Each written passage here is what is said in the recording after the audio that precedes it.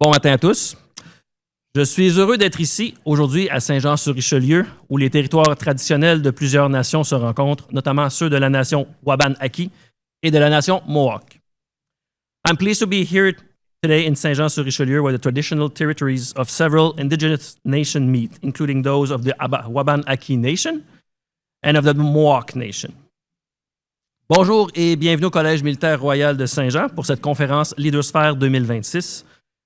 Événement annuel inauguré en 2016, Leadersphere aborde les défis auxquels est confronté le leadership canadien dans un environnement international incertain et en constante évolution, en mettant à profit la recherche universitaire et l'expertise des praticiens sur les problèmes internationaux contemporains, favorisant ainsi l'échange et le partage des connaissances, et ce, en fin de compte, la coproduction du savoir. L'auditoire sera composé de nos élèves officiers, aspirants de marine et membres du rang supérieur, inscrits dans un de nos programmes d'études, de leaders des secteurs publics et privés, de membres de la communauté de la défense et de chercheurs universitaires travaillant sur la sécurité nationale et internationale. Je m'appelle Sébastien Hintz, enseignant de sciences politiques au Collège militaire royal de Saint-Jean et coordonnateur de la conférence Leadersphere, et j'agirai également aujourd'hui à titre de maître de cérémonie. Entitled When the World Order Falters, this edition aimed to identify and measure the impacts that the changes that the international order currently experience has and will have on the Canadian Armed Forces of today and in the future. The Leadersphere 2026 program will examine the multiple dimensions in which the international order is reshaping not only the international environment, but most importantly, Canada's security priorities. The panel will aim to draw a clearer picture of current events in order to improve our collective understanding. When we chose the theme and title of this conference back in the fall, little did we know that what we have then labeled as a faltering world order would be anything but pronounced dead at this time. Recent events have not only confirmed our initial assessment, they have demonstrated that this process is happening at a much greater pace than anticipated. Moreover, speeches by world leaders, including Prime Minister Carney's in Davos, are also pointing in a similar direction. The same verdict seems to have come out of the 62nd Munich Security Conference that was held over the weekend. Even their title, Under Destructions, appeared obsolete by the end of the first day of panel discussions. This does make the discussion that we will have today even more important, as Canada must now learn to navigate and position itself in the new international environment that is currently taking shape. Nous sommes donc heureux et fiers d'avoir été en mesure de réunir aujourd'hui dans une même salle un groupe aussi impressionnant de spécialistes et de chercheurs. Les présentations et les tables rondes se dérouleront dans les deux langues officielles. Un service d'interprétation simultanée est disponible et se trouve du côté gauche de la salle. We're pleased and proud to have been able to bring together such an impressive group of specialists and researchers in this room today. Presentations and panel will be held in both official languages. Simultaneous interpretation is available and is located on the left side of this room. Note that you can have access to the conference program using the QR code that is posted at numerous places in this room. Je vous demanderai de bien vouloir mettre tout appareil électronique en sourdine. Merci. At this time, I will ask you to please set all electronic devices on mute. Thank you. Please note that this event is being broadcast live on our web page. Veuillez noter que l'événement est diffusé en direct et je me permets également de souligner la bienvenue à tous ceux suivant la conférence virtuellement. Donc, pour ouvrir cette conférence, il me fait plaisir d'inviter le commandant du Collège militaire royal de Saint-Jean, le colonel Guillaume Tremblay, à vous adresser la parole.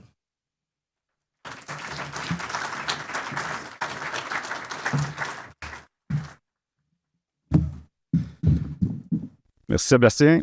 Bonjour tout le monde. Ah, peut-être que le micro ne fonctionne pas. Bonjour tout le monde. Parfait. Donc, commençons avec le protocole. Donc, Madame Nordin, députée de Saint-Jean, leader parlementaire, merci d'être présente. Vous êtes toujours la bienvenue et c'est bien de toujours voir ici à nos événements uniques. Monsieur Charles-Philippe David, conférencier d'honneur. Oui, juste là. Merci d'être présent. Mon général, distingué invité, mesdames et messieurs, bien entendu, membres du Collège militaire royal de Saint-Jean. Bienvenue à la Leadersphere 2026, un événement désormais incontournable est consacré encore une fois cette année à un enjeu majeur, soit le bouleversement de l'ordre mondial. Au cours des années, cet événement annuel est devenu une tradition au sein du collège. L'enthousiasme qu'il suscite auprès de notre personnel, du milieu académique et de nos aspirants marines et élèves officiers témoigne de son importance. Personnellement, j'en suis à ma 3e édition. Je me souviens encore de la qualité des échanges en 2024, lorsqu'on a abordé la thématique de la guerre en Ukraine. M. Yann Brault était l'un de nos organisateurs principaux de l'événement. L'an dernier, évidemment, je ne sais pas si Alexandre Giguère est ici avec nous, mais c'était vraiment porté sur les enjeux de la sécurité climatique. Et puis, à chaque fois, j'ai été étonné de la qualité des échanges et puis comment j'étais sorti de la journée grandi d'un point de vue intellectuel. Donc, je m'attends à la même chose aujourd'hui. L'objectif primaire de l'Idosphère demeure toujours le même, soit de favoriser un dialogue ouvert entre les membres de l'équipe de la Défense et les experts en la matière, afin d'enrichir notre compréhension collective des défis contemporains. Et puis, c'est avec une thématique vraiment importante aujourd'hui, qui est extrêmement pertinente. Et lorsqu'on considère nos intervenants de haut calibre, je suis convaincu que nos échanges aujourd'hui apporteront des perspectives précieuses sur l'évolution imprévisible de l'environnement géopolitique actuel. So for those attending in person, you might have noticed that the international community is actually well represented today. So I'm going to go through the list of our cadets that are actually visiting from other countries, and I would like you to stand just so everybody can have a look at you. Donc, on va commencer avec la Belgique. S'il vous plaît, vous levez. Ah oui. Donc, restez debout, s'il vous plaît. Oh, yeah. No, I said Belgium. OK. La France. OK, dans le fond, merci d'être présent. Georgia. Please remain up. Yeah.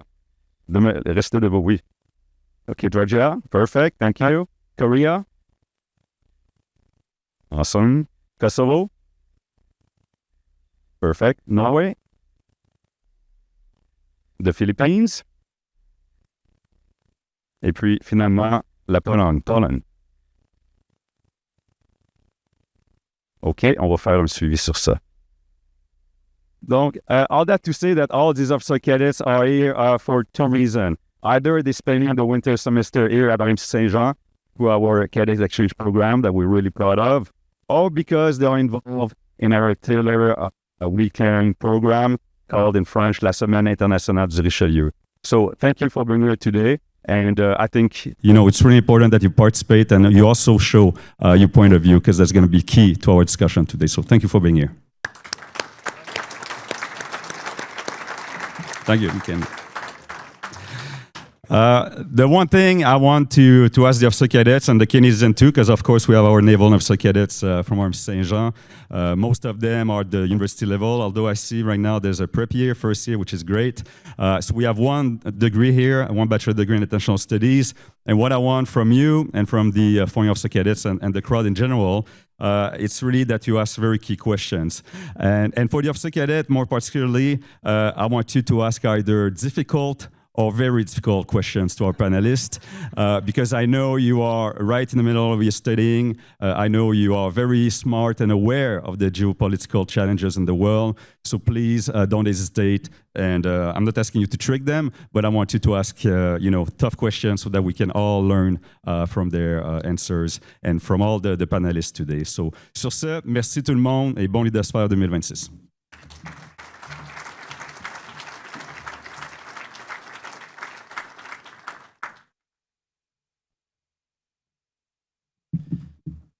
Merci, Colonel Tremblay.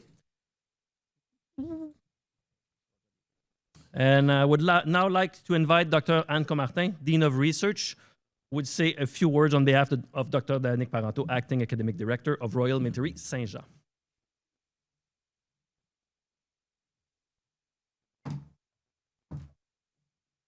Bonjour, non, je ne suis pas Danick Parenteau, mais notre directeur des études se joint à moi pour vous souhaiter la bienvenue à nouveau au Collège militaire royal de Saint-Jean.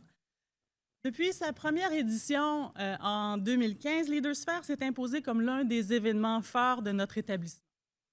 La mission première de notre institution, unique à la fois dans l'écosystème d'enseignement supérieur au Québec et au sein des Forces armées canadiennes, est de former et d'éduquer de futurs officiers de l'aviation, de la marine, de l'armée canadienne.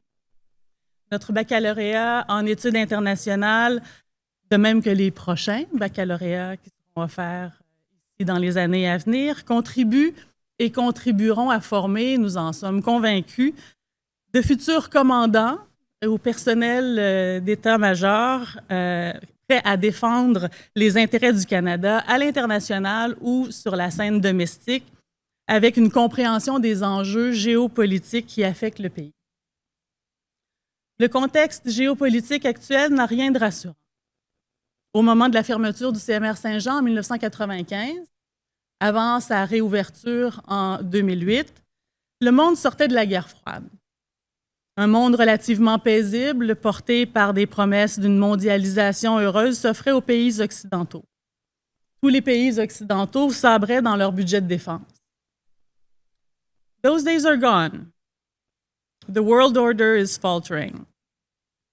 In a recent heartfelt speech, the Prime Minister of Canada reminded us that we are in the midst of a rupture. Rupture from the old international order, which was based on solid pillars and shared values, ensuring a level of predictability and consistency that has served Canada well since the end of the Second World War. A rupture with the conviction that dialogue and the maintenance of multilateral relations under the umbrella of international organizations ensured relative peace and shared prosperity.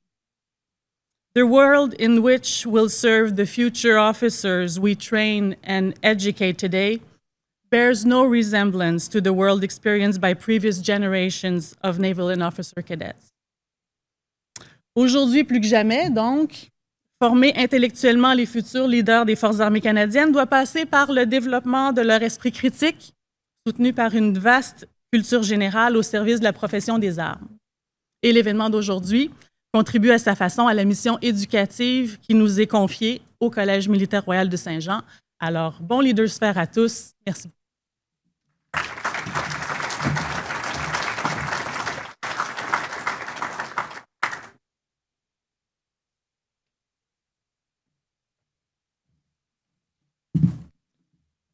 Merci, professeur Comartin.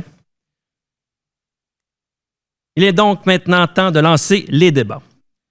Tout d'abord, je dois vous annoncer que le conférencier d'honneur que nous avions dans notre programme initial n'a pas été en mesure de se déplacer jusqu'à nous aujourd'hui. Le professeur Jean-Jacques Roche, ce n'est que partie remise et nous vous inviterons de nouveau lors d'une prochaine édition de Leadersphère. Il me fait donc plaisir de vous annoncer que le professeur Charles-Philippe David a accepté au pied levé de livrer la conférence d'honneur de Leadersphère à très court délai. Charles-Philippe David est détenteur d'un doctorat en sciences politiques de l'Université Princeton. Il est professeur de sciences politiques à l'Université du Québec à Montréal, président de l'Observatoire sur les États-Unis de la chaire Raoul Dandurand en études stratégiques et diplomatiques et cofondateur du Forum Saint-Laurent sur la sécurité internationale. En plus d'être un visage bien connu de la sphère médiatique québécoise, commentant régulièrement l'actualité politique internationale à la radio et à la télévision.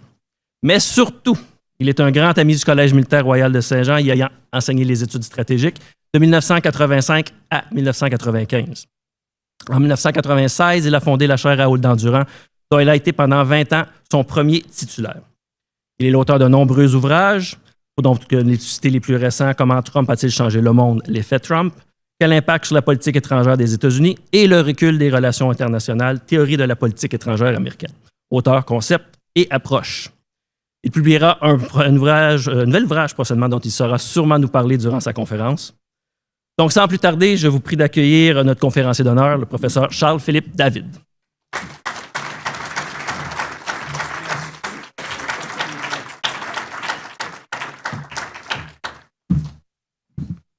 Bonjour tout le monde. Good morning. Par où commencer? Des remerciements, ça s'impose. Merci à Sébastien pour sa généreuse présentation. Merci à Caroline, je ne sais pas où est Caroline, si elle est là, pour avoir géré tous les petits soucis administratifs, parfois qui peuvent être étranges ou étrangers pour des intervenants extérieurs. Quoique, pour moi, ce n'est pas vraiment une surprise parce que revenir à mon cher petit collège, je l'ai toujours appelé comme ça, c'est toujours un grand honneur et c'est toujours avec une grande émotion. Et j'essaie de la transmettre à toutes les nouvelles générations parce que c'est important que cette institution continue d'exister, continue de prospérer, continue d'influencer le débat public sur les questions de défense et les questions de sécurité. Et je salue quelques anciens, j'en vois un devant moi, avec qui j'ai eu le bonheur de débattre à mon arrivée à l'UQAM dans un cours de maîtrise. Je ne le nommerai pas, il est juste devant moi. Mais aussi des plus anciens que je regarde de ce côté-là, qui m'ont connu avec beaucoup plus de cheveux et probablement un plus mauvais caractère. Au début de ma carrière ici au collège militaire, en Mill Studs, comme on l'appelait, en études militaires et stratégiques, dont j'étais pas mal fier. À la fois des brillants étudiants, comme l'autre que j'ai devant moi, que je ne nommerai pas, que vous allez découvrir bientôt, et tous les autres qui ont fait ce parcours. Bien. Ah, c'est moi qui ai le contrôle du message. Ah, pardon. Je vais quand même laisser ça 2 secondes. Ah, merci. Je viens à pied levé. Je voudrais vous dire que c'est tout un honneur et c'est avec beaucoup d'humilité. Donc, je baisse un peu les attentes. Que je prends la place de mon grand ami, pour qui j'ai un respect profond, énorme, Jean-Jacques Roche, et qui a été victime d'une erreur et d'une inefficacité au niveau de la délivrance de son autorisation électronique de voyager. Ce n'est donc pas du tout imputable à l'organisation de ce colloque que Jean-Jacques ait dû être débouté par la compagnie aérienne à Paris au moment où il partait avec beaucoup d'enthousiasme pour venir nous voir, venir me voir, dialoguer et débattre avec moi à l'UQAM et ici. Alors, je suis bien triste de ne pas le voir, mais ce n'est que partie remise, comme l'a dit Sébastien tantôt. Donc, j'essaie de prendre sa place. Je trouve que la présentation de Anne Comartin met bien la table en évidence, celle de Sébastien aussi. Vous ne pouviez pas choisir meilleur titre pour une conférence, ne pouviez pas mieux décrire l'orientation de cette conférence avec les titres que vous avez choisis, car bien avant que vous décidiez, en toute franchise, du titre de votre conférence ou colloque, j'avais décidé de mon titre de livre que j'ai commencé à écrire, je m'en souviens trop, lundi le 11 août dernier, et que j'ai terminé, mis la dernière griffe le 1er février, et il paraîtra dans un mois, le 18 mars, à Montréal.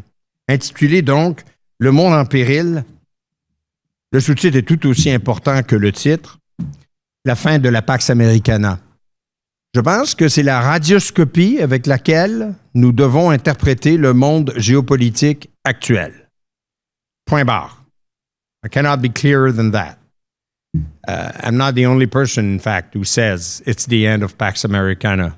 Depuis que j'ai choisi ce sous-titre, il y a un paquet d'éditorialistes dans les journaux, les revues, un paquet de scholars aussi, qui ont mis le même titre. Alors, je vais vous expliquer en 3 volets en quoi je pense le monde est en péril. Mais petit retour en arrière pour faire à la fois, oui, je l'avoue, un petit peu de promotion, mais pour expliquer que le phénomène Trump n'est pas en soi nouveau. Il existait déjà lors du premier mandat et s'est aggravé. Ça, on en convient. Mais il existait déjà. J'ai d'abord étudié l'effet Trump. Comment la politique étrangère américaine a été formulée durant son premier mandat? Comment la politique étrangère américaine a-t-elle été décidée? Je vous annonce qu'on pensait que c'était la pire version de l'histoire de la politique étrangère auquel on avait dû faire face depuis 80 ans. Ça, c'était avant que survienne la deuxième version de Trump. On finit par regretter presque la première version qui était franchement moins dommageable pour le système international. Et puis ensuite, bien, comment Trump a-t-il changé le monde à la fin de son premier mandat? C'est très clair déjà que toutes les tendances que l'on voit actuelles étaient déjà un peu enracinées dans le système international. Par 4 reculs importants que moi et ma collègue Élisabeth Vallée avions identifiés. Recul sécuritaire, recul diplomatique, recul démocratique, recul normatif. 4 chapitres pour expliquer en quoi ces reculs ont changé la structure du système international. Je peux vous annoncer qu'en 2026, les fondements sont demeurés en place. Rien n'a véritablement changé de ces 4 facteurs ou de l'influence de ces 4 facteurs, sinon qu'ils se sont aggravés. Et en 2024, j'écris l'Aigle en péril parce que je croyais vraiment que nous étions à la croisée des chemins, clairement, entre un choix internationaliste, représenté par la candidate démocrate, et un choix que j'estimais beaucoup plus l'Amérique d'abord, à la fois isolationniste, mais aussi unilatéraliste, représenté par le candidat Trump 2.0. Et j'ai dit, très certainement, les États-Unis, en faisant leur choix, non seulement vont mettre leur propre pays, je crois, en péril, et je maintiens ma prédiction et mon affirmation, mais aussi le monde. D'où l'écriture de ce nouvel ouvrage sur le monde en péril sous Trump 2.0. C'est pas un sujet facile. C'est pas un sujet optimiste. Ce n'est pas un sujet qui nous fait franchement vibrer d'enthousiasme. Clairement. En même temps, il faudrait regarder cette réalité en face pour ce qu'elle est. Je suis très content que je n'ai pas eu à dire, et je ne l'aurais jamais dit de manière aussi éloquente, ce que le premier ministre Mark Carney a dit à Davos. Je célébrais dans mon salon en l'entendant autant que j'ai célébré le but de Suzuki hier pour égaliser le score au hockey et ensuite celui de Marner. Ce qu'il a dit en termes de rupture, en termes de changement, en termes de refuser la nostalgie est tout à fait le message aussi, je pense, qui concorde avec ce que je crois de l'avenir des relations internationales. Clairement, on y a fait allusion tantôt et vous voyez la couverture du rapport de Munich. J'aimerais dire que c'est une organisation plutôt conservatrice, pas une organisation d'excité de gauche, là. La conférence de Munich sur la sécurité internationale. C'est des gens depuis 20 ans qui, chaque année, font eux aussi une radioscopie de la sécurité internationale. Et quand vous lisez leur rapport, lisez au moins le sommaire exécutif si vous n'avez pas le temps de lire beaucoup plus. Avec la couverture que vous voyez, n'est-ce pas, qui représente l'emblème du Parti républicain, qui est en train de détruire le système international, j'aurais jamais imaginé que cette conférence puisse concevoir, puisse écrire un titre aussi percutant. Faut-il être surpris que Trump en soit le maître d'œuvre? Après tout, mesdames et messieurs, c'est quand même lui qui démolit complètement l'aile est de la Maison-Blanche. Le destructeur de l'aile est, East Wing, of the White House, pour reconstruire, dit-il, quelque chose de nouveau, est tout à fait habitué à mettre à plat les structures pour, dit-il, les reconstruire en mieux. Bon, la question est de savoir s'il reconstruira en mieux ce système international. Permettez-moi d'en douter et permettez-moi probablement d'être le porte-parole d'à peu près tout le monde, en tout cas au Canada, et parmi nos alliés qui pensent que ce n'est pas très évident qu'on va reconstruire un monde meilleur avec cette approche Trump. Parlant de cette approche Trump, quelle est-elle? On a faussement cru qu'elle serait encore, comme le premier mandat de Trump, incohérente, surtout un poil, une portion isolationniste et peut-être préservant encore, grâce aux alliés, une portion internationaliste du rôle des États-Unis dans le monde. The second mandate of Donald Trump just eradicated completely those views, those foundations of the first mandate. Donald Trump is neither isolationist, certainly, nor internationalist either. He's not any one of that. Donald Trump a une approche unilatéraliste qui correspond au personnage qu'il est. Je.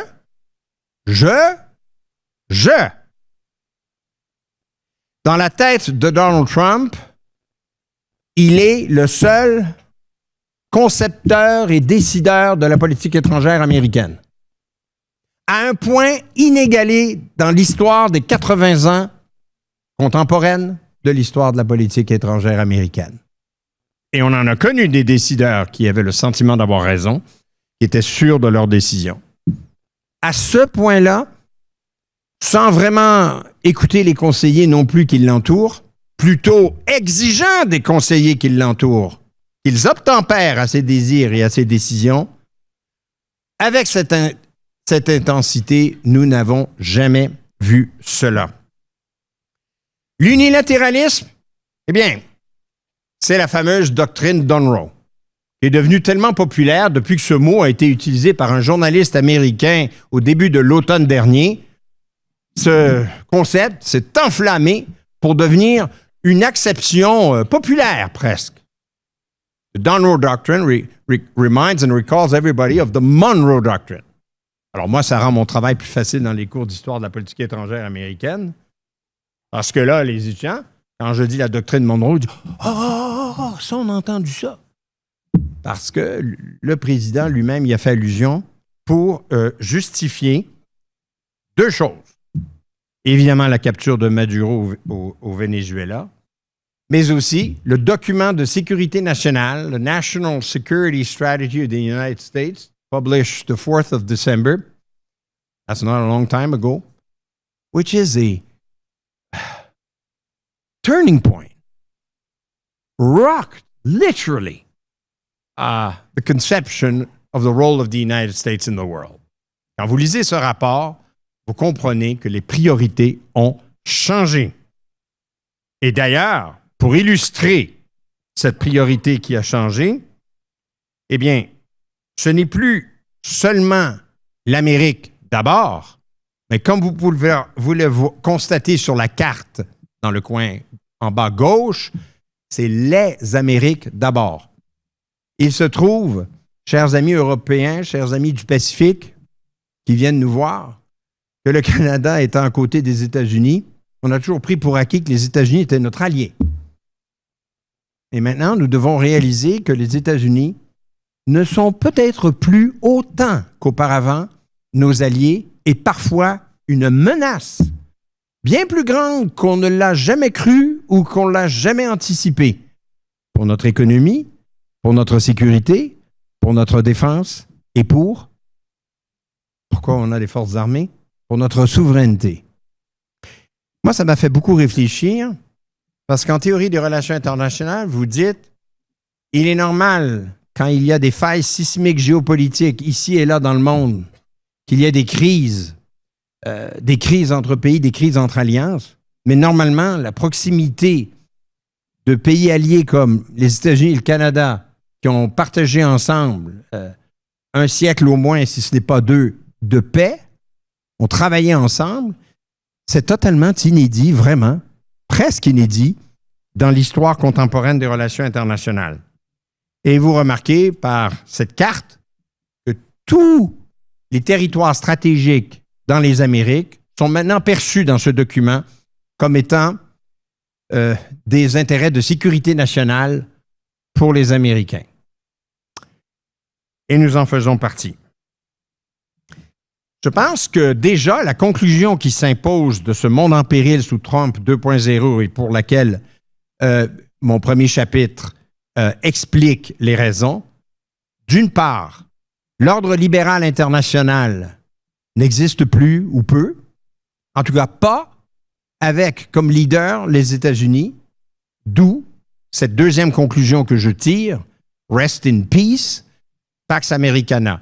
La Pax Americana, contrairement à ce que pas mal de gens affirment, ce n'est pas nécessairement l'impérialisme américain, comme beaucoup de gens l'ont associé, ce terme, avec les agissements des États-Unis, allant de l'Amérique centrale jusqu'en Irak et en passant par l'Asie et ses interventions, par exemple, en Asie du Sud-Est.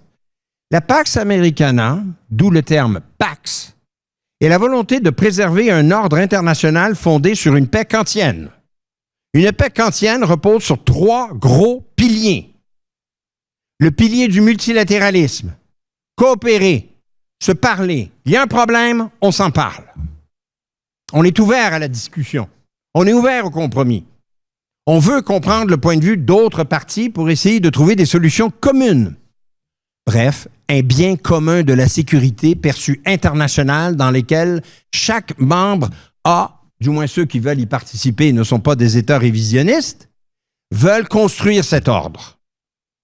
Il est normal que des États révisionnistes veulent renverser l'ordre. Il n'est pas normal que le pays qui soit le leader du système de sécurité internationale pendant 80 ans soit celui qui soit révisionniste. Did he mention the threat from within aux forces armées, comme celles qui sont ici devant moi, devant tous les hauts officiers des forces armées américaines, généraux, convoqués le 1er octobre dernier, à qui il a dit « The threat is from within. We are threatened by what's going on in the United States. » Finalement, j'ai le goût de dire, mais le monde aussi, M. Trump, est menacé par vos prises de position, votre inclémence à l'égard des institutions internationales. Deuxièmement, une paix kantienne, et je n'aborderai pas ce point ce matin, est fondée sur le commerce qui adoucit les mœurs, le libre-échange, la théorie, plus on commerce, moins généralement, pas tout le temps, les chances de guerre sont diminuées plus on commerce. Ce qui n'a pas toujours été vrai, loin de là. Mais quand même, Trump a remis en question totalement cette théorie du libre-échange avec un protectionnisme qui, à mon avis, aggrave les risques de conflit et non pas les amenuise.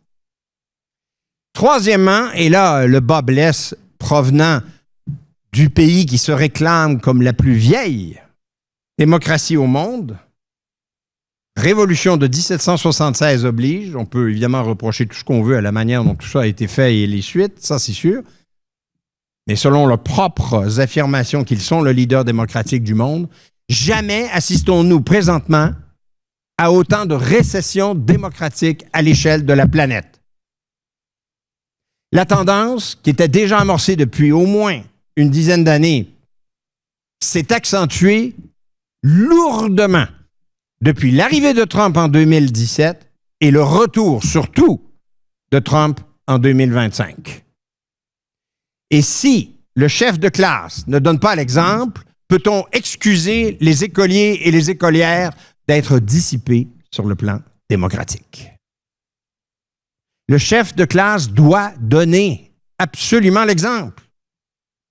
L'administration Trump ne donne plus l'exemple. Au contraire, elle montre un visage laid.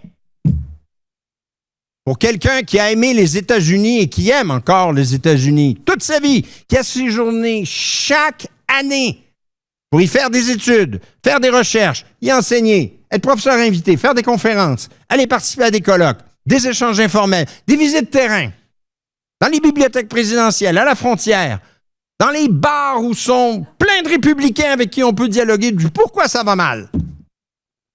Je suis triste. Je suis déçu, comme beaucoup de collègues américains qui m'écrivent apeurés, affolés. Est-ce qu'il y a un emploi pour moi chez vous au Canada pour que je puisse y déménager ma famille? Combien de fois je l'ai entendu, celle-là, et je l'ai lu? C'est crève-cœur. Vraiment avec le cœur brisé que je vois et constate ce qui se passe actuellement, par exemple, dans le domaine de l'immigration. Nous assistons non pas à un ordre international libéral qui est maintenu à flot tant bien que mal, pourrait l'être, ça j'y reviendrai.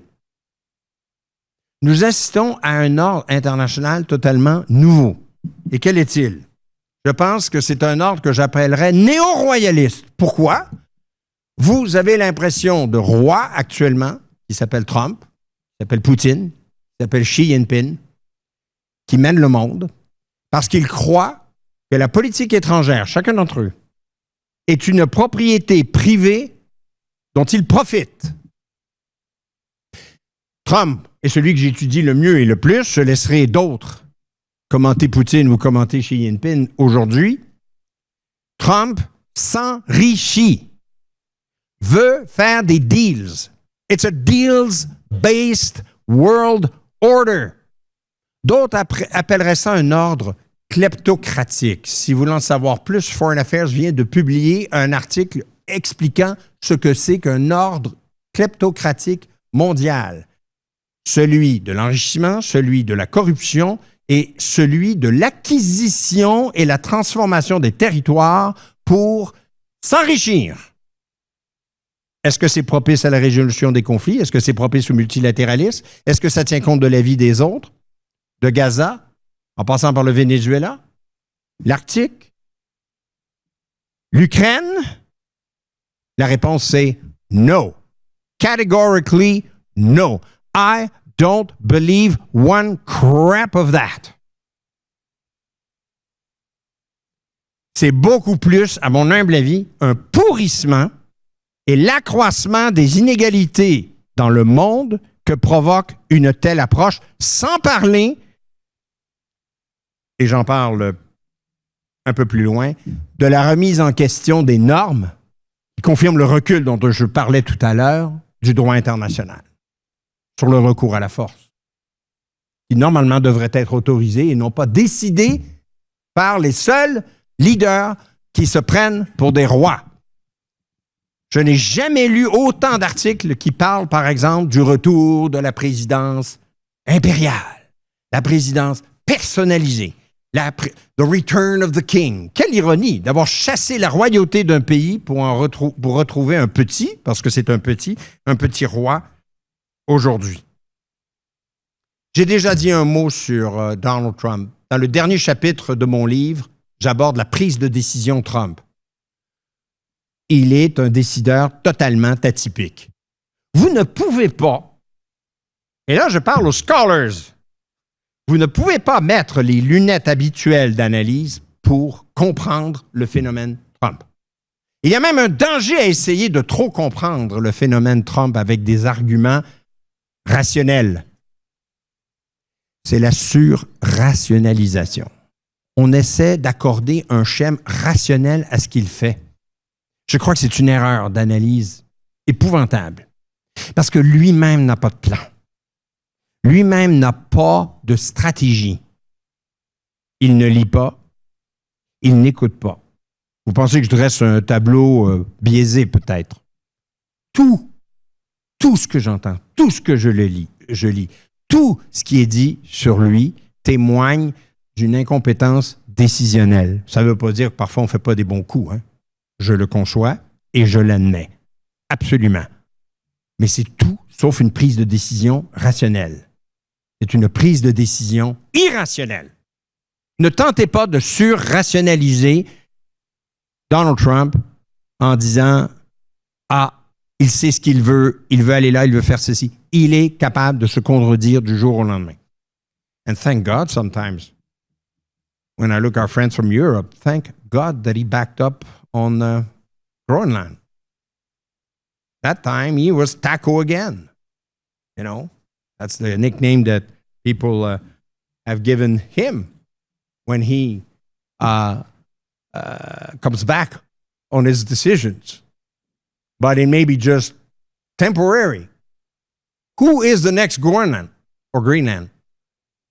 I hope it's not us. I hope it's not the Arctic, which I fear very, very much. Bref, en conclusion, et c'est mon dernier point de cette première photo, les États-Unis, pour la première fois de l'histoire des 80 dernières années, sont devenus la nation dispensable.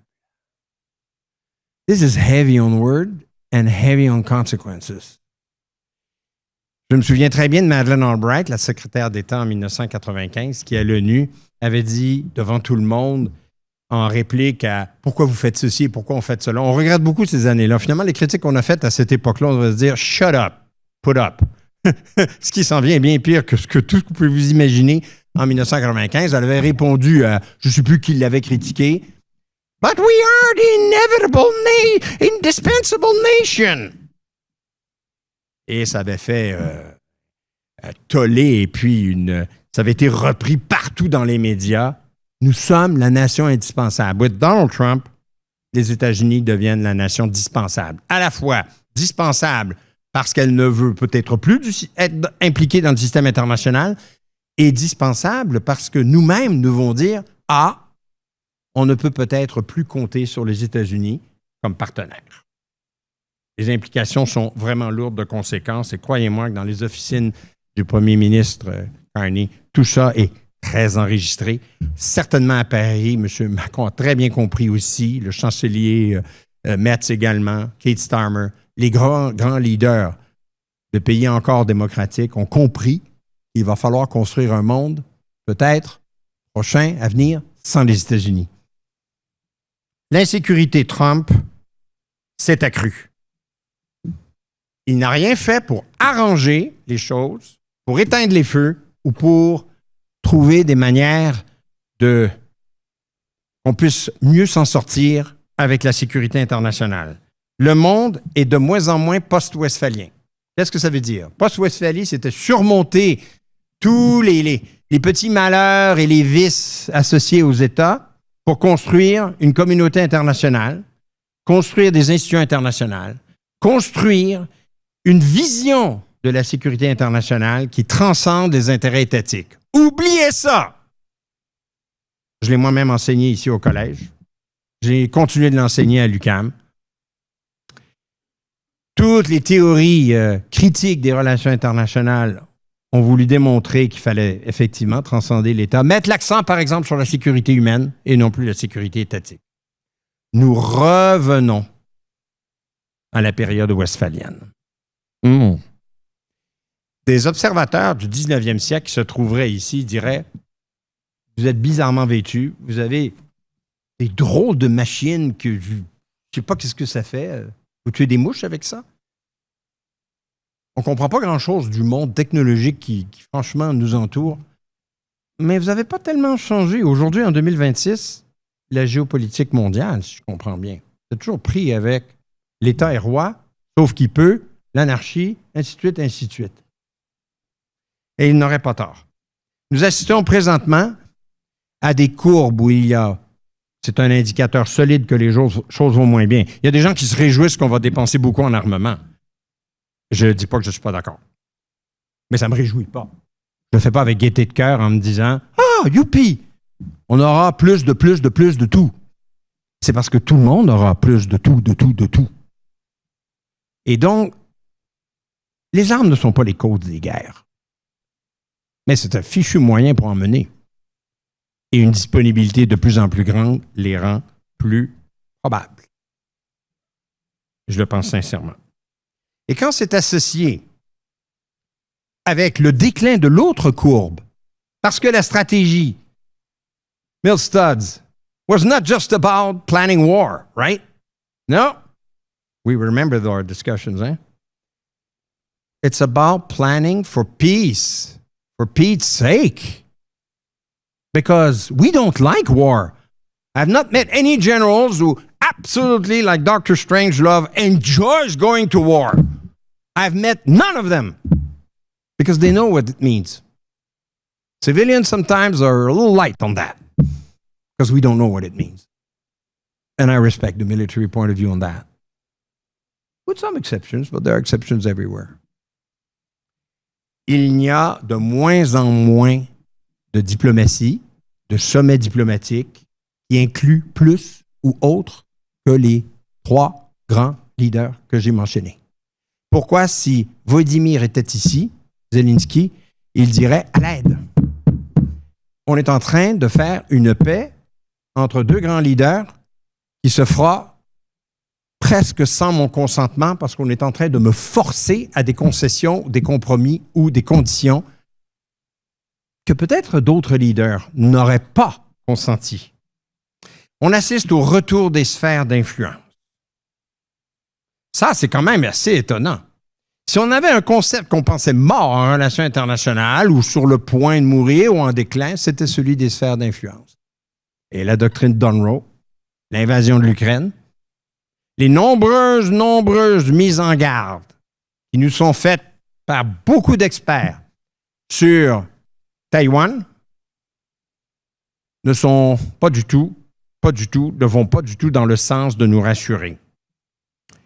Si ce n'était pas assez, dans ce paysage d'insécurité qui s'accroît, l'horloge de l'Apocalypse, et je ne me ferai pas prophète de quoi que ce soit, mais je parle en fonction des faits.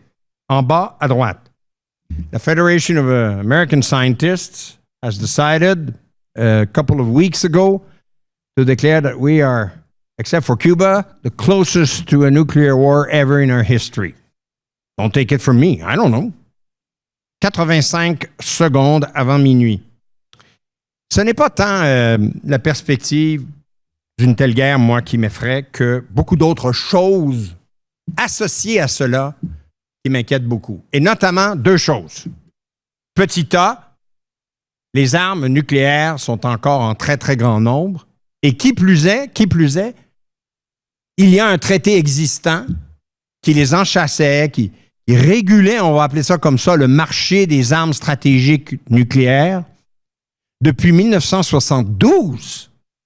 C'est quand même presque, on va dire, là, 55 ans, 54 ans, qui est maintenant terminé.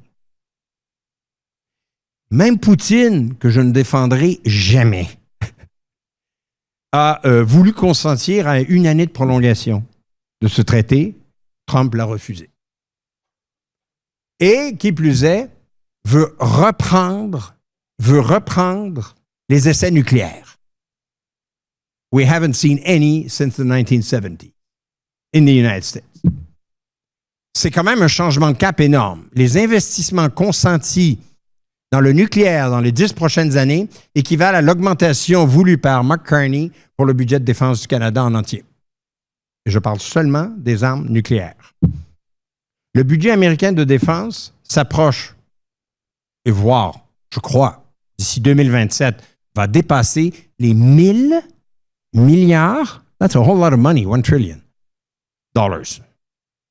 invested in defense. Et beaucoup de gens pensent que c'est loin d'être suffisant.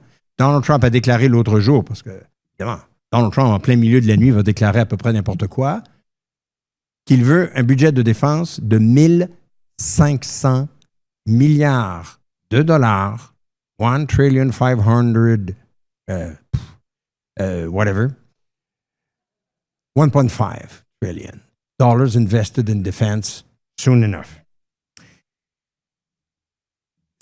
Une autre chose qui m'inquiète dans cette insécurité, le rôle que jouent les forces armées dans les pays démocratiques. Ça, c'est d'intérêt pour tous nos visiteurs, pour nous-mêmes. Qu'un pays autoritaire, voire totalitaire, subordonne les forces armées aux intérêts politiques, on le dénonce, on le comprend, sans l'accepter. Regardez ce qui se passe en Chine actuellement avec tout l'état-major chinois qui est littéralement évincé par le président Xi Jinping pour promouvoir ses propres yes men. Ça, entre parenthèses, ça ne fait qu'aggraver les perspectives d'un blocus de Taïwan l'an prochain. Don't say I didn't say it. Plan for it. Mais que dans les pays démocratiques comme le nôtre, les États-Unis jusqu'à preuve du contraire, et d'autres pays de l'Alliance atlantique, quand aux États-Unis, on demande aux forces armées d'obéir au pouvoir politique, quelles que soient les intentions ou l'objectif visé par le président des États-Unis, Houston, on a un problème. L'ancien chef d'état-major Mark Milley, à la fin du premier mandat de Trump, et je dis ça parce que ça ne se produira plus, avait dit « No decision is taken there, meaning the Oval Office, without being validated by me. » And he told that to all the generals and all the admirals. Parce qu'il craignait que Trump dise « faites ceci ou faites cela, je suis le commandant en chef, j'ai le droit de déclarer ce que je veux. » Et Milley avait dit « Je ne sers pas le président des États-Unis. » Quelle nuance importante à apporter. Je sers la présidence des États-Unis, la Constitution des États-Unis. Alors, quand Pete Hegseth, dont le titre du livre est War on Warriors, a un agenda politique et non de compétences et d'expertise qu'il impose au Pentagone, ce n'est pas un modèle que je veux voir dans mon pays, ici, au Canada, être mis en œuvre. Et je souhaiterais que le premier ministre le rappelle. Toutes nos décisions doivent être légitimes. Parce que si elles ne sont pas légitimes, nous transformons le rôle des forces armées, nous transformons la culture des forces armées, nous transformons le rôle des forces armées. Puis, en parenthèse, ce n'est pas le sujet de ma présentation, mais quand ils leur demandent, c'est bien possible que je vous demande d'intervenir aux États-Unis, quelle est la différence à ce moment-là entre une telle décision et celle d'un pays comme la Russie ou d'un pays comme la Chine? Fait réfléchir. Dans 4 dossiers, on a vu les choses évoluer. L'OTAN a complètement changé son fusil d'épaule et a révisé ses prises de position vis-à-vis des États-Unis. La conférence de Munich est l'accomplissant, le parachèvement d'une prise de conscience, quelles que soient les décisions prises par Trump une journée ou une autre, d'un changement de cap, d'européaniser la défense du territoire européen à tout prix pour réduire l'influence et la présence des capacités militaires américaines sur lesquelles on ne pourra peut-être plus compter à l'avenir. C'est un changement de cap important. En Asie, je l'appelle le piège de Thucydide.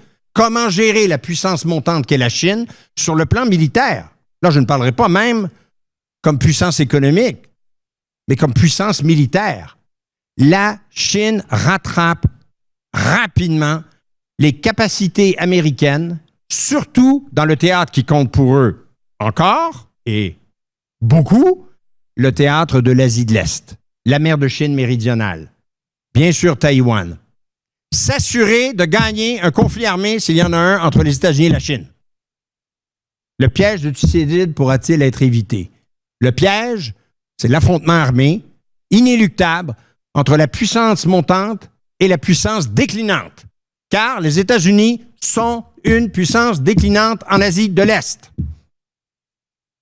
Oui, ça se décide par les armes. Oui, ça se décide par les conditions matérielles et les capacités.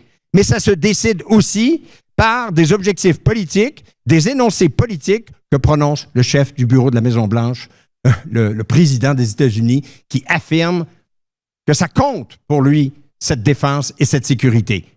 On se pose des questions même sur l'engagement américain à défendre Taïwan si Taïwan subissait un blocus ou était envahi. Joe Biden ne lui a jamais hésité.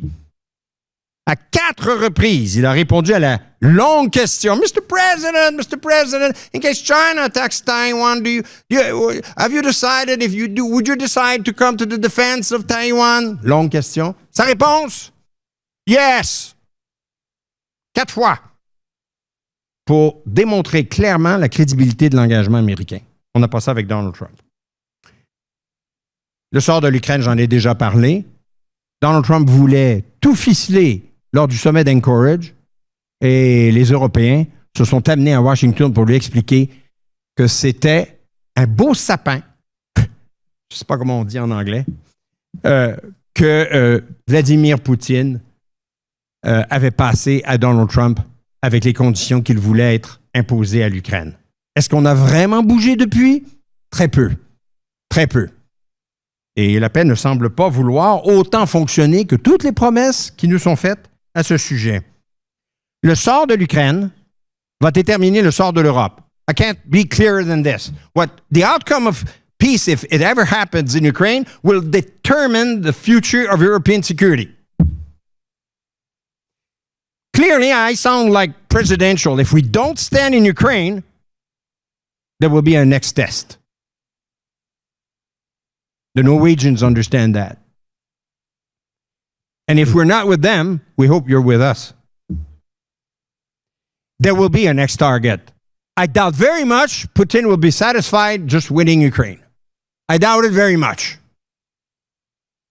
I prefer to be wrong by being gloomy than be wrong by being so optimistic and naive that people then say, well, you didn't say that. You didn't warn us. Nous sommes à la croisée des chemins en Iran. Une intervention militaire pourrait être ordonnée dès ce week-end.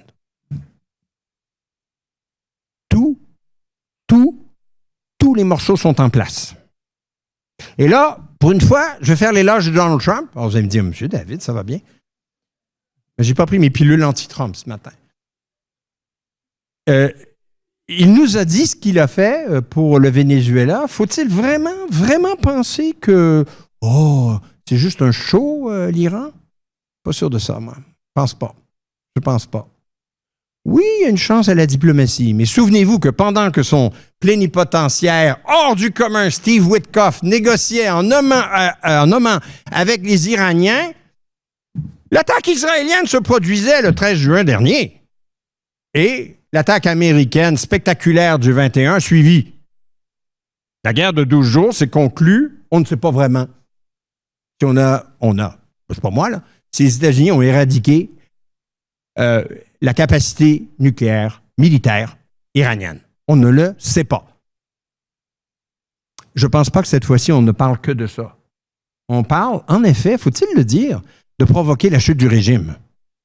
Well, that's a whole big other story. Mais les éléments sont en place. On ne déploie pas 2 flottes de porte-avions avec les navires qui les accompagnent, des sous-marins aux destroyers et aux missions aéroportées. On ne déploie pas autant d'escadres d'avions de chasse.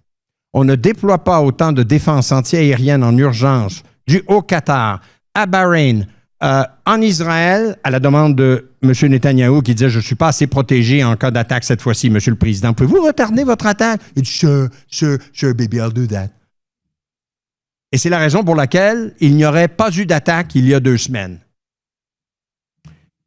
Règlement des conflits et effacement de l'ONU, les termes parlent d'eux-mêmes. 3e et dernier volet. Vous êtes gentil de tolérer toutes mes incursions. Il y a une défiance Trump. Trump challenges the international system in his destructive view. He shatters what we generally believed in. And he creates fear. Fear within populations, within allies, and the whole world with his sudden, very improvised, sometimes contradictory positions. Le meilleur livre qui a jamais été écrit sur Donald Trump s'appelle Peur, Fear, par Bob Woodward. Il l'a interviewé. L'érosion des normes, dont le recours à la force, j'en ai déjà parlé. The thing is, my God, it reminds me of Joe Biden. The thing is, or Barack Obama, if you capture a foreign leader, he's the leader whether you like him or not. I don't like him. I don't like Maduro at all.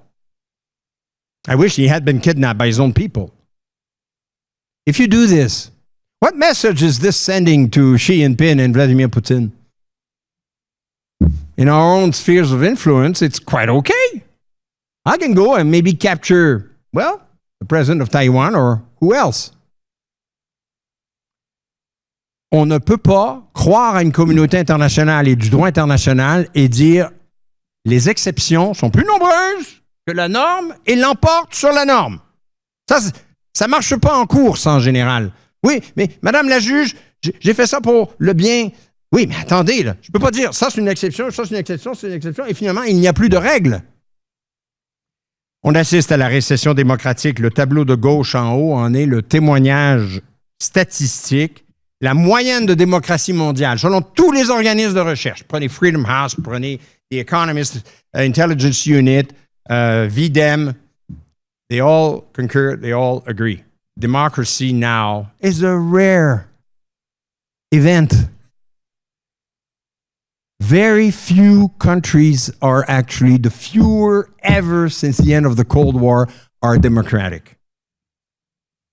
Il y a une tentation autoritaire, ou appelez-la une tentation illibérale. La photo de droite, en haut, terrorise les Américains. Est-ce qu'on n'en serait pas aussi de même si ça nous arrivait à nous, à Montréal, à Toronto, à Vancouver, de voir la GRC? Je ne vise pas la GRC. Débarquer et chercher des gens dans les écoles, dans des industries, dans des centres manufacturiers, dans des centres commerciaux, dans des hôpitaux, pour débusquer des illégaux qui sont appelés à tort illégaux, on devrait appeler irréguliers. Ça, c'est le terme approprié.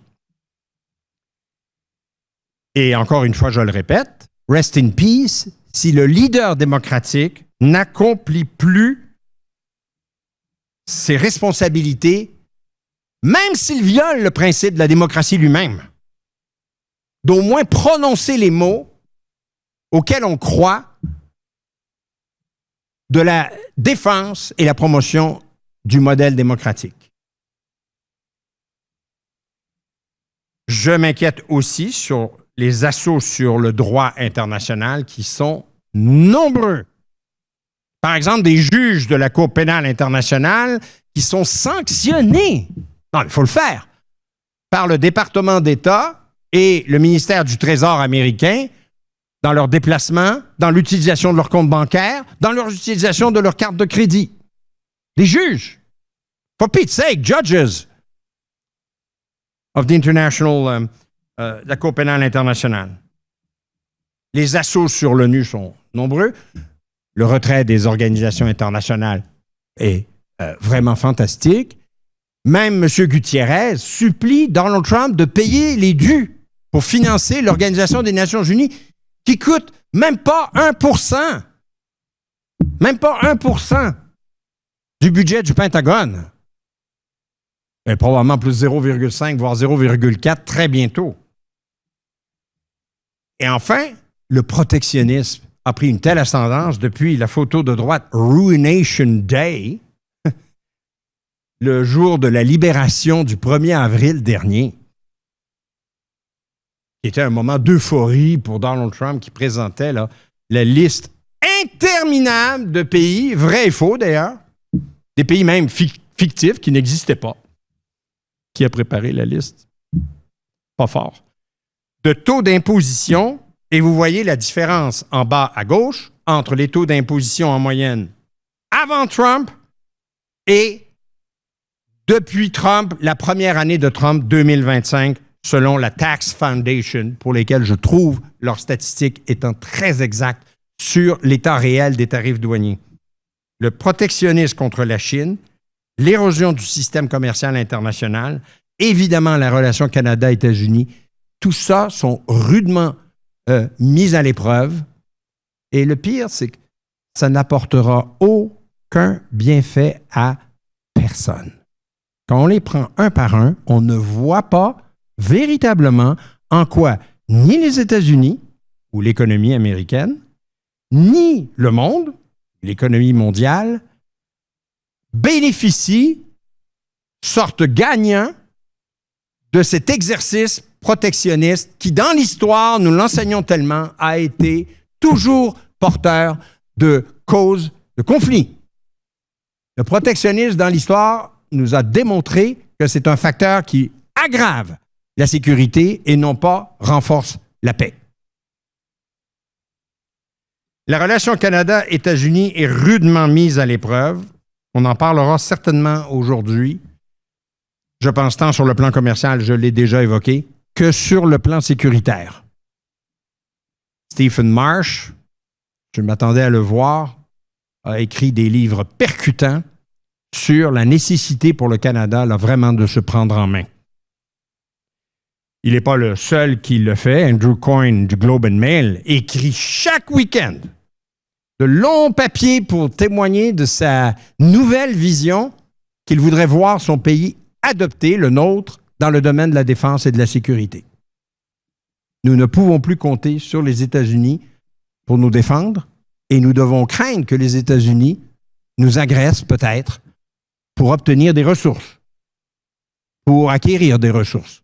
Et je pense, personnellement, et je suis convaincu par le spécialiste de l'Arctique, Franklin Griffiths, qui a œuvré longtemps dans ce domaine, de l'Université de Toronto, et qui dit, personnellement, c'est le scénario que je crains le plus, c'est une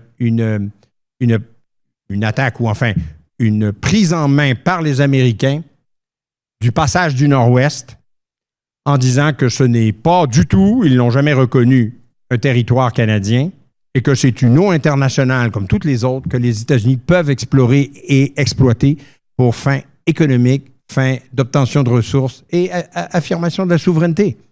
Et nous ne sommes pas en mesure de défendre ce territoire maritime. Conclusion. Je sais que vous en avez marre de moi. Alors, je vais rapidement y aller avec mes 3 scénarios. Et dans la vision américaine, Alors, je ne parle pas pour l'ensemble de la planète, mais les conséquences de chacune sont énormes pour l'ensemble de la planète. Alors, c'est la fin de la Pax Americana. Quelle est la suite des choses? What sort of Latin words can be used to replace the term Pax if there's no more Pax to be foreseen? Well, I thought first that Lax Americana was going to be dominant under Trump 2.0 because it was dominant under Trump 1.0, right? Continuation of Trump by other means, would say Clausewitz. L'Amérique d'abord, OK. Il a été élu avec la promesse qu'on concentre toutes nos énergies, nos objectifs, nos priorités sur les États-Unis. Car l'Amérique, c'est les États-Unis, right? Et forcément, comme on veut mettre les priorités chez nous, on ne pourra pas les mettre à l'étranger, donc on se retire. C'est en partie vrai. En haut à droite, vous pouvez le lire. D'un trait de crayon, on se retire de 60 organisations internationales, dont je pense la moitié ou le tiers appartient à l'ONU. Pas grave, on arrête de financer les réfugiés, c'est des losers, on ne va pas les financer en Palestine. Oh, à quoi ça sert l'Organisation mondiale de la santé? On a eu une pandémie, mais on a appris, il n'y en aura plus. Il n'y aura plus de pandémie. Je déclare, il n'y en aura plus. On n'aura pas besoin de l'OMS. On se retire même de l'Union postale internationale. What is more boring than the Postal International Union? Alors, si vous voulez envoyer, mes amis de l'étranger, un colis aux États-Unis, ça coûte cher. Et jamais je reçois ma poste des États-Unis plus tardivement que jamais comparé à ce que c'était. Bon, c'est peut-être aussi un peu la faute de Post Canada, mais ça, c'est une autre histoire. L'axe Americana. No, I don't think it will happen. Mais tout peut arriver, hein? Une contre-révolution Trump en 2028, faite par je ne sais qui, à droite ou à gauche, hein? J.D. Vance, Marco Rubio, peut peut-être revenir avec cette idée qu'on est mieux chez nous à ne pas se soucier des autres chez eux. Peut-être. Trump a changé le visage des États-Unis, qu'on soit d'accord ou pas, la perception. C'est le deuxième scénario. La capture de Maduro, bellum Americanum. Une Amérique belliqueuse. On retrouve le chemin de la victoire, le chemin de l'interventionnisme, le chemin de l'unilatéralisme. Et comme les grands présidents qui m'ont précédé, il y en a quelques-uns quand même. Pas le seul à être le plus intelligent, le meilleur, qui doit avoir sa photo sur le mont Rushmore. Là. Il y en a d'autres quand même. Theodore Roosevelt, le président William McKinley, le héros de Donald Trump des temps modernes, pour lesquels il a sa photo bien en évidence dans le bureau ovale. Il a d'ailleurs, en passant, rebaptisé le nom de la montagne connue en Alaska, qui est la plus haute d'Amérique du Nord, et qui s'appelait jusqu'alors Mont Denali. Il lui a redonné son nom habituel précédent, Mont McKinley. En dit long, hein, sur... Mais aussi d'autres présidents qu'il a beaucoup aimés, pour lesquels on retrouve également la photo dans le bureau ovale. Andrew Jackson. Oh, what a tough guy. He just eradicated the First Nations from the soil of America and moved them to somewhere else. The Trail of Tears, it was called. Ce n'est plus l'Amérique d'abord ici. Il s'agit de les Amériques d'abord. Donc, mes amis canadiens, wake up. On fait partie du plan, peut-être, malheureusement, et de cette vision de bellum Americanum. Ce qui nous mène à plus d'interventions militaires. Et pas des petites. Des interventions militaires bien ciblées, d'accord, spectaculaires, j'en conviens, mais quand même des interventions militaires plus imprévisibles et plus surprenantes qu'on l'aurait cru. Par exemple, la capture de Maduro et celle qui surviendra en Iran, à titre d'exemple. Et il nous reste 3 ans de Donald Trump.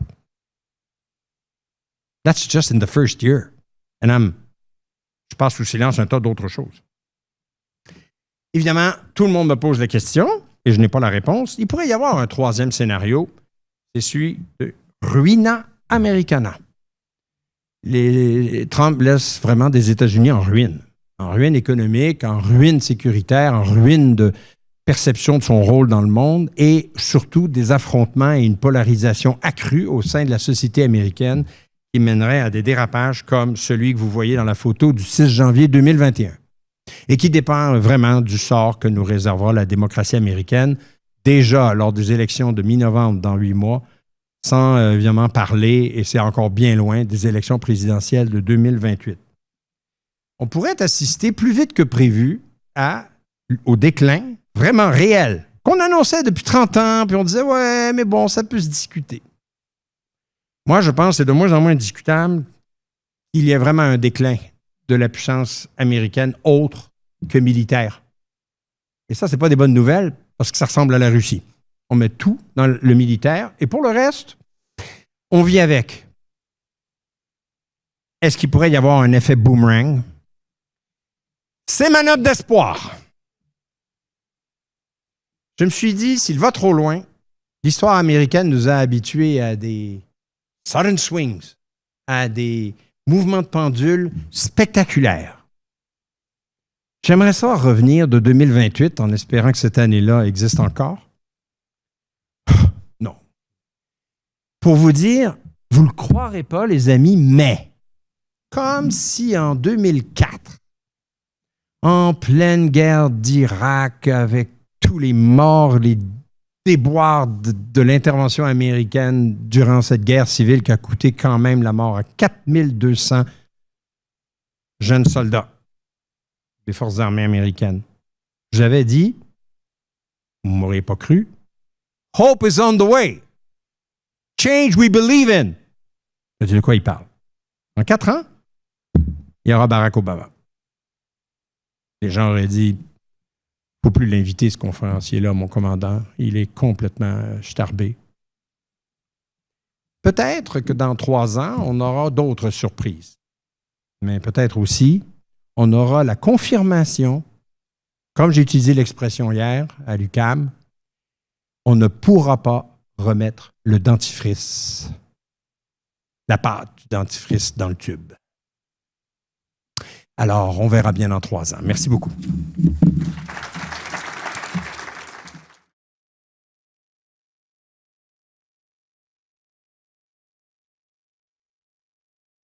Merci beaucoup. Alors, nous allons maintenant enchaîner avec le premier panel. Intitulé « Le grand retournement géopolitique et stratégique », ce panel lancera donc les discussions de cette journée par une description de ces transformations auxquelles nous avons déjà fait de nombreuses mentions et que le professeur David aussi a déjà très bien présenté. Et offrira également des tentatives de pistes explicatives afin de comprendre les tenants et aboutissants de ces rebondissements que nous sommes témoins. Ce panel conceptualisera cette question principalement dans un angle géopolitique et stratégique. Et parlant de rebondissement, ce panel est un rebondissement. Donc, je remercie professeur. La modératrice sera le professeur Elisabeth Vallet, professeur engagé en études internationales au Collège militaire royal de Saint-Jean. Je remercie d'avoir de prendre aussi la modération de ce panel à pied levé ce matin parce que celle qui était prévue est malheureusement s'absenter. Et aussi le professeur, je vais laisser le professeur Vallet vous présenter le professeur Poitier, mais lui aussi, à pied levé, remplace M. David, qui était prévu sur ce panel, qui a pris la place. Donc, merci à vous tous d'avoir accepté notre invitation, à pied levé, où il y a plusieurs semaines. Et je vous laisse maintenant aux soins du professeur Vallet. Merci beaucoup. Alors, bonjour à tous. Je ne suis pas Béatrice Richard, pour reprendre les termes de notre doyenne à la recherche, mais j'aimerais peut-être invoquer un terme qu'elle a employé récemment dans une conférence où elle parlait de sidération stratégique. Et quelque part, on s'est un peu retrouvé effectivement dans un état de sidération stratégique au cours des développements de la dernière année.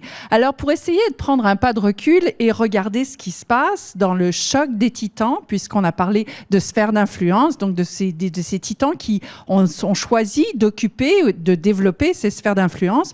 On a 3 conférenciers que je vais présenter dans leur ordre de présentation qui vont parler une quinzaine de minutes. Au bout de 15 minutes, on coupe les micros au lutrin. Et puis ensuite, on aura un échange. Non seulement entre nous, mais aussi avec la salle. Donc, si vous avez des questions, préparez-vous. Et je veux juste dire tout de suite des questions très, très courtes parce que j'aimerais que le maximum d'étudiants, notamment, puissent éventuellement poser leurs questions. Donc, la première personne qui va prendre la parole pour nous parler justement pour sortir de cet état de sidération stratégique, ça va être le major général à la retraite et ancien directeur des opérations au NORAD. Donc, on comprend que lui est vraiment les deux pieds au cœur dans l'antre de la bête, mais il va avoir une vision différente, je vous le promets. C'est le major général à la retraite, Scott Clancy. J'aurais aimé qu'on parle de basketball. Parlant de rebondissement, ça aurait été intéressant. I'm a Duke fan, on aurait eu de quoi faire. Mais là, on va parler d'un autre panier et de points à compter parfois de loin dans le domaine donc de la stratégie américaine. Puis ensuite, nous entendrons un de mes collègues préférés. Les autres sont dans la pièce, alors je ne peux pas dire que c'est mon préféré, qui est le professeur Martin Poetti. Mais vous savez combien je vous aime, chers collègues. Donc, qui va nous parler de la question chinoise. On le sait, il est adulé de ses étudiants sur cette question, particulièrement compétent. Donc, il va nous faire monter à bord du canot chinois. C'est son sport préféré. Et donc, nous faire naviguer sur ces eaux. C'est l'année du dragon de feu. C'est du cheval de feu. Donc, on sait que ça va nous mener dans des eaux particulièrement houleuses. Et enfin, nous terminerons avec la doyenne et professeure en sciences politiques de l'Université Laval. En fait, je t'aurais dû dire, c'est la seule qui vient dans cette institution et qui est finalement nouvelle, puisque les deux autres, Scott Clancy revient au Collège militaire. Bienvenue chez vous, Martin y habite. Et donc, on est très heureux d'accueillir la doyenne en sciences politiques de l'Université Laval, Aurélie Campana, qui, elle, va chevaucher avec Poutine. J'ai d'ailleurs l'image maintenant, puisque c'est une férue d'équitation. Donc, vous aurez compris que on est dans une arène sportive et c'est ce dont on va parler aujourd'hui. Major général?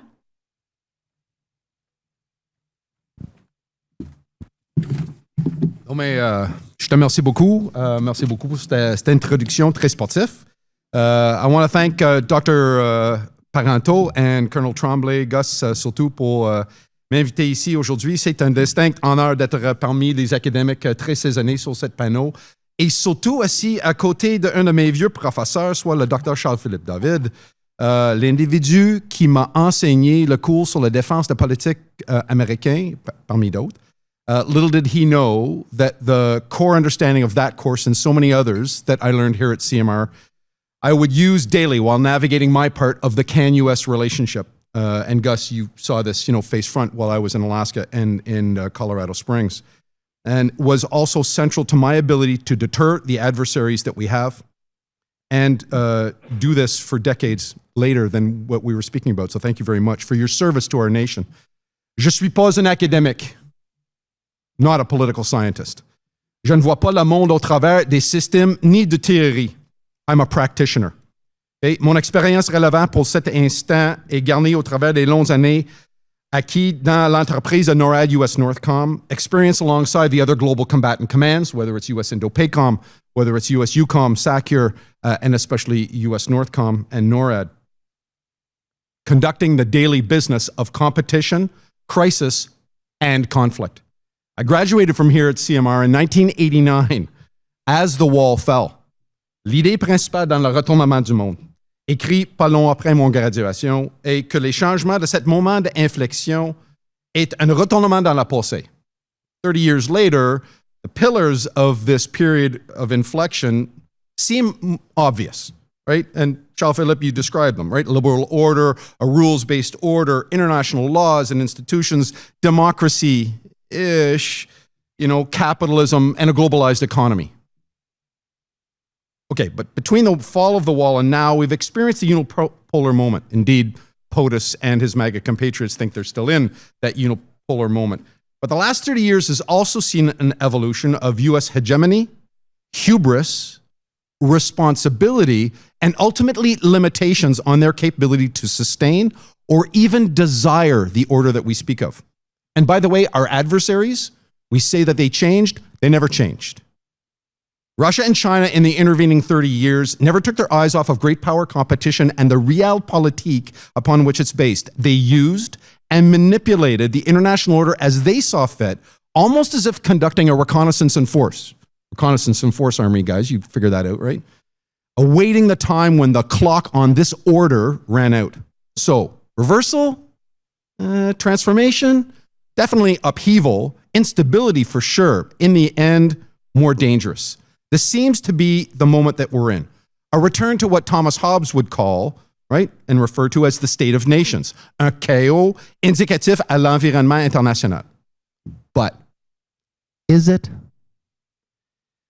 The words that we use seem to imply a revolutionary change related to this inflection point, this rupture, according to our Prime Minister. But I prefer that is it instead a logical evolution, that there's been real little change that has not been long signaled by the US especially. The only thing that was really not on our radar is been the implosion of US internal governance, which is what I would really say signals the end of the American century or the Pax Americana, as Charles Philippe has said. Non, pas un changement révolutionnaire ni transformationnel. La préoccupation des États-Unis avec la défense du continent, surtout, est évidente dans la nouvelle stratégie de défense américaine. Pour nous qui travaillons au sein de ces institutions de défense, au nord et au sud du frontière, ceci vient comme aucun surpris. Tandis que c'est nous qui avons écrit des vulnérabilités pendant des décennies inhérents à la défense en Amérique du Nord. This inflection point seems monumental as the U.S. focuses on its hemisphere. But the preoccupation with the away game, both in the United States and even in Canada, which is fighting your nation's adversaries overseas, with the understanding that this would result in preventing those threats from manifesting at home. This was only reinforced by 9/11 and the preceding 30-year global war on terror. All the while, this focus on expeditionary operations flies in the face of strategy and logic and policy on national defense, both north and south of the border. As I spoke to you, gentlemen, just a few minutes ago, Charles Philippe, check my logic. All Canadian defense policy contains two imperatives and one choice. You must defend Canada. You must defend North America. And everything else is a choice. Want to ask a good question? Why are we in NATO? We find ourselves at a time where the advent of advanced weapons system magnifies this long-ignored conventional vulnerability in the homeland. But not just in terms of military defensive architecture. They also reveal a homeland that is completely fused with itself and populations whose primary response to any emergency is to dial 911. This reality compares very starkly with the resilient, if not hardened, populations, governance, and industries of our adversaries.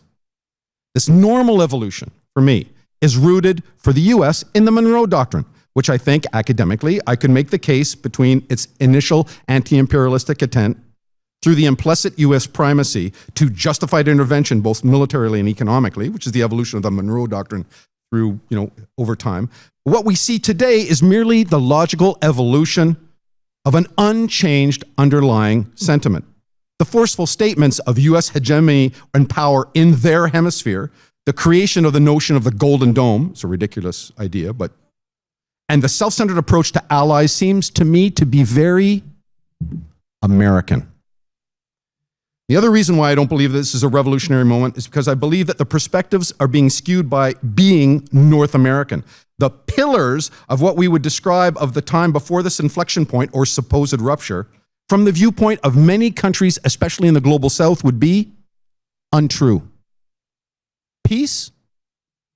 Yeah, where and when the West decided, and ignored elsewhere as being unimportant, regardless of the human cost on the ground. Help? Again, limited to where we say the real benefit is for the West, for Western ideals, and need I say, American national interests. Economic stability? Laughable. Western, Occidental, and European? Sure. Select Asian countries? Yes. But global prosperity? Very much depends on your point of view in the world. Prosperity and parity are worlds apart. And even though economists would state clearly that there's a relative affluence of poor nations to where they were before, I question that. And as for respect for international norms, laws, and general agreement on the rules-based order, right up until any adversary or even allies' sovereignty, internal dealings, or religious determination confronts Western ideology or the imperialistic manifest destiny. Ask yourself, why Canada no longer makes a big deal about US submarines transiting in the Canadian Arctic. We've retreated into a don't ask, don't tell, and not just since Trump, for decades now. Non, mes collègues, pas un retournement, not an upheaval. Une évolution logique. La guerre froide, et durant les années entre son fin et maintenant, est un temps caractérisé par les États-Unis en train de faire ce qu'ils veulent, indépendant du titre du chef qui est dans la Maison-Blanche, ni son parti d'allégeance. Barack Obama, what is the president that declared the longest conflict unauthorized by Congress to date? And the answer is Barack Obama in Libya. And that forced a regime change. So take Barack Obama off of the pedestal that you think he's on, because he was unfounded by his support within Congress. This period also saw allied countries like Canada live off of a peace dividend that we thought was merely a freebie for both us and them. The Americans want to protect us. They're our friends. But in reality, made the U.S. commit resources, capabilities, and people to areas where they would rather we be pulling our share. And Russia and China, all the while, watched the evolution of our allied dependence and relative weakness with a hunger. We are vulnerable, which means we're susceptible to fear. And in this state, deterrence fails.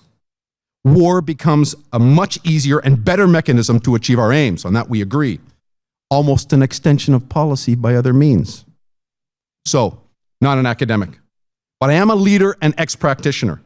Where do we go from here? Balance. Canada et nos alliés, incluant les États-Unis, doivent atteindre un ballon, mais un ballon doit être bien fondé.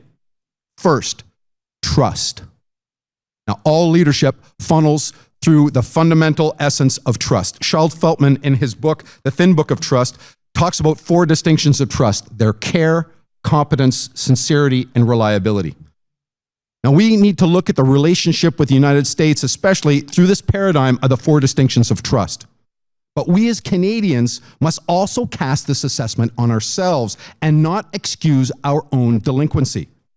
Looking through this trust paradigm, we as Canadians will see the U.S. poorly, especially concerning their obvious lack of care over our sovereignty. This has already evoked a significant Canadian emotion that casts the U.S. as unreliable as an ally. But we have been building the mistrust of limited strategic competence and reliability for 40 plus years. And don't get me started on the lack of Canadian sincerity in telling NATO that we will meet spending goals with absolutely no government intent to do so. And I watched this at the highest levels of the Canadian Armed Forces. Sure, we're going to meet those goals. Take $1 billion out of your operating budget. Okay? No intent to ever meet that. So second, alliance by necessity. Gone are the days of being allies because it was the right thing to do. National interests must brutally drive our approach, and thus we must be willing and able allies by necessity and choice. Not like-minded, because like-minded is going to fall apart in a global war fight. Necessity will breed the only trust that will satisfy Thomas Hobbes' critique of our new world. The U.S., and especially its current leader, see nebulous space between ally and adversary, and they see them moving like this. It reminds me of the wildly uncomfortable times of World War II, where Roosevelt and Churchill had no choice but to trust Stalin. This means that we cannot employ those characteristics of leadership and trust that we as leaders hold so dear. We as leaders see leading as a relationship, and leaders must trust explicitly and elevate that relationship over whatever transactional issue that we're dealing with. This approach will not work on the international stage, and arguably never did. In this international sphere right now, our leaders need to be transactional and pragmatic, because this is what is required. It's almost like dealing with a millennial child, and I have 2 of those. Finally, what this means to Canada, to me, is clear. We need to develop national deterrence, capabilities that are sovereign. We must demonstrate our will not only in monetary expenditure, but in action to convince our adversaries and our allies that we are not leaning on the crutch of a foregone nuclear backstop and its questionable relevance against mass conventional strikes, which, by the way, are the primary threat to the continent. Canada must develop a credible force that is connected through alliances, but whose own national capabilities make those alliances stronger, not excuse our diminished commitment. A core part of this national deterrence is a need to evolve our populations to become more resilient, more aware of international threats, and more accepting of the duty that is owed the nation in service and not services that are owed to them because of taxes. I believe that we evolved here naturally, but we woke up suddenly, and we're seeing the writing that has long been on the wall. Serious est quam cogitas. It's later than you think. Merci beaucoup.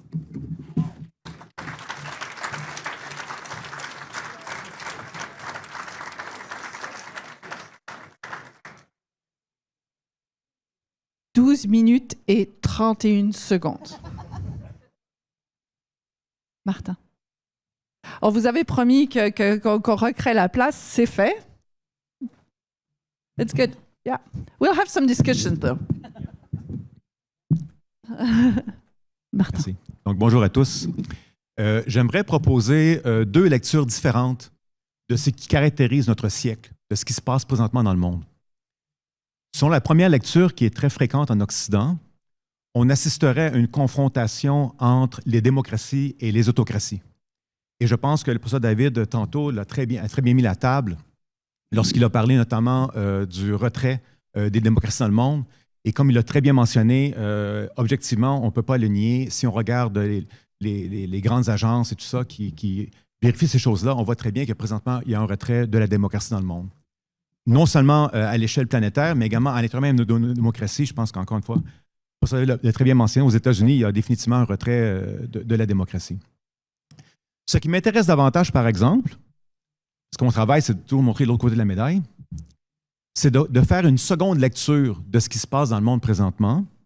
C'est celle qui, personnellement, m'intéresse le plus. Et c'est celle qu'on retrouve beaucoup en Chine, notamment, et en Asie. C'est l'idée que pendant les 2 derniers siècles, il y a eu une aberration historique qui était celle de la domination de l'Occident.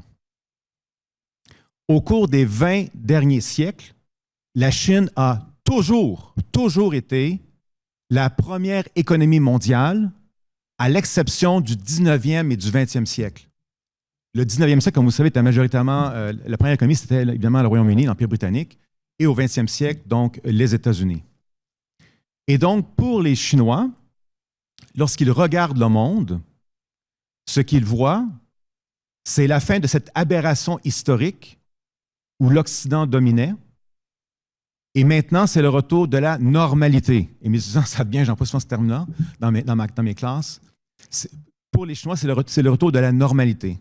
C'est-à-dire que la Chine retrouve la juste place, j'oserais dire naturelle, qui est la sienne dans le système international, qui a toujours été la sienne, à savoir la puissance prééminente, celle qui dominait de manière hégémonique certainement en Asie orientale, et dont les autres voisins étaient à peu près à toute fin pratique ignorés parce qu'il n'y avait pas d'incidence à l'époque, avant disons, les guerres de l'opium.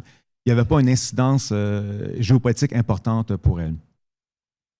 Et je pense que ce qu'il faut comprendre, c'est qu'à l'échelle mondiale, la Chine se présente comme étant un pays en voie de développement.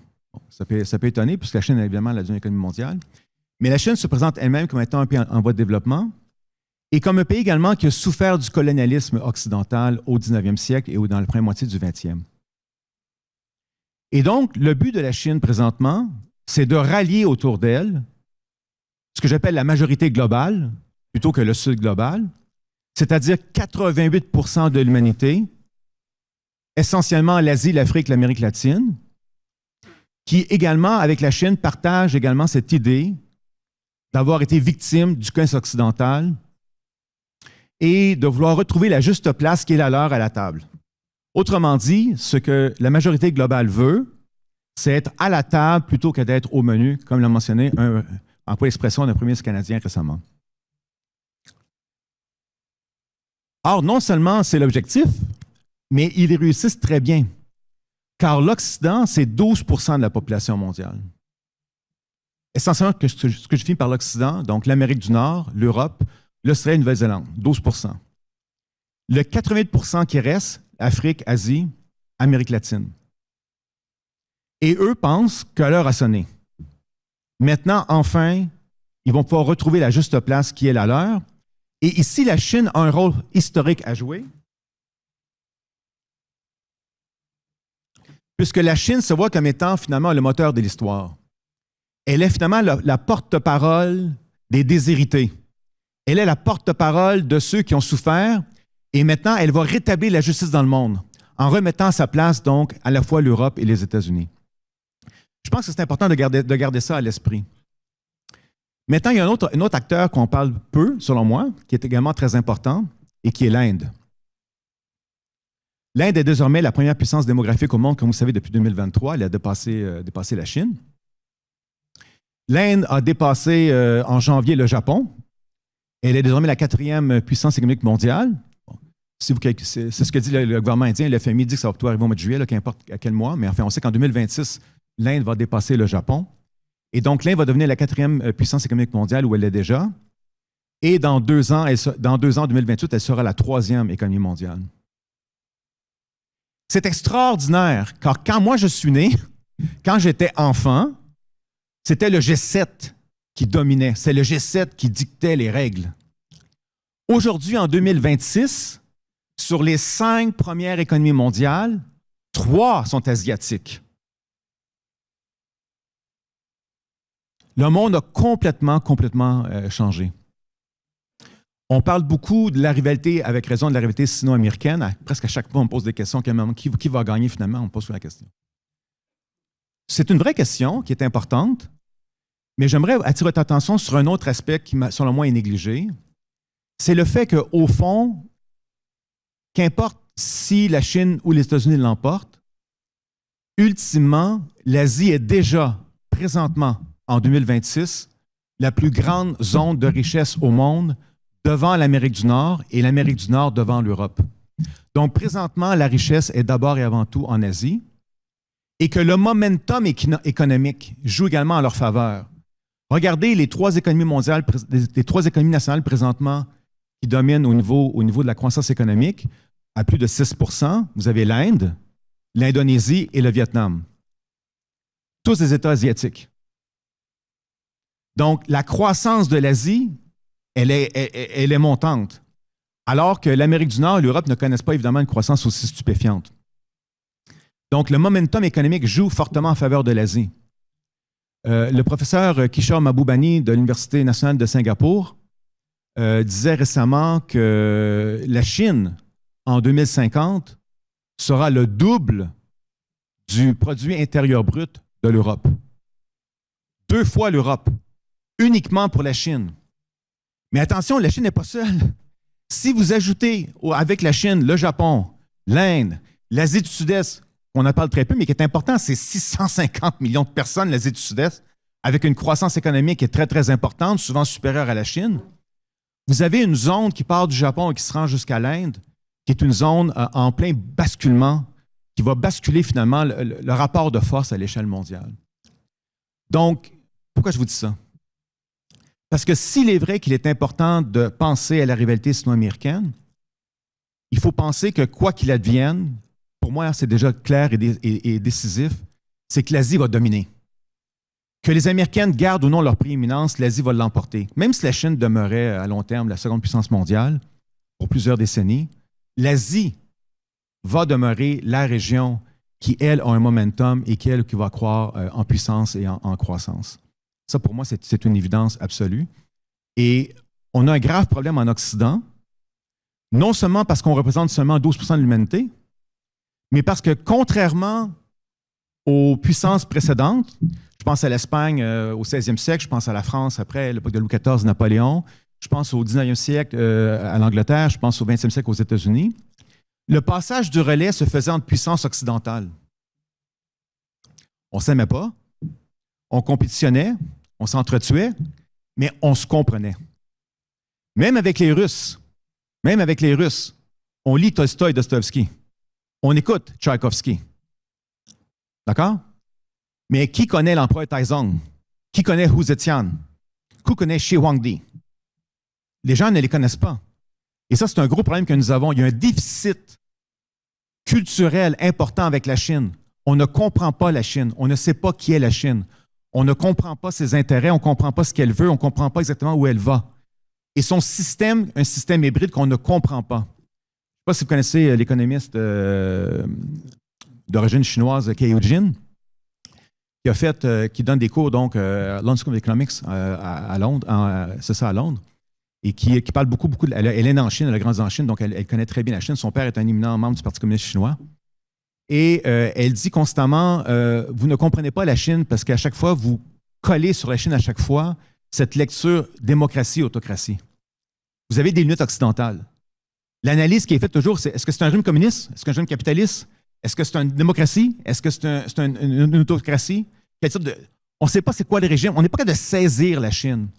Et donc, c'est un problème considérable quand on veut compétitionner avec quelqu'un qu'on ne comprend pas ce qu'il pense et ce qu'il veut.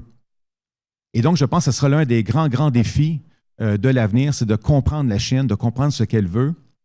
Il y a 1 an et demi, j'ai fait une présentation ici devant mes collègues sur qu'est-ce que la Chine. Alors, qu'est-ce que la Chine? Après ma base, c'est très simple. La Chine, en droit international, on sait c'est quoi. On peut délimiter la carte de la Chine, les frontières. Puis après ma présentation d'1 heure, mes collègues m'ont dit « Ouais, c'est pas aussi évident. » Parce que la Chine, c'est quoi? Est-ce que la Chine, c'est la Chine? Ou est-ce que c'est l'Asie orientale? Est-ce que c'est le système solaire, ce que moi j'appelle le système solaire chinois, c'est-à-dire un système où la Chine est au centre, mais autour, il y a des États qui gravitent, qui sont des États satellites? Est-ce que c'est quoi? C'est l'Indo-Pacifique? Enfin, est-ce que ça inclut le Tibet? Est-ce que ça inclut le Xinjiang? C'est quoi la Chine? Donc, on peut parler longuement de ces questions-là. Alors, je vais m'arrêter ici et on attendra tantôt les questions. Merci.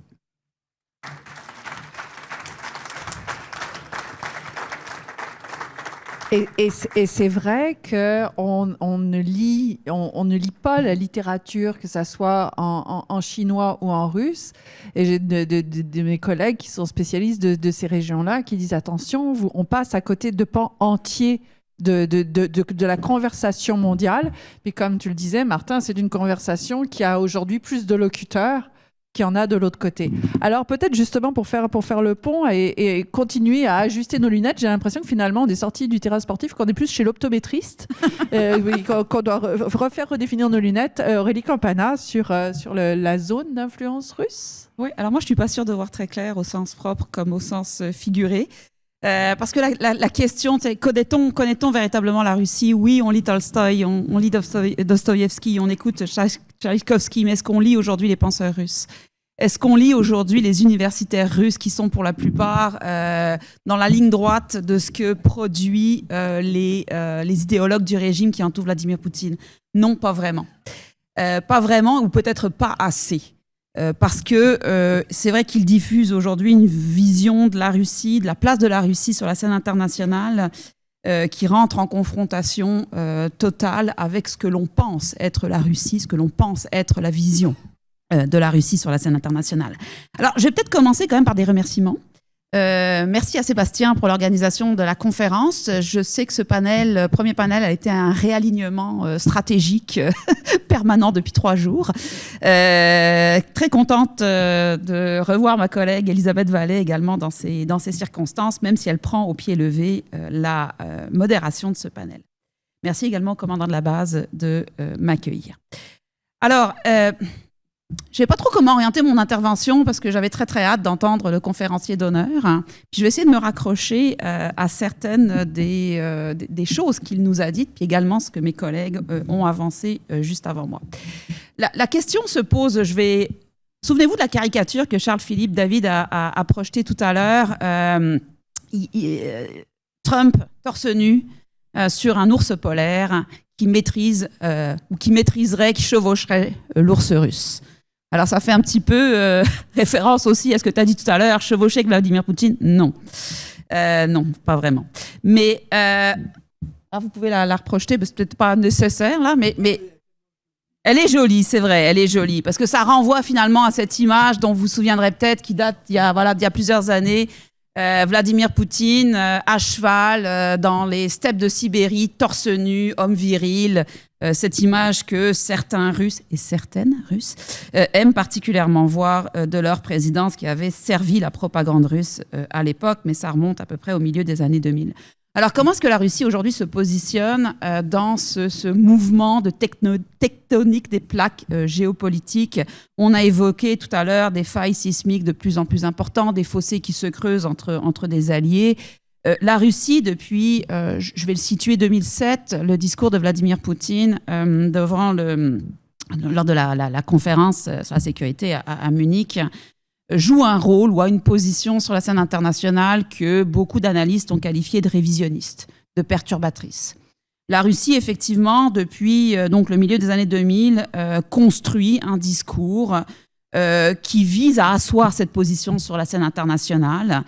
Elle conteste les principes normatifs et institutionnels de ce qu'était, parce que moi, je vais adhérer à la position de Charles Philippe, de ce qu'était l'ordre international libéral jusqu'à peu, de ce qu'il est peut-être encore un petit peu, promotion de la démocratie, élargissement des alliances, interventionnisme humanitaire. Cet ordre international libéral, la Russie l'a interprété pendant très longtemps comme étant au service de l'Occident, ce qu'elle appelle aujourd'hui l'Occident collectif, des instruments d'expansion géopolitique occidentale. Et elle exprime depuis lors un ressentiment stratégique qui a peu disparu de ses discours, ressentiment stratégique né principalement, mais pas uniquement, de l'expansion de l'OTAN, de l'Union européenne, mais aussi des interventions américaines et ou de l'OTAN au Kosovo, en Afghanistan, en Irak, en Libye, etc.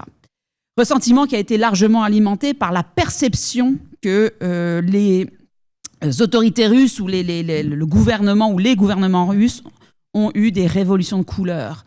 Ces mouvements de contestation populaire survenus en Géorgie, en Ukraine, au Kirghizistan également, en Ukraine à nouveau. Et là, pendant longtemps, la politique étrangère de la Russie, aujourd'hui encore, vise à empêcher la consolidation de ce qu'elle interprète comme étant un espace euro-atlantique homogène à ses frontières. Et ce qu'elle cherche, c'est rétablir sa zone d'influence. Bien sûr, la guerre d'Ukraine en est un exemple flagrant, mais ce n'est pas la seule action que la Russie a posée au cours des dernières années pour tenter d'asseoir son influence auprès de ce qu'on appelle ses voisins immédiats. Cette posture, elle était à l'origine plus défensive qu'offensive. Depuis 2022, elle est très clairement offensive, voire agressive, et elle est revendiquée par la Russie. Mais comment est-ce qu'elle évolue dans le contexte actuel, depuis le retour de Trump au pouvoir, depuis ces tremblements de terre successifs qui viennent complètement redéfinir l'ordre international? Est-ce que la Russie peut toujours être considérée comme étant une puissance révisionniste alors que cet ordre international tend à s'amenuiser, à disparaître et à être redéfini? Est-ce qu'elle est toujours une puissance perturbatrice? Alors, je vais tenter d'offrir quelques éléments de réponse, mais quelques seulement. Je suis persuadée, dans la discussion, on pourra pousser beaucoup plus loin la réflexion. Premièrement, la Russie, et c'est vrai depuis son apparition en 1991, elle n'a toujours pas véritablement les moyens de ses ambitions, et je pense que c'est bon de le rappeler. Puis la guerre d'Ukraine nous le démontre aujourd'hui. La Russie, oui, est une puissance militaire dotée de l'arme nucléaire dont elle se sert aujourd'hui très largement comme d'un élément de chantage sur la scène internationale. La dissuasion nucléaire est revenue sur le devant de la scène, mais on le voit, cette puissance militaire, elle est empêchée par des problèmes qui traversent les forces armées russes, mais aussi par un manque de vision politique. La Russie a constitué des alliances qu'elle qualifie d'alternatives, ou que les idéologues du régime qualifient d'alternatives, souvent fondées sur des relations bilatérales. Ce qui est intéressant de voir, c'est que la Russie, oui, s'est rapprochée de ce qu'on appelle le Sud global, mais elle a également conclu un certain nombre de partenariats avec la Chine, partenariats fortement asymétriques, je pourrais y revenir dans la discussion, avec l'Inde, avec l'Iran, avec la Turquie, mais elle continue aussi à parler avec Israël. Elle n'a pas rompu les fils du dialogue. Elle a également établi des relations de plus en plus étroites avec des États africains, le Mali, le Burkina pour ne pas les nommer, avec des États au Moyen-Orient, le Qatar, les Émirats arabes unis, l'Arabie saoudite, dont elle s'est rapprochée également très très récemment, en signant un traité qui permet aujourd'hui l'entrée des Russes en Arabie Saoudite sans visa et vice-versa, donc des Saoudiens en Russie sans visa. Puis ça, c'est quelque chose d'assez intéressant à analyser parce que c'est la première fois que les Saoudiens lèvent cette restriction à l'entrée pour des Russes. Donc, il n'y a pas forcément toujours de convergence idéologique autour de ces rapprochements bilatéraux, mais des intérêts convergents autour de la sécurité de l'énergie, du contournement des sanctions, parce que la Russie est fortement affectée par les sanctions. Alors, comment elle se positionne dans ce monde fortement disruptif? Oui, la fin de la Pax Americana, est-ce que ça profite à la Russie? Ben, je garderai un point d'interrogation parce que je ne suis pas sûre qu'on ait assez de recul pour répondre à cette question. Ce que l'on constate, c'est que le discours de la Russie et de ses dirigeants a quelque peu évolué. Les États-Unis restent une cible de ce discours-là, très clairement, mais l'Union européenne est devenue, l'Europe en tout cas, l'incarnation de ce que la Russie appelle cet Occident collectif. Pourquoi est-ce que les États-Unis sont peut-être aujourd'hui une cible moins prégnante dans ce discours? C'est parce qu'il y a une tentative de dialogue que les dirigeants Trump et Poutine ont renoué, entre autres en Courage, mais pas uniquement, et qui tourne autour de la résolution du conflit d'Ukraine, mais qui comporte des volets beaucoup plus larges, un volet économique entre autres. Moscou se sent peut-être un petit peu plus à l'aise dans ce qui est en train de se passer, parce que oui, le retour des sphères d'influence, oui, le recours à la force est légitimé, on le voit avec l'intervention des États-Unis au Venezuela, mais c'est aussi un désaveu flagrant pour la Russie.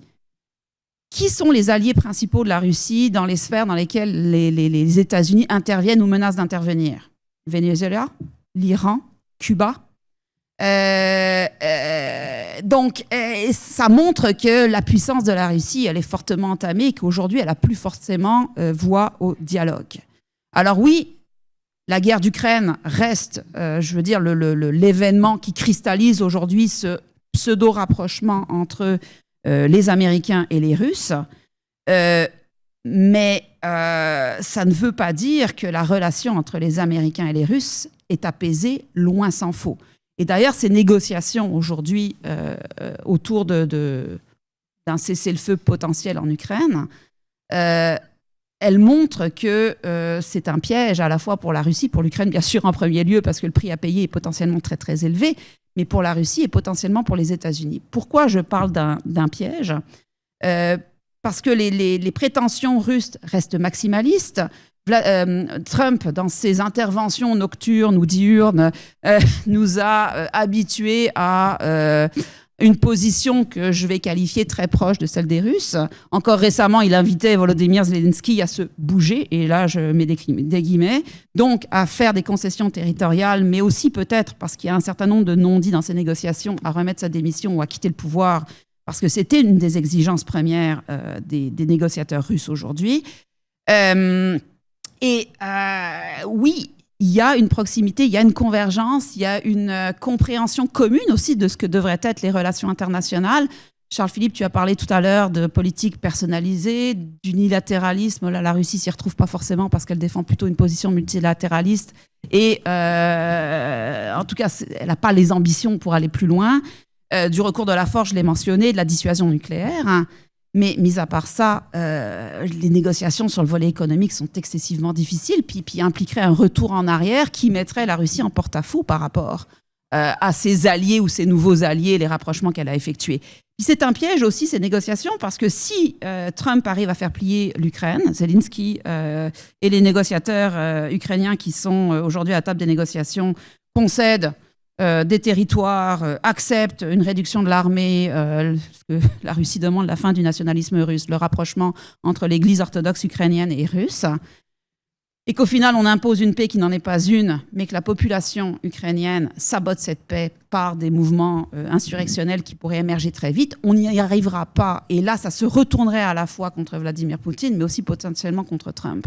Donc on est dans une impasse. On est dans une impasse et aujourd'hui, je ne suis pas sûre de savoir comment est-ce qu'on est en capacité de sortir de cette impasse. Une chose est sûre, c'est que la position de la Russie dans cette nouvelle logique de tectonique des plaques, elle est beaucoup plus faible qu'elle l'était en 2022 et plus encore avant l'arrivée de Trump au pouvoir, parce que les Russes sont, comme les autres États, dans une position un peu attentiste à savoir ce que Trump va faire, va dire, va pas faire, va pas dire. S'il y a une intervention en Iran, je serais très curieuse de savoir comment est-ce que les Russes vont réagir. Pour l'instant, ils n'ont pas levé le petit doigt au grand désarroi des dirigeants iraniens. Merci.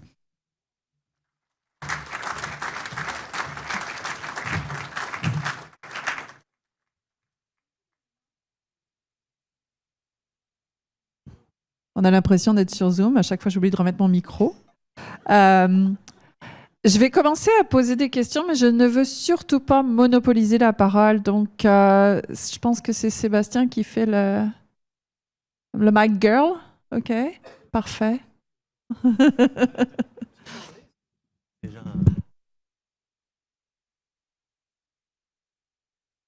Parfait. Donc, Sébastien, je vais d'abord poser mes questions, Charles-Philippe, puis j'aimerais...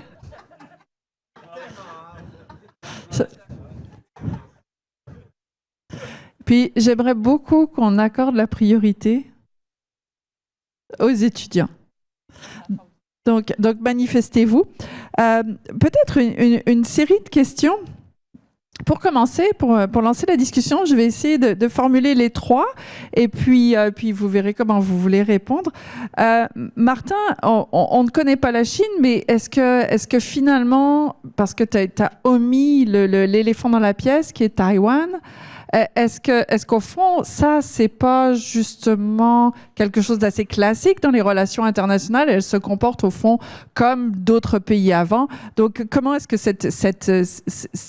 tu vois d'abord Taïwan, l'avenir 2027, l'année du cheval de feu, etc. Je vais juste poser mes questions en rafale et puis ensuite, je vais vous laisser la parole, puis ça va donner le temps aux autres de se prononcer. Scott, c'est très intéressant, mais est-ce qu'en travaillant à l'intérieur, puis là, je vais personnaliser, est-ce qu'en travaillant à l'intérieur du NORAD, do you think that maybe you military NORAD people feel that you know the US from the inside, but actually you've lived in a bubble, and that bubble persists? Like, I still feel that here we are in a bubble. We're out of the society in a way. By the time like the winds of change reach us, it's like it may be a few years, right? So is it an illusion that, maybe it looks familiar, but it's not anymore? And actually what's happening outside is actually changing more than we think. Et puis, je pense que tu as touché à ça, Aurélie, mais est-ce qu'au fond, la Russie ne devient pas plus dangereuse alors que c'est un peu le piège de Thucydide et quelque part, je me demande si c'est pas celui avec lequel on fait face aux États-Unis. Est-ce qu'elle ne devient pas plus dangereuse au fur et à mesure, justement, que son assise s'érode? Je vais vous laisser répondre. Puis, Sébastien, je compte sur toi là, pour inviter les gens à poser des questions ensuite. On va commencer par Aurélie parce qu'on a fini par elle. Et puis, oui, c'est genré. Merci. Oui, puis c'est peut-être un élément que j'ai pas mentionné parce que je savais que la question allait venir. J'étais en France et en Belgique au mois de décembre dernier et j'ai été frappée par une chose. C'est la préparation des opinions publiques à ce qui s'en vient à travers les médias, entre autres, à travers des prises de parole des hommes et des femmes politiques. Puis l'ambiance est vraiment différente que celle qu'on peut ressentir ici. Ça m'a frappée. Pourtant, je lis beaucoup les médias européens encore. Mon accent le trahit. Ça va faire 20 ans que je suis au Canada, mais j'ai encore un petit soupçon d'accent français, je pense. Mais ça m'a frappée d'entendre les gens dans un supermarché en parler ouvertement. Oui, la Russie devient beaucoup plus dangereuse. On le voit. Les activités de guerre hybride qu'elle mène maintenant depuis plusieurs années s'intensifient, se diversifient également. Les drones qui survolent des aéroports, qui survolent des bases militaires, décolleraient depuis la flotte fantôme de pétroliers et de gaziers qui sillonnent la mer Baltique, entre autres, mais aussi l'océan Atlantique.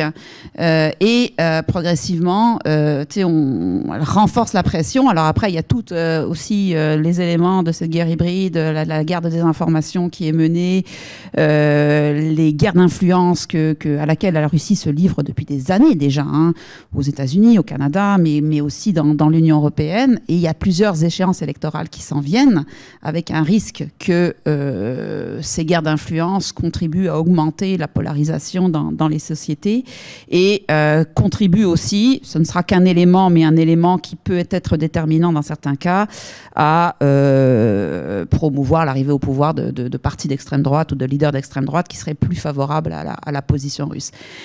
Elle est plus dangereuse aussi, puis il y a des services de sécurité suédois qui d'ailleurs ont issu hier un rapport. Must nous dit les capacités militaires à la frontière des pays du Nord, Finlande, Suède entre autres, sont en train d'être renforcées.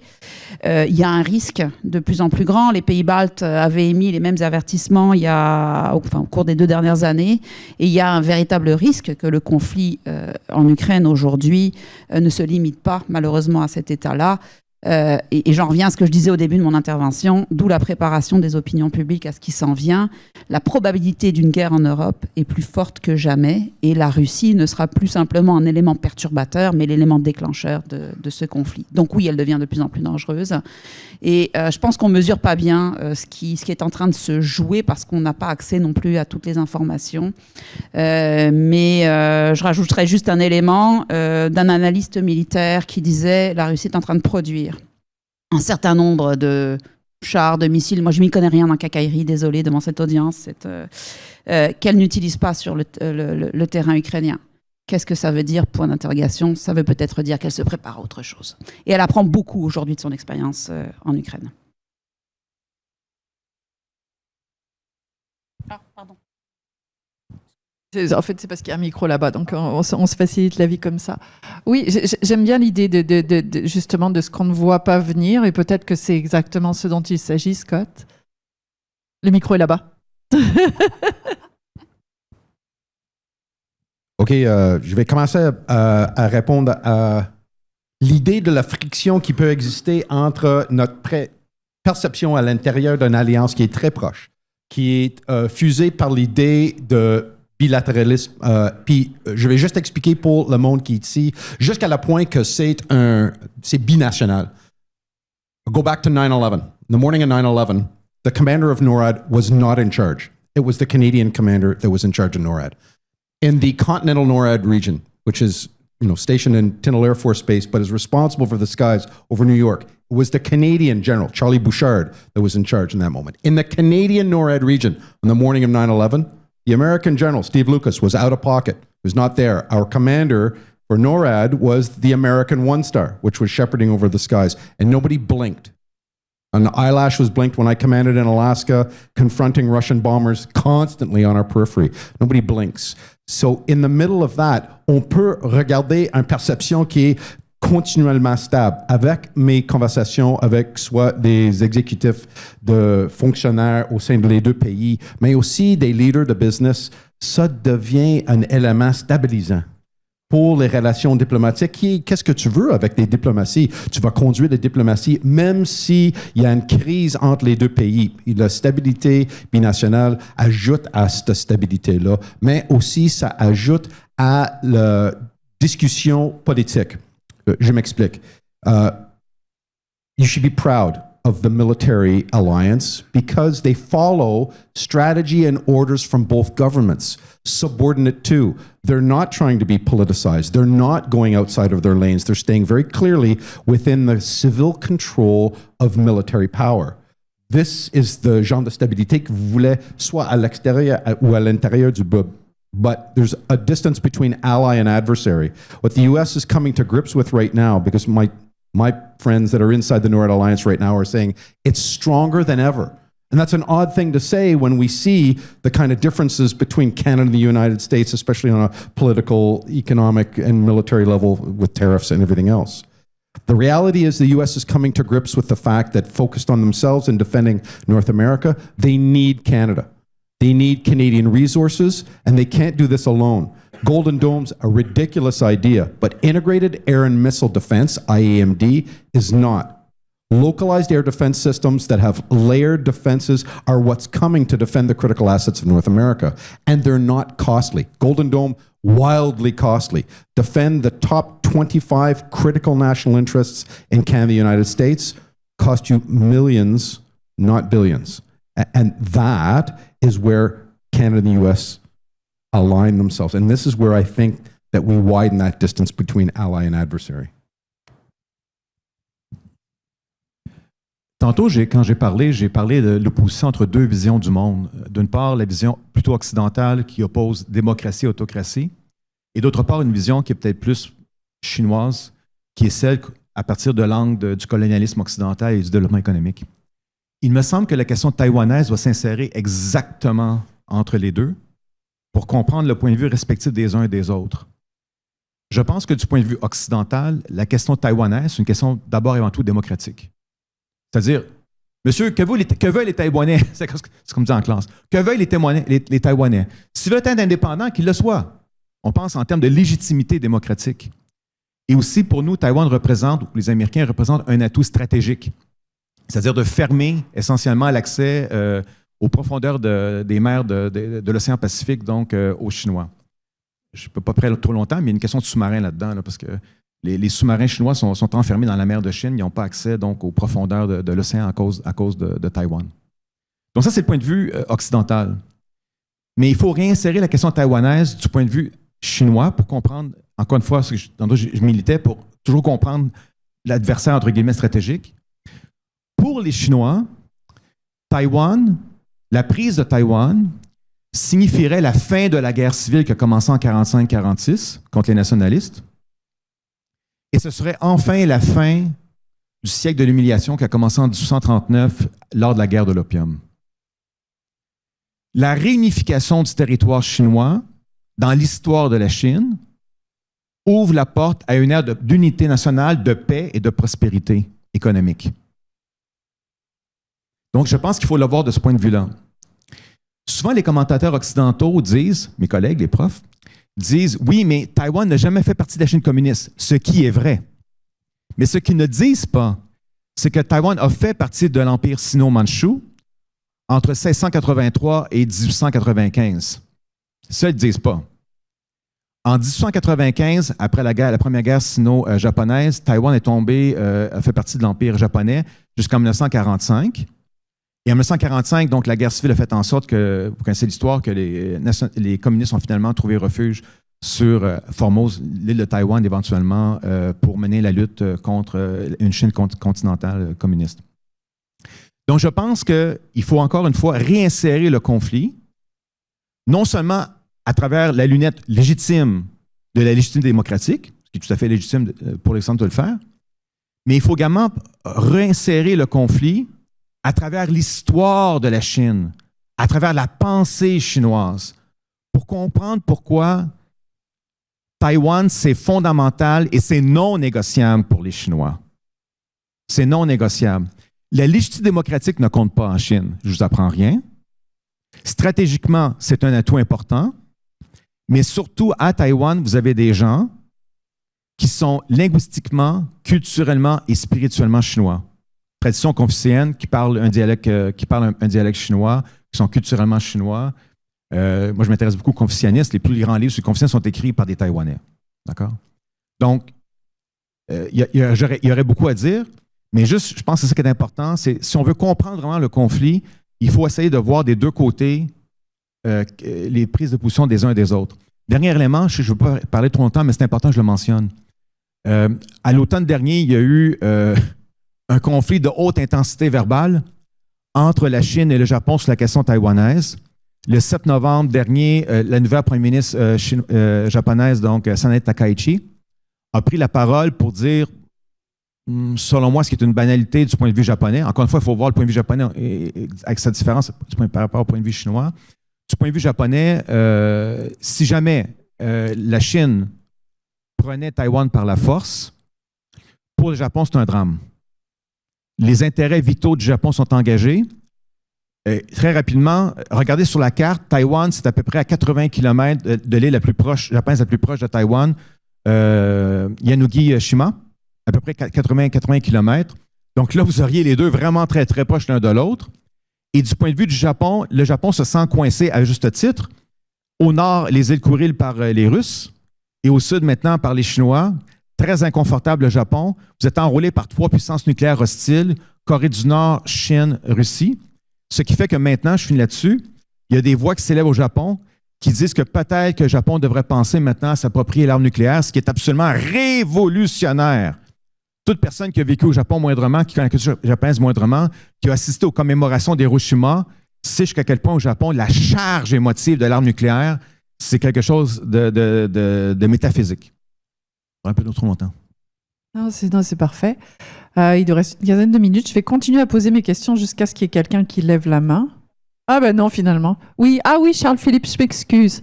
Oui. On a une question en ligne. Okay. Très, très, très rapidement, je veux vraiment vous remercier parce que chacune de vos présentations, moi, j'ai appris plein de choses. Puis quand j'apprends plein de choses, je me dis, hey, ça veut dire que j'ai participé à un colloque intéressant. Vraiment. Vite. Martin, je suis complètement d'accord avec tout ce que tu as dit, sauf une chose. Et d'un point de vue québécois, je le dis très franchement, le droit à l'autodétermination, je voudrais dire un gros mot presque, on en fait quoi? Je pense qu'on ne peut pas nier à un seul peuple sur cette planète la norme bien acquise du droit à l'autodétermination, quelles que soient les raisons culturelles et historiques. Après ça, on peut négocier, on peut s'entendre, on peut essayer de faire des choses en tenant compte de ton excellent rappel du fait qu'il y a un autre point de vue. Et ça, je te remercie. Scott, your powerful presentation was just, I was almost drinking every word. Very, very extraordinary, frankly. We need leaders like you. That being said, just a small footnote, Scott. I need to defend a little bit the viewpoint that there is no necessity or, natural evolution. It's evolution by choice.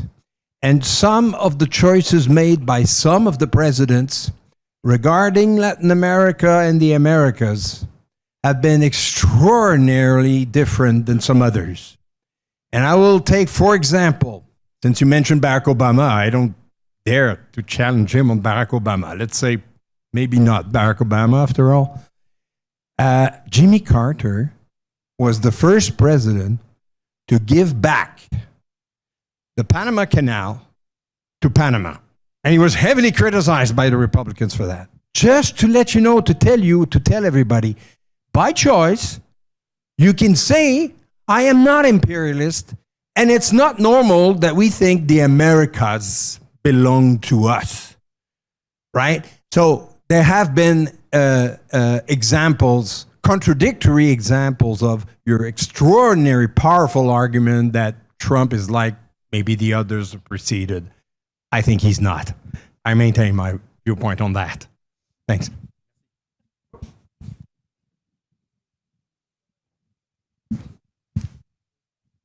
Merci beaucoup, Ben Roswell de Catalyze 4. Une question pour le professeur Martin. Je suis complètement d'accord que c'est essentiel qu'on fait de notre mieux de mieux comprendre la Chine. Dans mon ancien ministère, j'étais diplomate canadien dans le ministère des Affaires étrangères. Il y a eu un gros mouvement depuis l'affaire des deux Michaels d'hausser notre capacité. Mais ceci dit, il y a aussi, je trouve, une tendance des fois de rendre ou de considérer le Chine plus mystérieux qu'il est en vérité. Par exemple, il y a cette anecdote très connue de Zhou Enlai qui a rencontré Henry Kissinger, je pense, en 1969, et que Kissinger lui a demandé « Que pensez-vous de la Révolution française, l'impact de la Révolution française ?» Et Zhou Enlai a dit « C'est trop tôt pour en savoir ». Et on a tous pris ça comme une évidence de « Wow, il pense vraiment au long terme ». Mais Zhou Enlai avait compris les événements de mai 1968 à Paris juste quelques mois auparavant. Alors, c'était une tendance américaine de penser « Wow, ces Chinois sont vraiment différents que nous, n'est-ce pas? » Et je me demande si nous sommes aussi à risque de penser que le Chine est plus mystérieux. Par exemple, quand nous parlons du système de gouvernement, quel sera l'argument que le Chine n'est pas une dictature? Il me semble que c'est assez clair. Ce n'est pas une démocratie, c'est une dictature. Est-ce qu'on continue à prendre les questions, puis après, ça permet on aura un peu de temps pour que vous puissiez wrap up everything and maybe answer. Professeur Delat, je sais que je vous dois un chapitre, inutile de le dire au micro. Oui, mais M. Debloc, il a déjà donné son chapitre. Merci. Alors, je suis juriste. Nobody is perfect. On en parlera tout à l'heure. Je vous ai écouté. Alors, je suis un peu comme Charles Philippe. Votre panel, c'est un petit peu comme la publicité en Europe, Orangina. Vous nous avez un peu décollé la pulpe du fond. Et je vous en remercie. C'était très salutaire. Mais depuis ce matin, on voit comme la Chine en arrière-fond, comme elle était là. Mais si on a une autre lecture, est-ce que vraiment les États-Unis à l'heure actuelle sont vraiment à couteau tiré ou avec la Chine? Je donne juste un exemple. On a vu qu'il y avait et ça va relier ce que tu disais, il y avait des manœuvres militaires importantes, les plus grandes, avant Noël. Il y a eu une petite déclaration de M. Trump, hein, on en fait beaucoup. Alors, il n'a pas dit que c'était légitime, mais enfin, il a fait comprendre quand même que les Chinois, c'était un peu chez eux, tout ça, là. Et bizarrement, c'est une espèce de doctrine Donroe appliquée aux Chinois, qui met du Momoko aux Taïwanais. Juste après Noël, on va au Venezuela. Alors, je rappelle d'ailleurs que, tu m'en parles souvent, Monsieur le doyen, pardon, le premier voyage de Rubio, c'était en Guyana, donc anglaise, pas la Guyane française, pour dire qu'on ne pouvait pas vendre aux Chinois, que ça devait rester aux Américains. Et le dindon de la farce, et c'est là où je rejoins Aurélie, c'est les Russes. Parce que vous avez vu au Venezuela, la réaction chinoise, ils n'ont pas déchiré leur chemise, hein. Ils ont critiqué. Qui a à perdre? Les Russes. Et je ne vois pas les Chinois trop s'énerver avec ce qui se fait dans les Amériques et ce que font les Américains.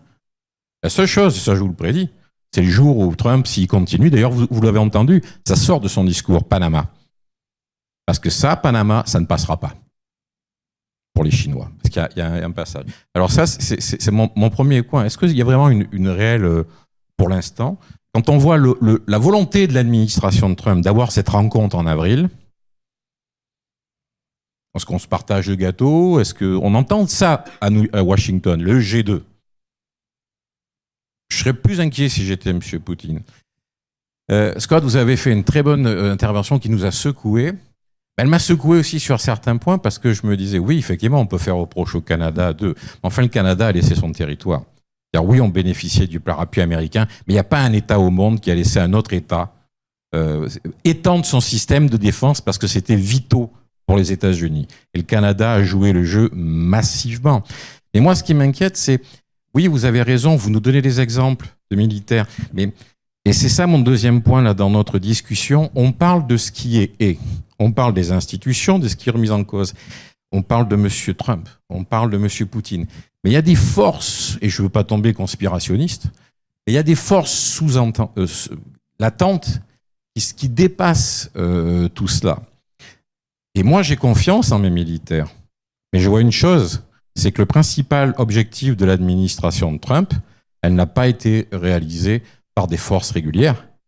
ICE, ça a été une base qui a été développée avec tout ce qu'on pouvait ramasser avec un amant. La première chose qui a été faite dans l'administration de Trump, c'est décapiter les officiers supérieurs de l'armée américaine. Alors je comprends qu'on évolue, mais les instituts, il y a une rupture là. C'est qu'on joue avec les institutions. Et quand on joue avec les institutions, comme tu disais Charles, on ne remet pas la patte dans le tube de dentifrice. Oui, il y a une question d'étudiant. S'il vous plaît, merci. Oui. OK.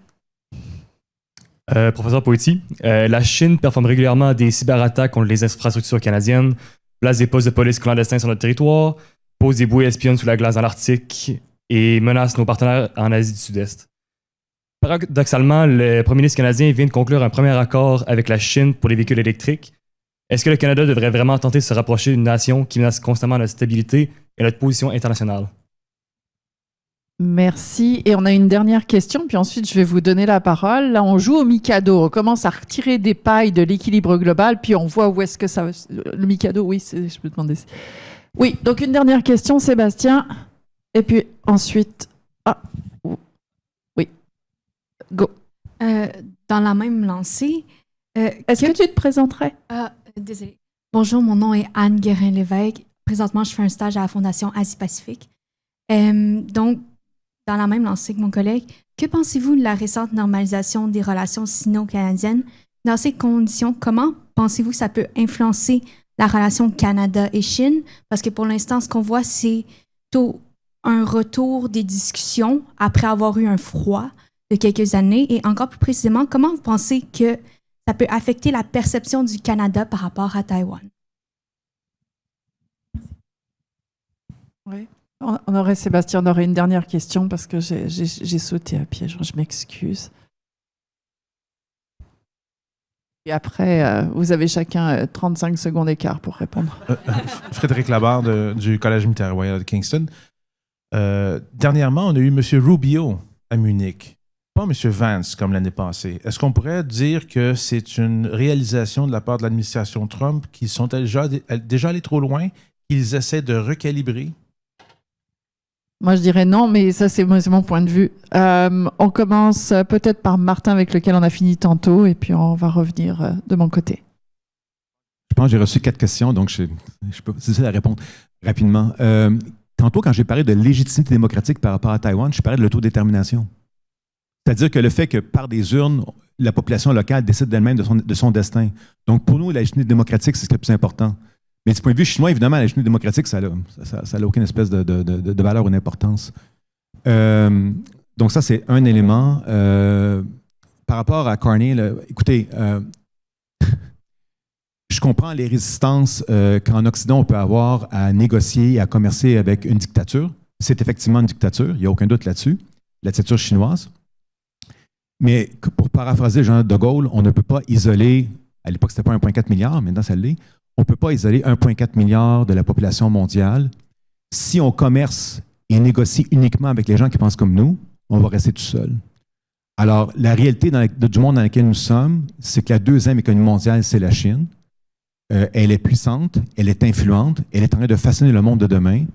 Et si le Canada veut être pertinent dans le monde de demain, d'aujourd'hui, de demain, il doit négocier avec la Chine, il doit commercer avec la Chine, il doit faire des choses avec la Chine, il doit essayer de comprendre la Chine, mais évidemment le faire toujours en étant intelligent, c'est-à-dire en sachant que c'est une dictature et en n'oubliant pas justement la différence de culture et la différence de régime politique. Il y a quelqu'un d'autre qui a posé une question, là, je ne sais pas. J'ai déjà répondu. Ben, faciliter la tâche, merci. Peut-être juste avant qu'on continue, il y a des questions en ligne, puis je les ai sautées à pieds joints, ça c'est ma spécialité. Est-ce que tu peux faire un wrap-up des questions? Je peux poser les 3 questions en rafale? Oui. Ça va? La première question, comment est-ce que le Canada peut entamer un virage diplomatique avec le Sud global afin d'agir comme réel partenaire durable? Et puis les 2 autres questions, c'était pour M. Poetti. La deuxième question, quel impact l'éviction du général Zhang Yuja pourrait-elle avoir sur la possibilité d'une invasion de Taïwan par la Chine? Et la troisième question, vu de Pékin, le Canada est-il surtout perçu comme un adversaire potentiel, comme un acteur largement aligné sur les États-Unis ou comme un pays avec lequel la coopération reste possible au cas par cas? Et quels facteurs pourraient faire évoluer cette perception dans les prochaines années? On reviendra peut-être avec ces questions pour Martin. J'aimerais que nos 2 autres conférenciers répondent aux questions qui leur étaient destinées. Peut-être lire le président finlandais, Alexander Stubb, qui répond justement très bien à la question de comment inclure le Sud global. Puis il dit, en fait, c'est la dernière chance de l'Ouest, c'est de se tourner vers le Sud. Peut-être Aurélie, Scott, est-ce que vous vouliez répondre au...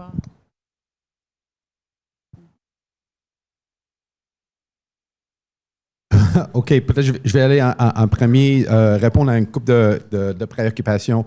The first thing that I'll go back to is that, my approach is pragmatic because I'm a pragmatist, but I'm also, a military guy that follows orders. My job was not to make policy, it was to follow those policies. But that pragmatism and that transactional nature is something that I think that Canadian diplomats, economists, politicians, everybody needs to get jiggy with. We are not in a relationship with China. We're not going to develop a relationship with China. We're going to develop transactional things with them.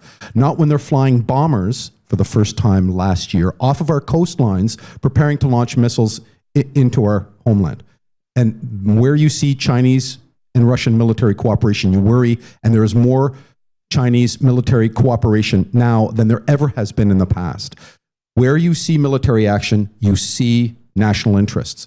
Putin signals his strategic military importances and national interests via his strategic military forces. So you watch where his bear bombers end up and what relationship there is. When United States makes a push towards Taiwan and Russia is flying bombers over the coastline, we know exactly what the 1, 2, 3 is inside of the NORAD enterprise with this. So my pitch is to be pragmatic and to watch out. We want to have that, and we went to sleep before the current Trump administration thinking that we had a friend beside us. You know, someone who clears off the snow on your laneway when you're not there. And we woke up with a neighbor, and neighbors can be real fickle. And I don't like one of my neighbors, and although the monopoly on military forces in the military, I'd still like to kill them. But we can't. And that's a pragmatic approach. We have to be pragmatic. With China, same thing. I think we have to be smart, but we have to look at it through that lens. And for the global South, I think there's a point here with respect to Ukraine that everybody needs to understand. The first General Assembly vote after the invasion of Ukraine, there were 9 people that abstained, 2 against, and we thought that was good. But the next vote 9 months later, which is 3 years ago, more than 56% of the world's population was either against that, or they abstained, which meant that the vast majority of the global South agrees that Russia can do what it wants in its backyard, because the diplomatic things that Aurélie talked about very comprehensively, they have made those links with the global South, and the global South believes them. The price of wheat went up in Africa because America caused it, not because Russia invaded Ukraine. They convinced the global South of that. By the way, it's true. And it's holding testament. So the global South needs to be engaged, and we in the West are not talking through the right diplomatic language, the same way that we don't understand China. That's my perspective. Ouais, je rajouterais peut-être, il n'y a pas de question particulière à la suite de mon intervention, mais je rebondirais sur ce que Olivier Delas a dit sur la destruction des institutions. Je ne suis pas du tout une spécialiste des États-Unis, loin s'en faut. C'est quelque chose qu'on a vu en partie en Russie. Destruction, mais aussi, je dirais, accaparement d'un certain nombre d'institutions, puis changement de la dynamique autour de concepts comme celui de loyalisme, de localisme, de clientélisme, certains diront. Puis moi, ce qui me frappe particulièrement, c'est la force, parce que je travaille beaucoup sur la Russie, mais je travaille sur autre chose qui peut paraître non lié à mes intérêts de recherche immédiats. En fait, quand j'ai travaillé sur la Russie, moi je travaille sur la guerre en Russie, sur la violence politique. Puis petit à petit, ce terrain s'est fermé. J'ai beaucoup travaillé sur les guerres de Tchétchénie, entre autres. Et je me suis orientée un soir, après une conférence avec des collègues, on s'est dit, mais pourquoi est-ce qu'on ne travaillerait pas sur l'extrême droite groupusculaire au Canada? Vous allez me dire, quel lien? Le lien, c'est l'extrémisme, c'est le potentiel de violence. Et ce que l'on remarque depuis quelques années, c'est la force ce qu'on appelle le transnationalisme, c'est-à-dire des groupes non étatiques, situés à l'extrême droite, à l'extrême gauche, ou sur d'autres spectres idéologiques, qui nouent des liens avec des groupes locaux et qui vont avoir une influence sur le débat public très importante. Donc on n'est pas dans une dynamique de destruction des institutions, mais dans une dynamique tout autre qui pourrait amener à la contestation des institutions en place. On l'a observé en Europe, la Russie a joué un rôle dans cette guerre d'influence assez palpable, en finançant, entre autres, ou en permettant certaines largesses pour des groupes et des partis d'extrême droite européens. Aujourd'hui, ce sont des milices américaines que l'on voit faire des petits au Canada et qui pourraient avoir une incidence sur la teneur du débat public et les modalités de contestation. Ça, on l'a documenté à travers cette recherche sur l'extrême droite. Et la raison pour laquelle on hésite toujours à inviter Martin sur un panel, c'est qu'on sait que c'est lui qui va avoir toutes les questions. Martin, peux-tu répondre à la suite? Oui, c'est ça. Très rapidement, parce que je vois l'heure. On est correct, on a commencé correct. avec un peu de retard. Très rapidement, pour les Chinois, l'Europe et le Canada, c'est ce qu'ils appellent le ventre mou de l'Occident. L'objectif, c'est de démembrer l'américanosphère, c'est-à-dire d'éloigner, autant que faire se peut, l'Europe ou le Canada des États-Unis. Le Canada, c'est moins réaliste, mais l'Europe, ils y travaillent beaucoup. Ils veulent détacher l'Europe des États-Unis. Et il y a un point important que je n'ai pas mentionné dans ma présentation tantôt, mais je voulais mentionner. Jusqu'à quel point Trump est un cadeau du ciel pour les Chinois. Trump, il est vénéré en Chine. Je suis sarcastique, évidemment. Au sens où les Chinois pensaient et pensent qu'ils vont finir par l'emporter contre les Américains. Mais ils ne pensaient jamais qu'un président américain allait saboter l'hégémonie et la légitimité américaine. Les Américains d'eux-mêmes allaient scier la branche sur laquelle ils étaient assis. Ça, par contre, ils ne l'avaient pas anticipé. D'accord? Lors de l'élection américaine, j'avais dit à Isabelle, les Chinois avaient que ce soit Trump qui l'emporte. C'était évident. Elle m'avait dit oui, je suis d'accord avec toi. Parce qu'ils savaient très bien que Trump allait discréditer les États-Unis dans le monde. Alors, pour les Chinois, Trump, c'est un cadeau du ciel. C'est extraordinaire. Il se retire des Nations Unies. C'est super. Ils peuvent donc, les Chinois, s'investir aux Nations Unies et devenir ceux qui vont sauver l'ordre mondial. Il va se présenter comme étant une puissance respectable, qui vont préserver l'intégrité du système international. Nous, on est pour le commerce, on est pour l'ouverture, on est pour l'égalité entre les nations, on est contre les agressions, blablabla. Et comme il a été mentionné tantôt par le professeur David, la question du Groenland a évidemment divisé beaucoup les Occidentaux, mais également, quelle formidable ouverture pour les Chinois. Quelle légitimité avons-nous après sur la question de Taïwan pour dire vous ne pouvez pas prendre Taïwan par la force? Ben, c'est sûr. Taïwan a ouvert la porte. Bon. Trump a ouvert la porte.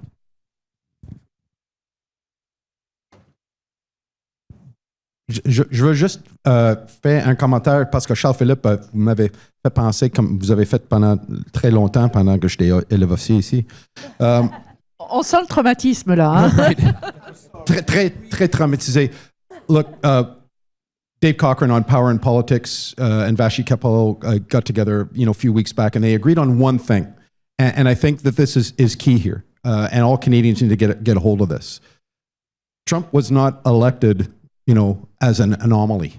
He is a reflection of American society. He's there because there's a significant movement within the United States of America that supports that.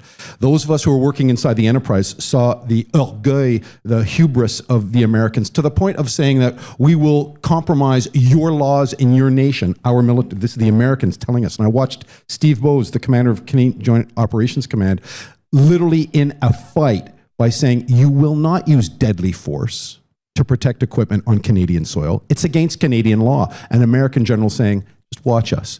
Really? And I watched Steve Bowes saying, watch us when we throw you in our jails. And this is not the last year. This is a decade ago. We've watched this. That's why I say the evolution here of the American hubris. Donald Trump is a manifestation of American politics. Ask yourself about the 51st state. 50% of the United States agrees Canada should be part of the Americas. 25% of what's left over is apathetic. And 25% more said, yeah, but you might be better off. Wow. This is we see this on from the Democrats that we want you to come, but they want us to come and what? Be tourists? I'm not seeing the manifestation of national interest. And by the way, the silence that I had from my friends inside of NORAD after the 51st state comments, nobody called me. Nobody said, hey, we're sorry for our president's talk. Nobody, and these are all retired. C.Q. Brown, who was the chairman of the Joint Chiefs, friend of mine. I watched him he was obviously fired, but so was the commander of the United States Air Force and his designate, Tom Boussier, who came from Alaska and who was the deputy commander of U.S. Stratcom. Very smart folks, by the way, a descendant of Ile d'Orléans in Canada. So there's huge American links to Canada that are being pushed aside by the administration. He is a manifestation of American demographics, not an anomaly on the political side. He might be further in advance. Opinion. C'est toi le maître du temps, Sébastien, là. I agree with you. Second footnote. According to Pew Research poll, most Americans, 60% of them, do not want any invasion or aggression against Canada. Period. OK. Alors, le monde vacille dans ce choc des titans. Et vous avez compris qu'on a encore beaucoup de choses à dire. Je sais que les étudiants, je ne peux pas imaginer que vous n'ayez pas des questions. Alors, coincez-les dans des coins. Parce que vraiment, là, vous avez des gens extraordinaires sur le stage. Martin Poetti, spécialiste de l'Asie. Scott Clancy, qui quand même a habité l'intérieur du NORAD, donc qui a une connaissance intime de la culture stratégique américaine. Et Aurélie Campadin, dont vous avez compris qu'en fait, elle est bien plus que ce qu'elle dit de prime abord. Sa spécialité est la violence politique. On a besoin d'experts sur ce sujet. Merci à vous tous qui avez posé des questions. Moi, j'ai faim. Sébastien, qu'est-ce qu'on fait? OK. On va aller manger. Donc, merci à nos panélistes.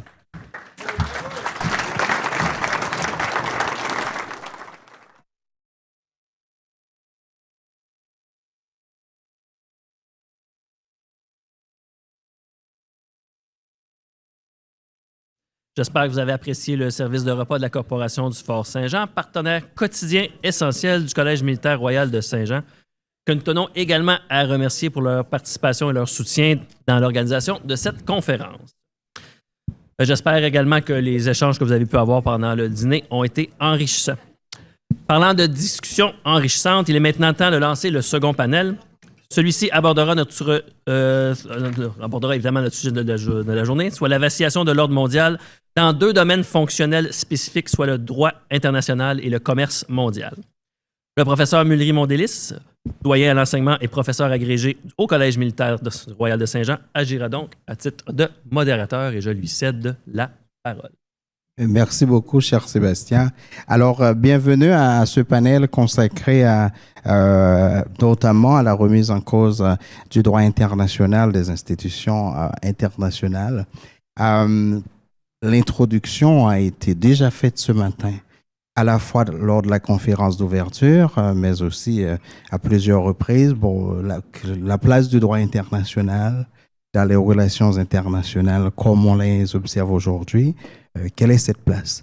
On a beaucoup entendu dans les bulletins de nouvelles, on lit, est-ce que c'est la fin du droit international? Alors, c'est cette grande question à laquelle mes panélistes vont tenter de répondre avec un accent justement sur l'ordre international libéral, dont on sait que les piliers sont en réalité la paix et la sécurité internationale, les droits de la personne et les relations économiques internationales fondées sur le droit. Alors, quelle est aujourd'hui la place de cet ordre international basé sur les règles? Est-ce que nous assistons à la fin de cet ordre international? Pour parler de ce sujet, nous avons trois panélistes que je vais très rapidement présenter. Dans l'ordre, ils sont assis. D'abord, le professeur Olivier Delas, qui est professeur titulaire de droit international et droit européen à la faculté de droit de l'Université Laval. Il est également le directeur du programme de doctorat en droit. C'est un plaisir de t'accueillir, cher Olivier. Je dois dire que nous avons une belle collaboration avec la faculté de droit, et notamment la chaire Jean Monnet en intégration européenne de l'Université Laval. Je tiens à saluer la présence d'Olivier avec lequel nous travaillons. Il est également le co-responsable de notre groupe de droit international ici au collège sur les organisations internationales, le droit international et la diplomatie. Alors, bienvenue Olivier de nouveau. Je parlais de collaboration, mais c'est également un plaisir d'accueillir notre collègue Christine Plouffe-Mallet, qui est professeure de droit international à la faculté de droit de l'Université de Sherbrooke. Ma collègue Christine dirige le programme de maîtrise en droit international et diplomatie, politique internationale appliquée. Et elle a publié sur le droit international, en particulier le droit international et les migrations internationales. Elle va nous en parler un peu aujourd'hui. Et finalement, notre collègue, le professeur Christian Debloc, qui est un économiste. Alors, deux juristes, un économiste, ça va être une belle conversation. On a parlé de choses sérieuses tout à l'heure. Le meilleur, c'est peut-être pour la fin. Alors, nous sommes heureux d'accueillir le professeur Christian Debloc, qui est professeur émérite de l'Université du Québec à Montréal, rattaché au département de sciences politiques. Ce matin, après la conférence d'ouverture, on a parlé des gens qui ont prédit des choses. Et puis, le professeur Debloc nous a rappelé ce qu'il a dit du président américain et de l'ordre économique mondial. Alors, il va en parler dans quelques instants. Donc, voilà, je vais passer maintenant la parole au professeur Olivier Delas. Est-ce que c'est la fin du droit international?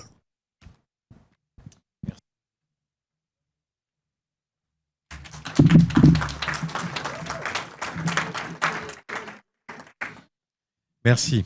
Merci Mulry. C'est un plaisir d'être ici. Ça fait la deuxième fois physiquement, la troisième fois virtuelle que je viens ici. Et chaque année, on reçoit pas mal de collègues que je vois dans la salle dans nos activités qu'on fait avec Mulry à l'Université Laval. Donc, je suis très heureux. Je suis d'autant plus heureux que j'ai vu qu'il vous avait mis une photo de moi qui a 25 ans. Donc, je dis au moins ils sont polis et honnêtes. Je dis que c'est bien. Alors, j'ai le choix. Soit je vous vois et vous êtes très beau, soit je vois mon papier. Auquel cas, il vaut mieux que je vois mon papier. La question qui m'a été posée, c'est est-ce que c'est la fin du droit international, de l'état de droit? C'est une question qu'on a vu surgir très, très rapidement après l'arrivée de Trump et des premières mesures, tu le rappelais ce matin, Charles. Et en fait, on a vu fleurir cette expression. C'est la fin du droit international, c'est la fin de l'état de droit. Et je dois dire que mes réflexions sont aussi le fruit d'une discussion que j'ai eue avec Mulry dans le lobby d'un hôtel il y a quelque temps, où on a essayé de réfléchir. Et c'était assez stimulant. Et vous savez que s'il y a un spécialiste de l'état de droit en droit international, c'est Mulry. Et on s'amusait parce qu'autrefois, il y avait peu de choses décrites là-dessus. Je peux dire que même certains le critiquaient, il n'y a pas loin. Et là, ça fleurissait sans jamais le définir, d'ailleurs. On ne sait pas trop ce que c'était. Non seulement il n'y avait pas de définition, quelquefois avec une erreur. Hein. J'ai vu État écrit avec État de droit. État E minuscule. Quand on parle de l'état de droit, c'est l'état dans le droit, l'état qui joue le jeu du droit. C'est pas l'état du droit. Et donc, mais quand même, c'est le fruit d'un profond malaise, d'un changement par rapport à un monde qui existait, qui était géré par des règles. Donc, en fait, effectivement, on peut voir une remise en cause avec cette administration pour Trump 2.0, les incertitudes sur la CEU, j'en parlais avec Christian ce matin. On peut penser bien évidemment à l'OMC, mais ça date un peu plus longtemps, avec le jeu américain, l'OTAN, l'ONU maintenant, etc. On peut penser au Groenland, cette remise en cause de principes cardinaux du droit international, tels que l'intangibilité des frontières, la non-agression. Bien sûr, immédiatement, on va passer aux prétentions sur Panama, j'en parlais ce matin, au Venezuela, aux propositions sur Gaza, où on oublie un certain nombre de choses. Je parlais ce matin du droit des peuples à disposer d'eux-mêmes, mais enfin bon, ça c'est autre chose. On peut multiplier l'enlèvement de Maduro, etc. etc. Mais est-ce qu'il y a pour autant la fin du droit international ou peut-être un changement d'approche de ce droit international parce que le droit n'est pas objectif. Alors, comme je sais que je suis une minorité visible, savoir un juriste dans cette salle, je vais mettre faire 2 mises en garde. Le droit international n'a pas pour but de comprendre les relations internationales. Il a pour but de les soumettre à une régulation, une réglementation, partant du principe qu'une réglementation provoque des changements. c'est le principe de droit en particulier. Comme je dis souvent à mes étudiants, le Code civil régule vos rapports civils, il régule même, pour les personnes qui sont mariées dans la salle, votre mariage, ce que vous avez fait, vos droits. Il va même réguler la fin de votre mariage, si vous divorcez. Il ne vous apprendra jamais à gérer votre couple. Ça, c'est clair. C'est pareil en relation internationale. C'est pareil en relation internationale. Deuxième chose qui est importante de comprendre, le droit international est violé. Oui, comme le droit interne. L'existence du droit implique qu'il y ait violation. On ne fait pas du droit pour se faire plaisir. On fait du droit parce qu'il y a violation et risque de violation. Et là, ce qui définit le droit, ce n'est pas la sanction, c'est l'obligation. On crée... Et je rappelle que dans notre ordre, ce n'est pas des illuminés comme moi ou certains de mes collègues qui faisant le droit international, ce sont, dans 98%, 90%, ce sont les États qui font le droit international. C'est une auto-limitation, comme en droit interne. Le droit constitutionnel, le droit administratif est une acceptation de l'auto-limitation de la puissance publique, alors qu'ils ne sont pas obligés. Et dans certains États, on ne le fait pas, ou on le fait différemment. Alors, cette mise en garde faite, je dirais, un peu comme le disait notre conférencier Scott ce matin, c'est un peu dur de mettre tout ça sur les épaules de Trump, même si elles sont bien larges. C'est pas avec lui que tout ceci est né. Il y a une vague qui est bien plus profonde et bien plus, je dirais, ancienne que même l'administration Trump 1. Alors, je ne parle pas des actions maladroites, où on enrobe une intervention d'un peu de droit international pour la rendre très, très, très acceptable. Je parle vraiment où on va carrément s'opposer. Alors, vous avez, bien sûr, quelqu'un dont M. Trump s'inspire, c'est M. Orban en Hongrie, avec tous les accords, tout ce qui est annoncé, y compris au sein de l'Union européenne. La Chine s'est toujours traditionnellement appuyée sur le droit international parce qu'elle avait un principe qui l'intéressait manifestement, c'est la non-ingérence dans les affaires intérieures, principe cardinal du droit international. Et on a vu que dans les dernières années, notamment sur les affaires qui intéressaient la mer, a rejeté un certain nombre de sentences, pourtant auxquelles elle participait en 2016, du tribunal de la mer, remettant en cause la compétence du tribunal, le droit de passage inoffensif dans les eaux, les activités militaires dans la zone économique, etc., etc. Bien sûr, tout le monde pense à la Russie. Alors, je regarde Aurélie, nous, on ne pense pas à la Russie de 2020. 22, on pense à la Russie à 2014. Quand je fais mon cours de droit international sur la création, le développement du droit, du territoire, je disais toujours à mes étudiants, le débellatio, la conquête, est interdite. Depuis Kellogg-Briand, pas l'ONU, Kellogg-Briand, avant. OK ? Et en fait, la quintessence que pouvaient donner les juristes de cette manifestation, c'était le Koweït. Tous les États, y compris la Russie soviétique, pour reprendre un langage gaulien, se sont ligués contre le Koweït. Et là, ouvertement, il y a une annexion, et toute la scène internationale laisse faire, même si on enrobe ça de consultations populaires. Il y a des critères pour qu'une consultation populaire soit faite. Ça ne se fait pas post une invasion ou un conflit ou un soulèvement. On laisse tomber la poudre. Avec la Crimée, il y en a d'autres. Donc tout ça pour dire que M. Trump, quel que soit le crédit qu'il tire, il n'a pas été le premier à remettre, il a enfourché le cheval et bien sûr on l'a quand même solidement éperonné pour qu'il aille plus vite quand même dans cette remise en cause. Alors, la question c'est est-ce que c'est une remise en cause ? Est-ce que c'est une remise en cause du droit international et de l'état de droit ? Ou est-ce que ça serait plutôt une remise en cause de l'état du droit ? Donc de ce qu'est le droit. Et c'est ce que j'essaie de partager avec vous. Je dirais qu'à l'heure actuelle, on voit plutôt la vision qu'on a développée du droit, que les États ont développé, que les États-Unis ont porté comme vision, et les États occidentaux, depuis là, et pas eux seuls, parce que je veux bien qu'on accuse les États occidentaux, mais il y en a beaucoup qui les ont portés. C'est grâce à ça que s'est fait entre autres le processus de décolonisation. C'est sur certaines de ces valeurs. Okay, et donc ça date de la fin du 19e, début 20e, avec un coup d'accélération à la fin de la Seconde Guerre mondiale. C'est cette vision constitutionnaliste du droit, où le droit n'est pas là que pour réagir des rapports, mais va définir des institutions, va prôner le multilatéralisme, va importer le juge, la notion du juge. Avant, ça n'existait pas, on ne réglait pas pacifiquement les différends. Vous savez bien la phrase de Clausewitz. La guerre, c'est la continuation de la politique par d'autres moyens. C'est comme ça qu'on réglait les problèmes. Et en définitive, on a accepté une conventionnalisation du droit, un développement d'un certain nombre de valeurs d'importation de droits de la personne. C'est une vision qui nous rappelle ce que l'on fait en droit interne. Et bien évidemment, il faut comprendre que ceci a un impact dans nos sociétés à l'interne. Ce n'est plus un droit international qui se mêlait uniquement des rapports des États. Ça touche toutes et tous dans cette salle. Droit des enfants, droit des femmes, tout ce que vous voulez. Droit humanitaire pour vous, messieurs et mesdames, qui êtes élèves officiers ici.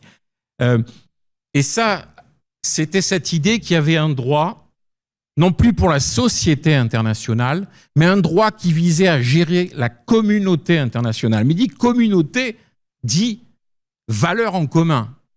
Et d'ailleurs, dans une célèbre affaire qui intéressait le Canada, la Cour internationale de justice a dit il y a du droit qui s'adresse dans un rapport entre États, mais il y a du droit que les États ne prennent pas les uns envers les autres, mais vis-à-vis de la communauté internationale. Et la communauté internationale, ce n'est pas les États, ce ne sont pas les États, c'est tout le monde. Et ça, à mon avis, est lézardé. Alors bien sûr, ceci, c'était une vision idéale, parce que les faits la contredisaient.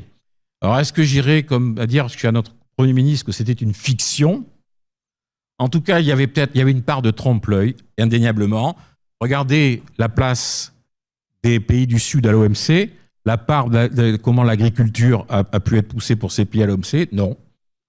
Si on regarde l'ONU, combien il y a des pays qui dominent, l'idéal de démocratisation des relations internationales, non. Les crimes de guerre, dont on nous reproche qu'on ne va pas emmener des soldats français ou des soldats américains devant des juridictions, etc., etc. Donc, il y a des reproches qui étaient fondés. Donc, il y a une fiction de la part de cette vision qu'on avait d'un droit international constitutionnel. Mais je dirais, ce qui est plus dangereux, c'est qu'en définitive, je vous parle d'une remise en cause du droit international, et c'est une remise en cause du droit pur et simple, notamment du droit public. Parce que dont on vous a parlé ce matin, notamment Charles Philippe, cette remise en cause d'un nombre de principes, vous le retrouvez en droit interne.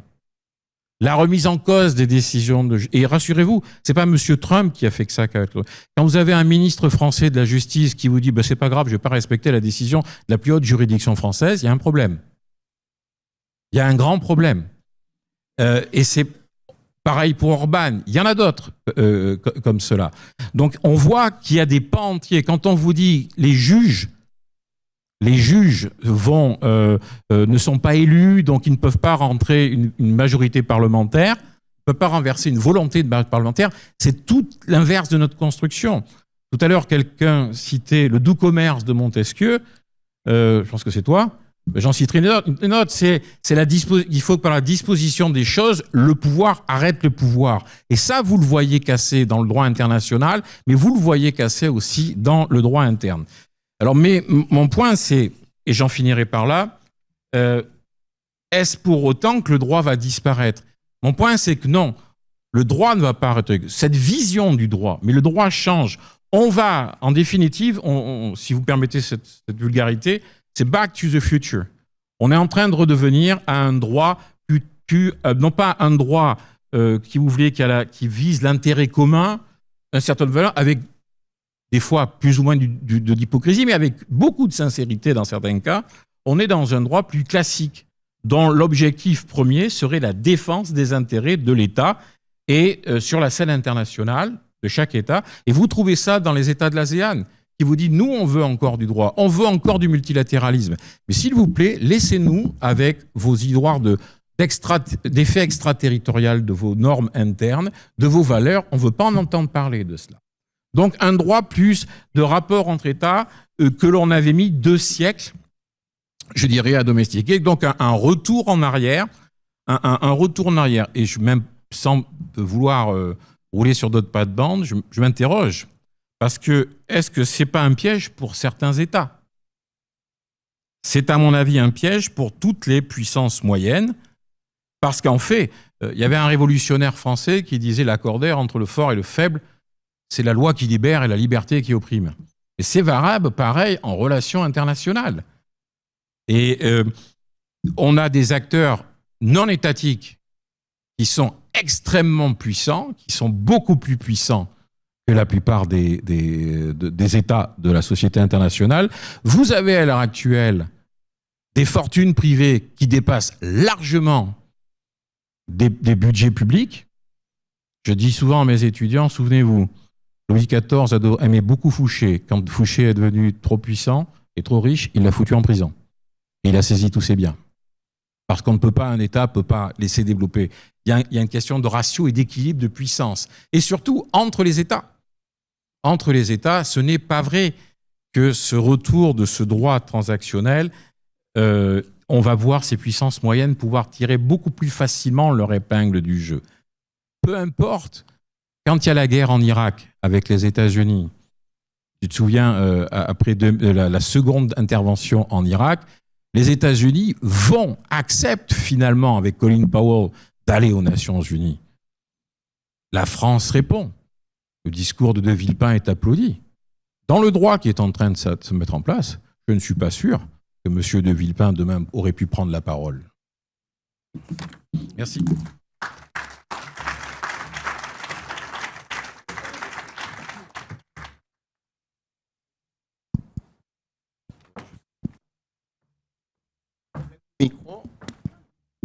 Bon, Zoom. La parole est maintenant à ma collègue Christine Plouffe-Mallette. On a parlé de droits de la personne. Alors, Christine, à toi. Merci, merci beaucoup, Mulry. Donc, merci pour cette invitation avec laquelle je suis très heureuse d'être ici. C'est une première pour moi au collège, donc merci. Je vais vous parler en ma qualité de professeur de l'Université de Sherbrooke, de juriste. Donc, vous avez 2 juristes aujourd'hui dans cette enceinte qui est beaucoup plus politologue, peut-être économiste. Et surtout, je vais vous parler de refuge. En fait, comme toute bonne juriste, on a tendance à être des bons élèves. C'est la réputation que l'on traîne. Et donc, j'ai tenté d'être une très bonne élève et de répondre à la question qui m'avait été posée, et non pas de savoir si le droit international allait disparaître, était mort, ou si l'état de droit allait disparaître, mais bien si nous assistons à la fin de l'ère du libéralisme international fondé sur des règles de droit avec l'accent mis sur l'état de droit et l'interdépendance dans les relations internationales. J'ai enlevé le mot économique comme une très mauvaise élève. Donc, et comme une mauvaise élève aussi, j'ai ramené ça à mes travaux sur le refuge. Donc, à partir de ce que j'ai étudié dans les dernières années, je vous dirais que non, je suis assez d'accord avec ce qui vient de vous être dit. L'état de droit n'est pas en train de disparaître. Je dirais plutôt que ces promesses se transforment. Les règles de droit, les règles et l'idée d'état de droit restent généralement au cœur des discours et des politiques. Certes, comme on l'a entendu ce matin, essentiellement peut-être occidental, mais leur rôle change. On s'en sert moins pour ouvrir et stabiliser, mais beaucoup plus pour trier, limiter, gérer des risques. Dans le même sens, à mon avis, l'interdépendance, qu'on l'a entendu aussi, le multiculturalisme, si on peut parler d'interdépendance, pas multiculturalisme, multilatéralisme, pardon, n'est plus présenté comme un avantage, mais vraiment beaucoup plus comme une contrainte qu'on doit maîtriser. Donc, ceci étant dit, je vais vous parler de migration. Pourquoi? Et de refuge, essentiellement, parce que je travaille beaucoup plus sur le refuge que la migration en général, parce que je crois que c'est une illustration de ce que je viens de vous annoncer. Donc, avant de parler de mes constats, je voulais juste vous rappeler qu'est-ce que la migration internationale et un peu sur le plan juridique. Donc, la migration internationale, aujourd'hui, c'est important, on doit le dire comme ça. En 2024, environ 300 millions de personnes, et c'est un chiffre que j'ai arrondi, donc il est à la hausse, mais c'est au moins 300 millions de personnes vivaient dans un pays autre que celui où elle est née.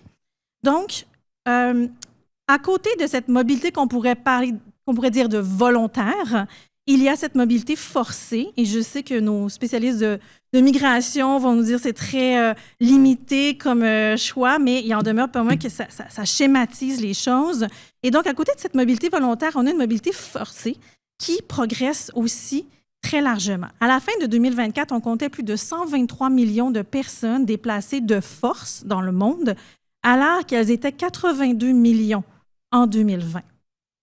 Donc, on voit qu'il y a une nette progression, certes, de la migration, mais également de la migration forcée. Cette migration a également un poids économique direct, notamment par les transferts de fonds qui sont envoyés vers les pays d'origine, qui se chiffrent à plusieurs centaines de milliards de dollars par année. C'est des ordres de grandeur qui rappellent une chose assez simple, c'est-à-dire que la migration, et notamment la migration forcée, ce n'est pas un épisode, c'est une réalité qui dure dans le temps et qui durera dans le temps. Donc, on n'est pas à la fin de la migration et c'est une réalité qui va peser et qui pèse sur les politiques publiques et les relations internationales d'aujourd'hui. Sur le plan juridique, il n'existe pas du tout un seul traité ou un seul ordre, même j'oserais dire juridique, mais sur le plan international, il n'y a pas un seul traité qui gère ou qui régit la migration. On a le droit international des réfugiés qui protège les personnes qui fuient les persécutions. On a les droits humains qui s'appliquent à toutes les personnes. Et on a notamment aussi le droit international qui lutte contre la traite, le sauvetage en mer, les conditions de travail des migrants. Donc, on a une panoplie de normes internationales qui s'adressent notamment et en priorité aux migrants. Je dresse essentiellement donc 3 constats face à cet état de droit, l'interdépendance, la migration forcée et particulièrement pour l'espace nord-américain. Donc, la politique migratoire, donc mon premier constat, c'est que la politique migratoire nord-américaine non seulement se sécuritise et s'externalise, mais on le fait davantage. Ce n'est pas nouveau, c'est seulement qu'on le fait aujourd'hui et on le vit très certainement. En effet, il s'agit d'un mouvement que l'on peut observer depuis je vous arrête au 11 septembre, où on a vraiment un virage dans cette façon de voir la migration, avec la signature notamment de l'entente sur le tiers pays sûr qui a suivi les années du 11 septembre, et enfin la renégociation de l'entente tiers pays sûr en 2023.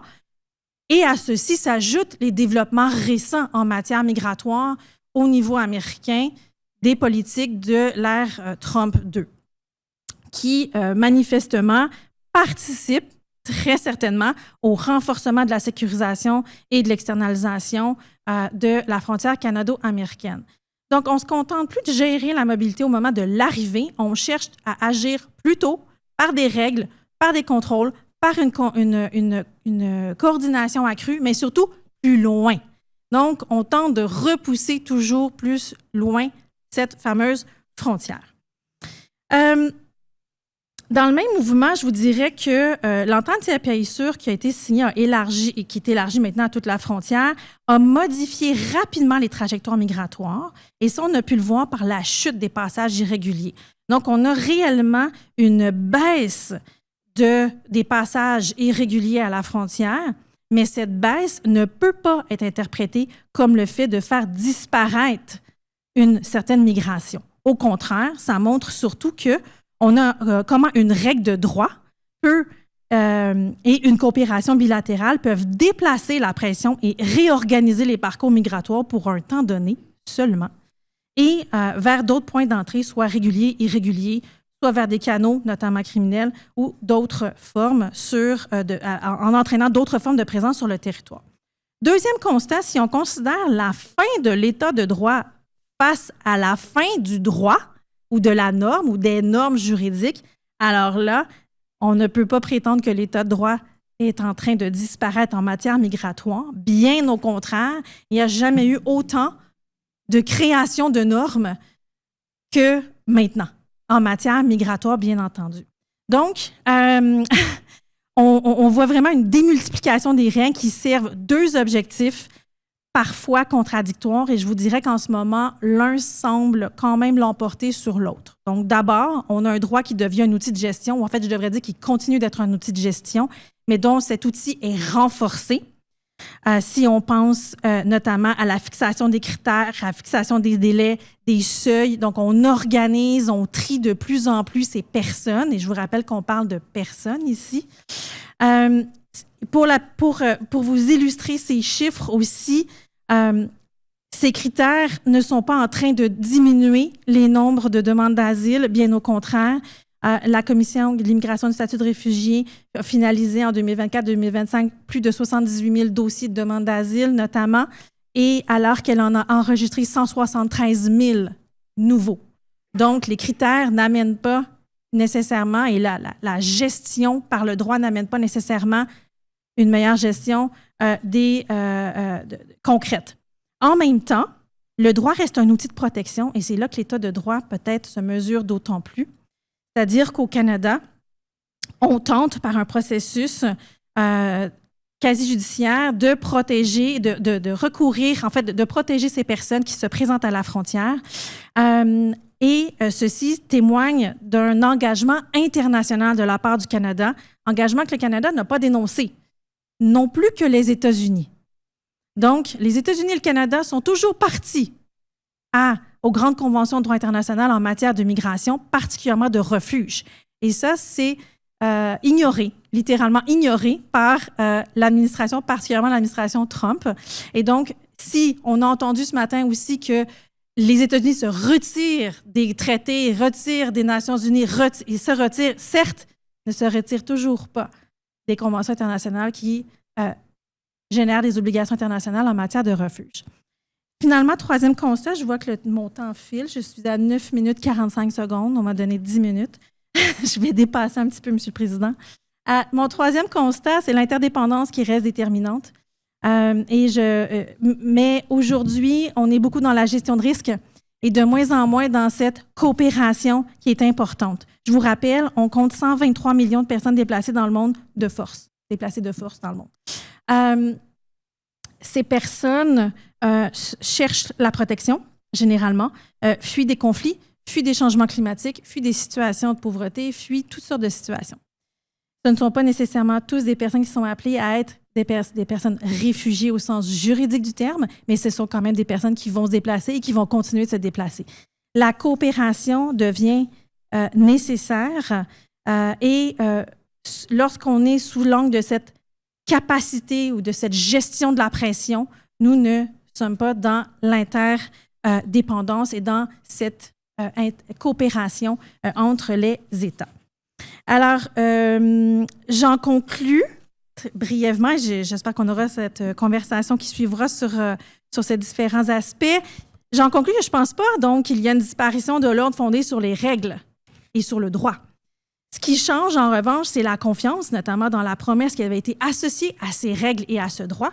Et c'est aussi à savoir qu'est-ce que l'on fait de ces règles et de ce droit, ainsi que qui rédige ce droit international. Et mon collègue nous l'a bien expliqué, ce sont les États qui choisissent eux-mêmes ce qu'ils signent en droit international, notamment. Donc, on évoque l'état de droit, mais il va falloir peut-être aussi un jour penser à l'accès réel au droit, qui devient, selon moi, le point le plus sensible à débattre et à vivre, notamment au quotidien. Merci. Merci beaucoup, Christine. Merci l'accès au droit et à la justice.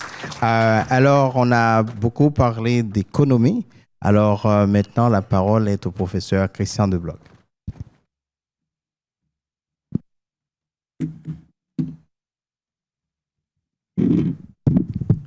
Bien, merci beaucoup. Alors, moi, je vais me concentrer, m'excuserez, je suis qu'un économiste, donc pas mis ce monde de juriste. Mais je vais quand même me concentrer sur une dimension qui me préoccupe beaucoup, c'est les dimensions institutionnelles. Et en fait, j'ai deux messages cet après-midi à vous présenter. Le premier message, voilà. Premier message, c'est que par-delà les problèmes de Trump, problèmes de la Chine, c'est qu'on vit finalement une période de confrontation, cette fois-ci ouverte, entre deux systèmes majeurs. Le premier système, c'est le système, et ça a été évoqué ce matin par Charles Philippe, c'est l'internationalisme libéral. Et le deuxième système, c'est le système développementaliste, que je rajoute d'ailleurs compétitiviste. C'est le système qu'on retrouve à l'heure actuelle en Asie et qui a fait, dans le fond, qui fait la supériorité à l'heure actuelle de l'Asie, du moins une partie de l'Asie par rapport au reste du monde. Alors, concernant le premier système, j'aimerais rappeler deux choses avant de commencer. Le premier, c'est un système qui a été, l'internationalisme libéral, a été porté et est porté, moi jusqu'à récemment, par les États-Unis, avant par la Grande-Bretagne, par l'Europe, avec un modèle d'ailleurs particulier, original, sur lequel on pourrait revenir, parce que ce n'est pas un modèle intergouvernemental comme on peut le retrouver du côté américain, mais un modèle plus communautaire, mais également quand on parle du Canada et d'autres pays. Et ce qu'il y a de particulier dans ce système-là, c'est par-delà le mot internationalisme libéral, le but final ou le dessein caché de ce système-là, c'est de mettre en place une société universelle centrée sur l'individu et ses droits. Comment mettre une société universelle centrée sur l'individu en place dans un monde qui est statocentré? C'est ça, dans le fond, le grand défi qui est posé dans le monde westphalien, comme diraient les politologues. Et c'est un monde, dans le fond, l'objectif, il est là. Mettre en place une société, finalement, d'individus liés entre eux par des intérêts, par tout ce qu'on veut, mais pas une société d'État. Donc, c'est un système, à la limite, qui est contre nature par rapport aux États. Et vous comprenez bien les difficultés et les réticences des États à faire avancer un tel système. Parce qu'inévitablement, faire avancer une société centrée sur l'individu, c'est inévitablement faire reculer les États et leurs droits. Alors, comme le disait Charles Philippe ce matin, l'internationalisme libéral repose sur trois étages. Le premier étage, c'est l'étage, je dirais, institutionnel. C'est fondamentalement une démocratie. C'est une communauté de démocratie. Et là, je vous renvoie à Kant et à sa paix perpétuelle, qui est quand même le document fondateur de l'internationalisme libéral. Le deuxième étage, et là je rejoins Charles Philippe, c'est l'étage économique. Quoi de mieux pour lier les États que le commerce?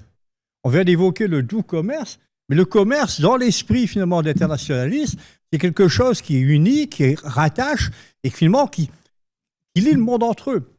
Il y a un troisième étage aussi, qui lui est complètement ignoré. C'est l'étage que j'appelle, ça c'est vraiment un apport américain, c'est l'étage du méliorisme, c'est l'idée au fond d'un monde en progrès. Progrès humain, progrès économique, progrès matériel. Et américain, mais je peux renvoyer aux sources, c'est Condorcet ou les Lumières. Alors, ce système-là, il a connu, évidemment, il a été porté par les États-Unis. On l'a critiqué de tous bords. On a parlé de Pax Americana ce matin, il y a 10 ans ça. Je pense que Charles Philippe aurait évoqué simplement le mot Pax Americana, on le lâchait haut et court. Hein? C'est de l'impérialisme. Là, aujourd'hui, subitement, ça devient « Ah, tiens, c'est pas si mal que ça ». Oui, voilà les réalités. C'est un système qui a été porté, finalement, par les États-Unis, après la guerre, notamment, et qui a connu quand même deux moments importants. Et je pense que c'est important de le souvenir, c'est que c'est ces deux moments dans la trajectoire. La première, elle est assez simple. On peut pointer, non? En tout cas, le premier moment, c'est ce que j'appelle la paix économique de Roosevelt à Carter.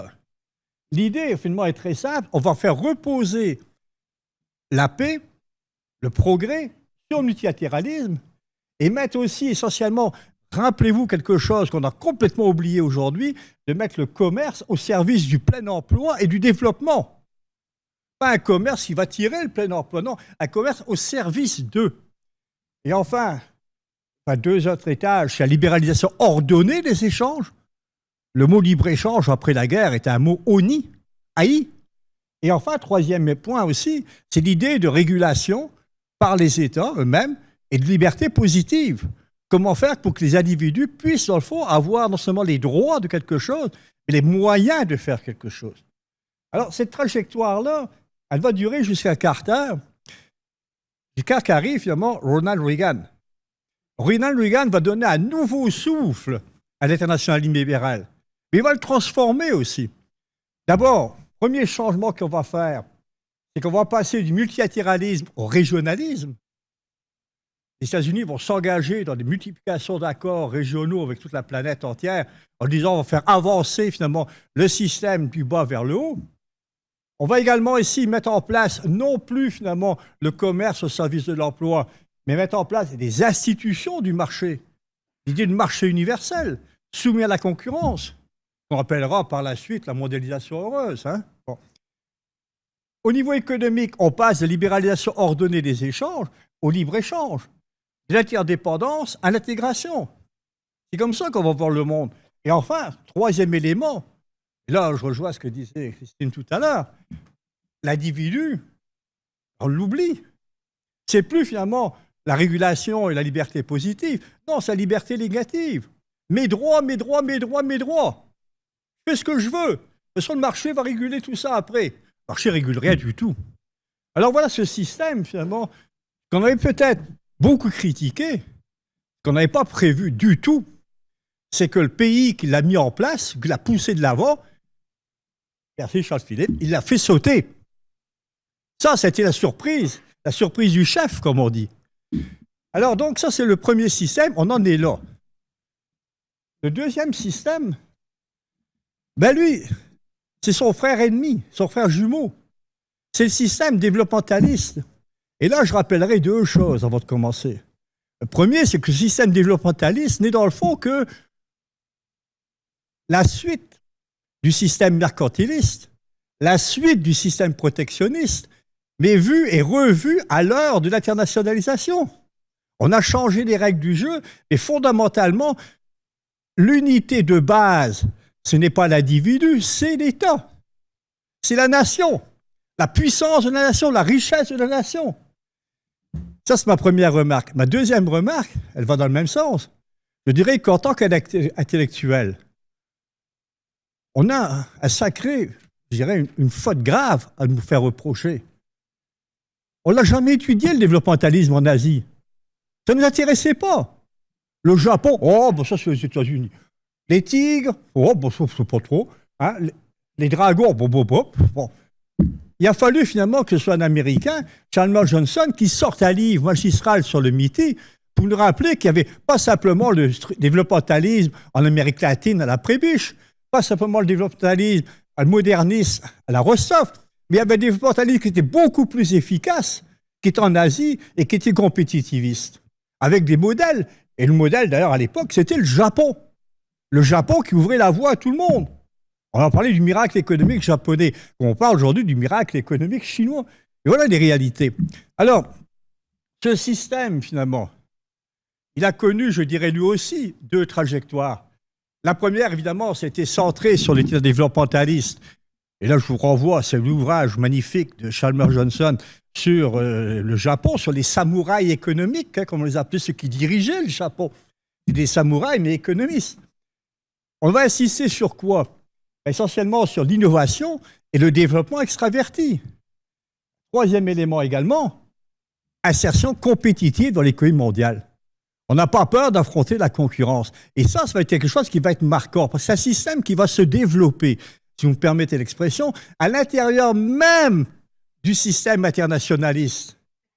On va dans le fond le tolérer, jusqu'à un moment donné où là, on va voir le Japon émerger en concurrent direct des États-Unis.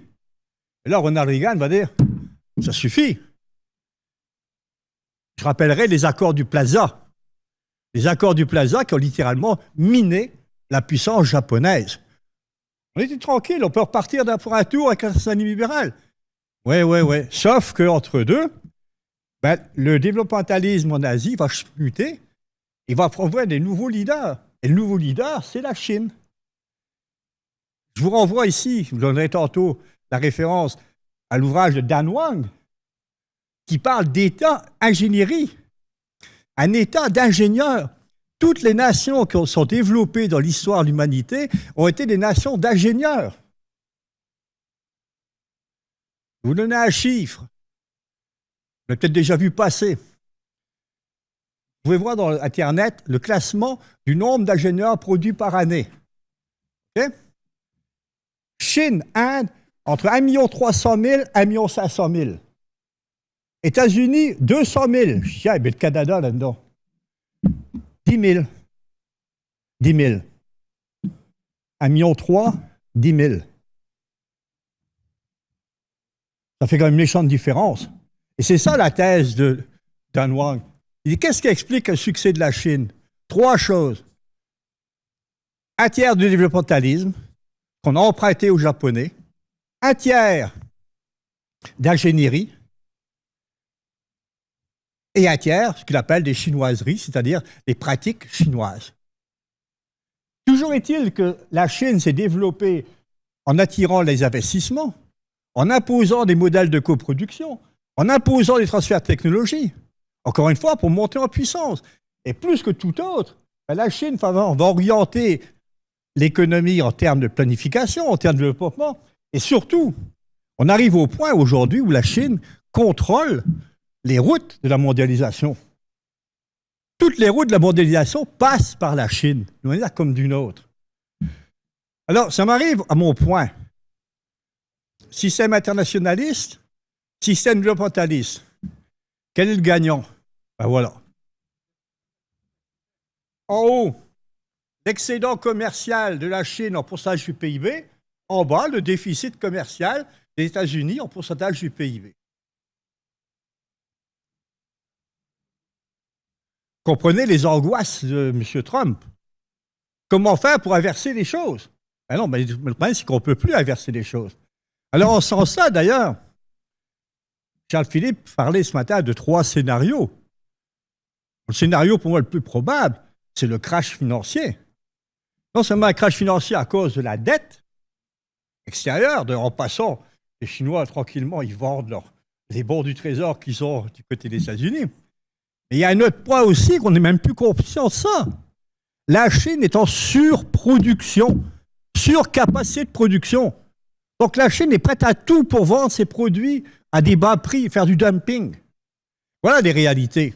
Alors, comme M. Carnet revient tout content en disant « j'ai vendu l'huile de canola et je ramène des voitures électriques dans ma besace », ouais, moi je veux bien, là. Je veux bien. Mais c'est simplement reproduire le modèle antérieur de la dépendance. Ce n'est pas vis-à-vis des États-Unis, c'est vis-à-vis de la Chine. Deuxième message. Où est le Canada par rapport à ça?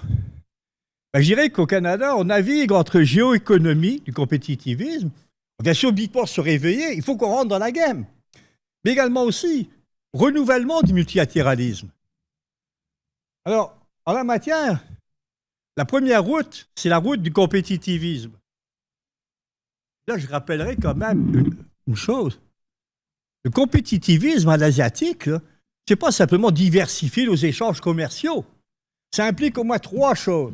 Une politique industrielle orientée extravertie. On n'a plus au Canada.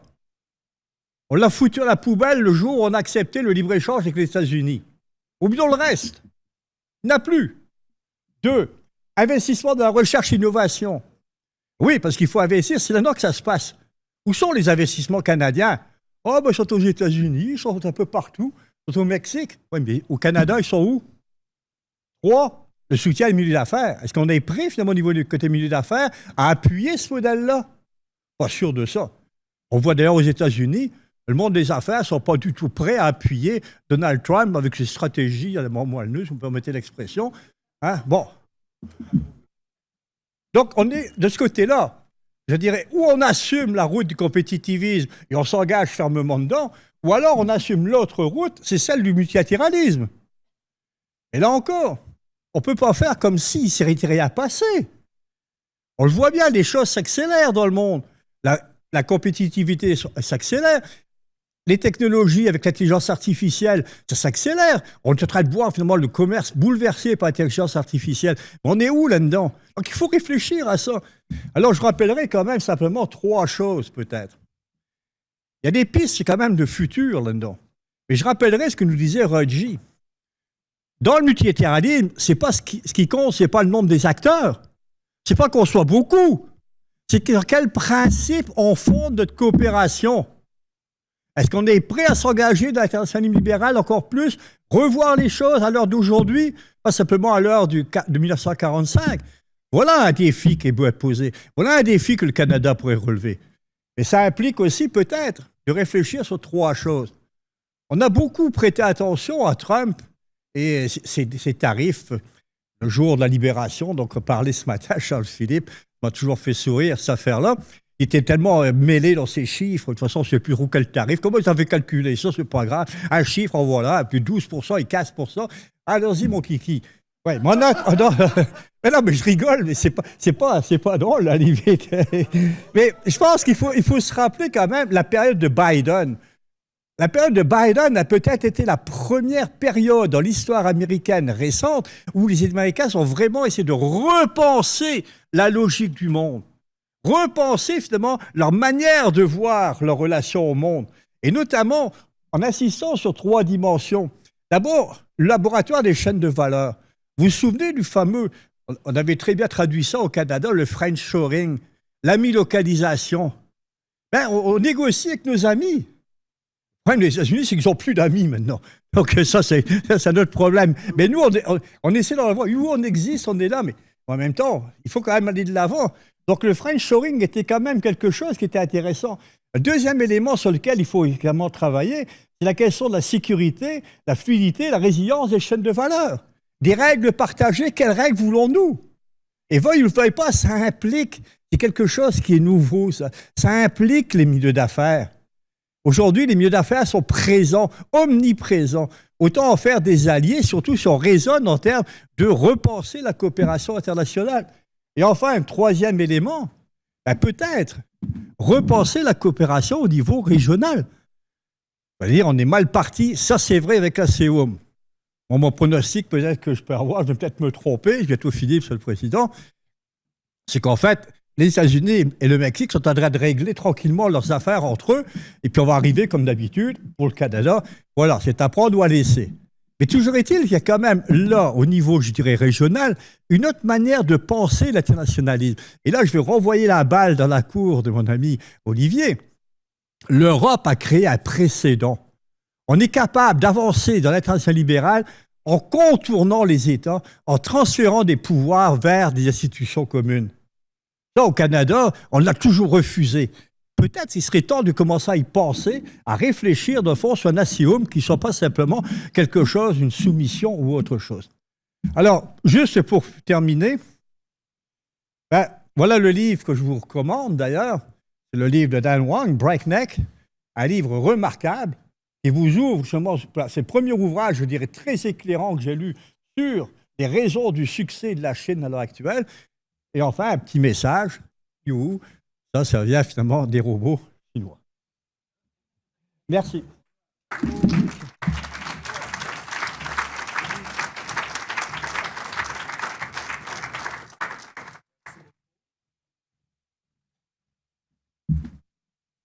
Alors, merci beaucoup à vous 3. On a commencé avec la question, est-ce que c'est la fin du droit international des institutions? En fait, on termine sur une note qui montre plutôt l'intérêt que peuvent représenter des règles partagées, la coopération, le multilatéralisme, qui demeurent en réalité des défis pour le Canada dans le contexte actuel, marqué, et ça revient à l'idée d'un ordre international basé sur des transactions. Est-ce qu'on s'en va vers un droit plus transactionnel, incapable de répondre à des crises, que ce soit les migrations internationales, les crises humanitaires, y compris dans le contexte de conflits, et donc toutes les questions qui peuvent être liées au droit international humanitaire, au droit international pénal. Alors je lance la question, et puis la question du régionalisme. Le Canada qui pourrait être en face d'une solution déjà décidée, c'est peut-être voilà, des points sur lesquels on pourrait revenir. Mais je me tourne maintenant vers l'auditoire pour des questions. And for those who speak English, feel free to ask questions. Bonjour. D'abord, merci aux conférenciers. Je viens juste d'arriver, juste pour la dernière présentation. Donc, Docteur Debloc, c'est ça votre nom? Oui? OK, excusez-moi. Belle présentation, merci. Ce qui m'a fait penser quand vous avez présenté les États développementalistes, ça ressemblait beaucoup à ce que pouvait être l'État français développementaliste sous le général de Gaulle. Est-ce que c'est juste moi qui fais une mauvaise comparaison ou est-ce que c'est pas fou? Merci. L'État développementaliste asiatique que vous avez présenté, je trouve qu'il y a beaucoup de ressemblances avec l'État développementaliste français sous le général de Gaulle. Est-ce que c'est une bonne comparaison ou non?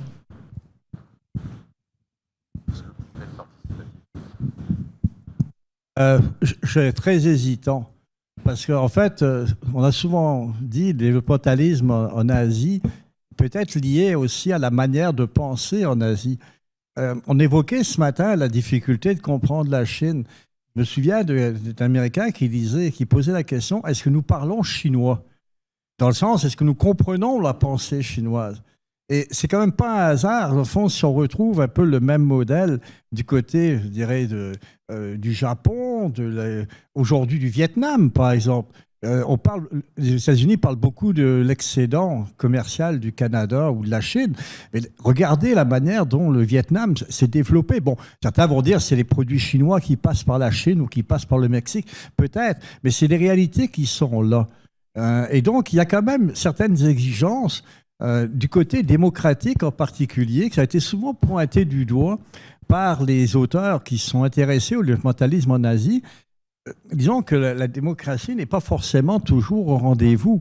Il y a avec des degrés divers, mais il y a quand même un certain autoritarisme qui peut apparaître qu'on ne retrouve pas ailleurs. Donc c'est pour ça que moi j'ai tendance à regarder le développementalisme en Asie dans ses caractéristiques spécifiques. Et ce qui est dans le fond spécifique, il y a eu un modèle d'ailleurs, vous allez voir sur Internet, vous allez le trouver facilement, c'est le modèle d'Akamatsu, les oies sauvages.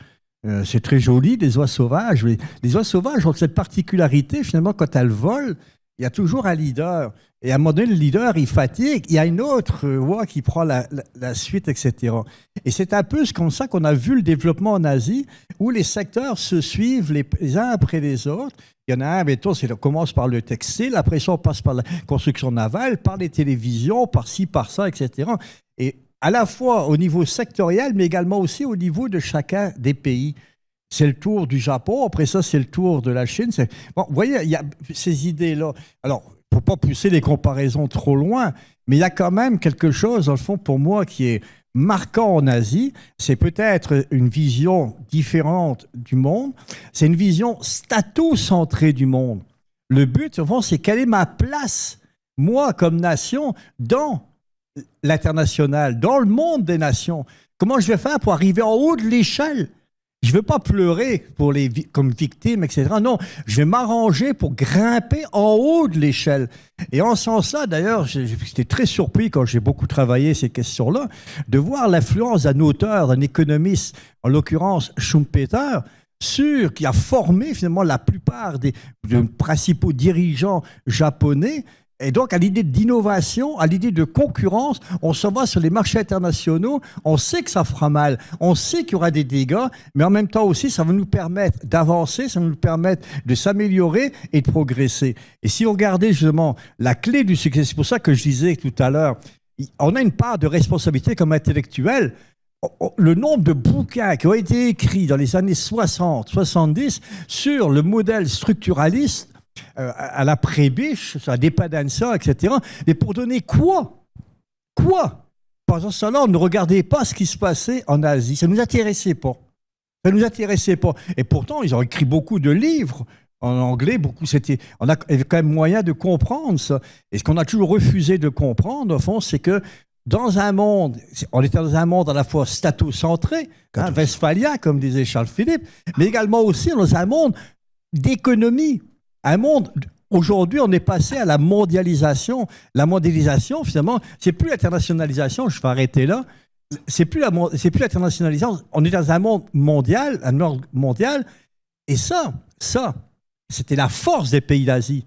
C'est d'avoir réussi à avoir détourné, finalement, la mondialisation à leur avantage. Est-ce qu'on est prêt à suivre cette voie-là? Je dis oui, peut-être. À ce moment-là, qu'on l'assume. Et ce n'est pas avec nos 10 000 malheureux ingénieurs qu'on forme par année qu'on va y arriver. Il faut se spécialiser. Ça, c'est une chose qu'on apprend en économie, la spécialisation. Mais on est capable de gagner aussi des places là-dedans. Sans doute, Stéphane va y revenir tout à l'heure. Merci. Il y a une question. Oui. Oui, mon nom est Tariq Mserdi, ancien officier des Forces armées canadiennes.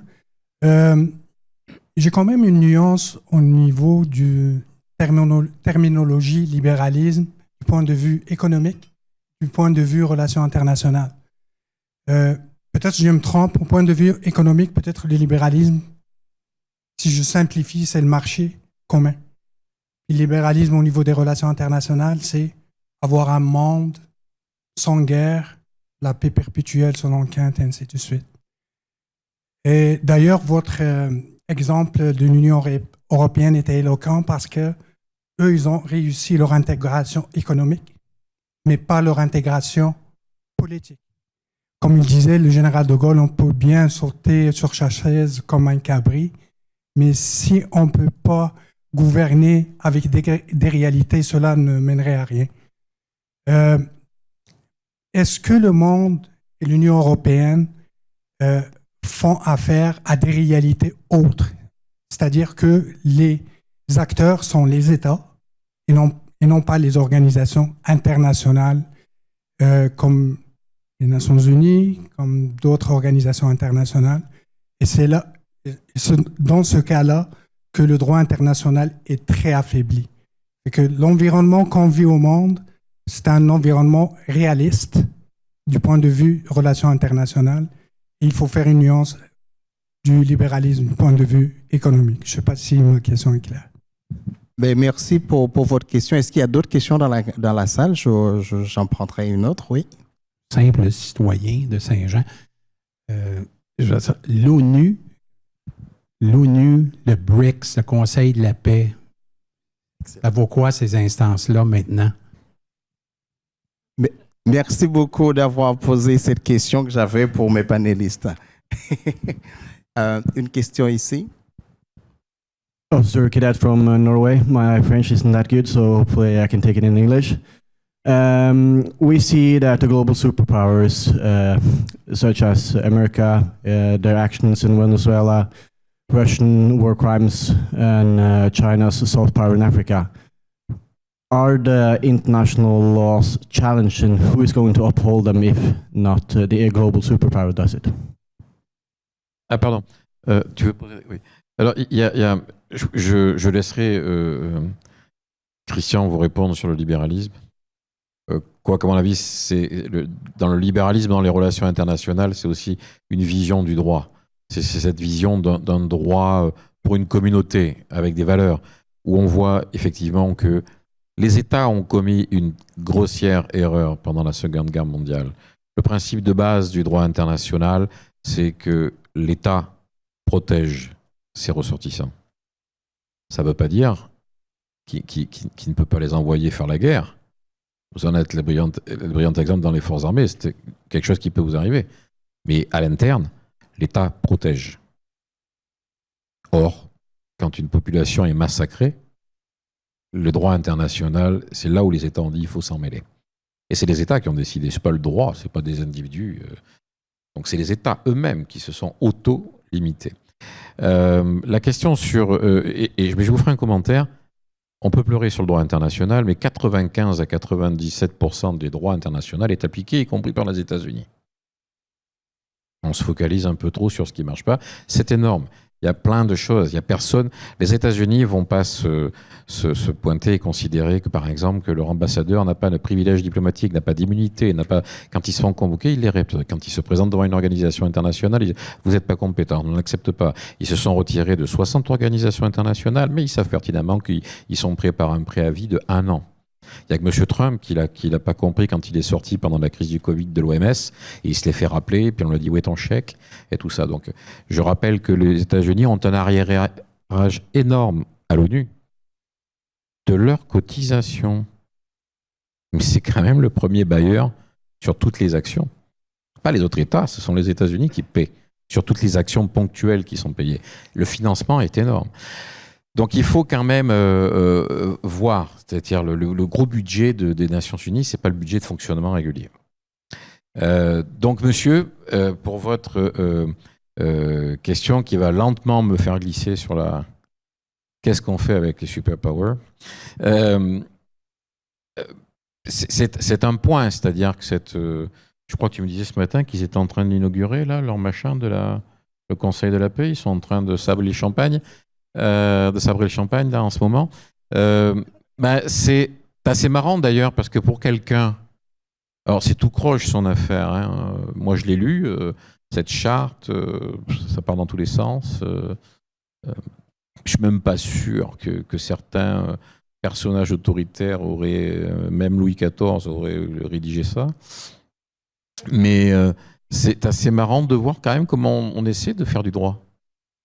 Comment même on essaie de prévoir l'articulation entre l'ONU et tout ça. Ça ne veut pas dire comment le respecter, parce qu'ils savent pertinemment qu'il y a un article 103 dans la charte qui dit... Alors, on essaie de se raccrocher. Il y a des tentatives, parce que ça dérange.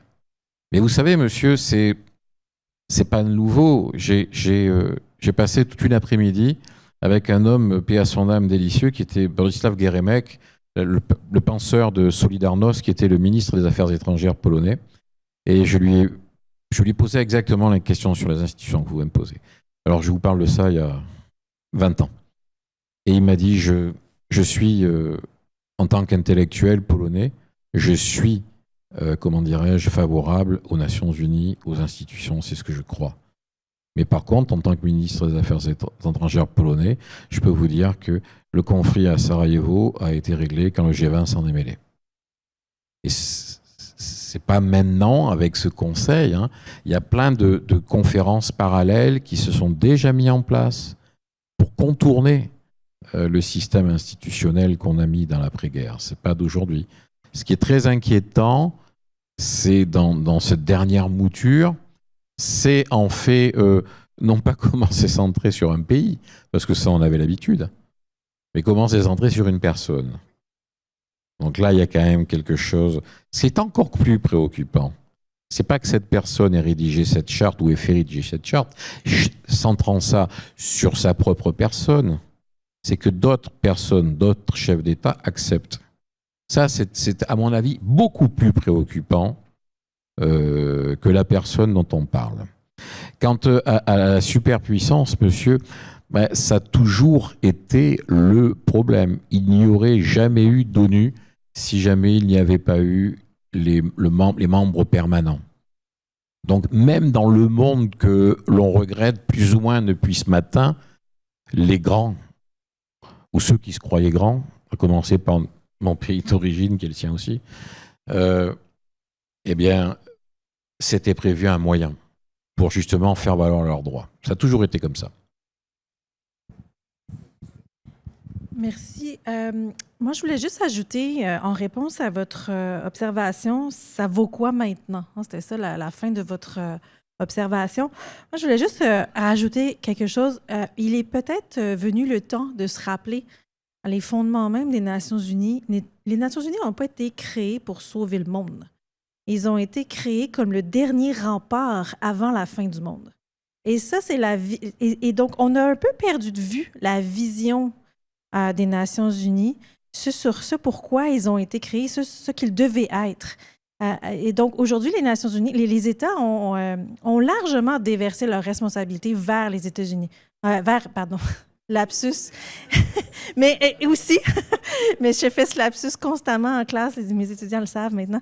Et donc, ils ont déversé de nombreuses de leurs responsabilités en tant qu'État vers les Nations Unies. Et il est peut-être, justement, on fait peut-être face en ce moment à cette situation de dire, ben là, finalement, les Nations Unies ne peuvent pas tout faire. Et ils ne vont pas régler le sort de l'humanité. Ce n'est pas possible. Et ce n'était surtout pas leur mandat. Et donc, on a peut-être ce regard collectif et cette prise de conscience collective, peut-être même nous, à travers les chercheurs qui avons peut-être idéalisé à un certain point les Nations Unies, qu'est-ce que les Nations Unies devraient faire, pourquoi les Nations Unies n'interviennent pas, et se rappeler justement ces super pouvoirs et ces super puissances. Elles ont toujours été, elles se sont gardées. Donc, moi, j'adhère à ce qui vient d'être dit par rapport à ça.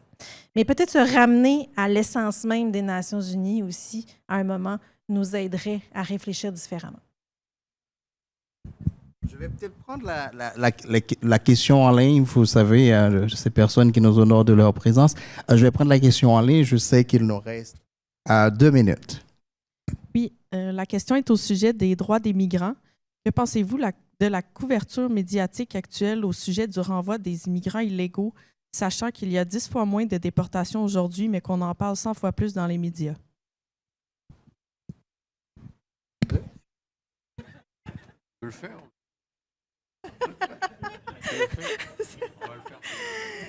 Wow! Merci pour cette question. Donc, couverture médiatique. Je ne suis pas journaliste, mais si j'avais une chose à dire par rapport à cette couverture médiatique et non pas aux statistiques qui ont été données dans la question que j'aimerais bien contre-vérifier avant de répondre, je ne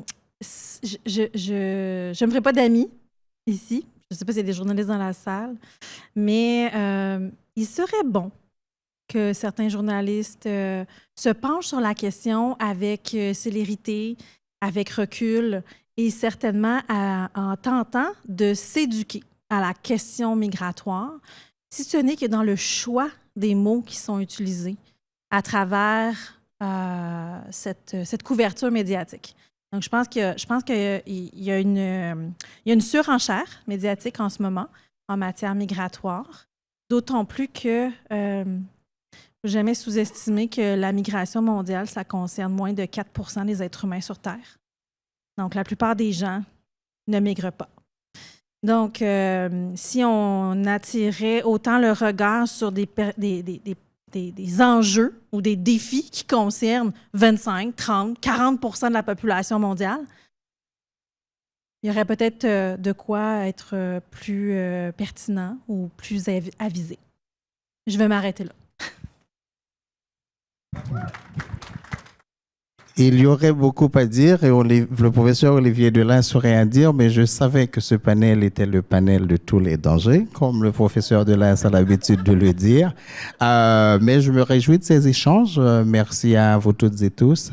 Je salue encore notre collaboration et puis je vous invite à suivre les publications qui suivront, notamment à l'automne dans le cadre de nos partenariats avec la chaire Jean Monnet, mais aussi avec l'Université de Sherbrooke. Et je conclus en saluant la présence de la vice-rectrice à la recherche et aux affaires internationales de l'Université de Sherbrooke. Merci, bon après-midi et je vous souhaite une bonne continuation de cet après-midi. Merci.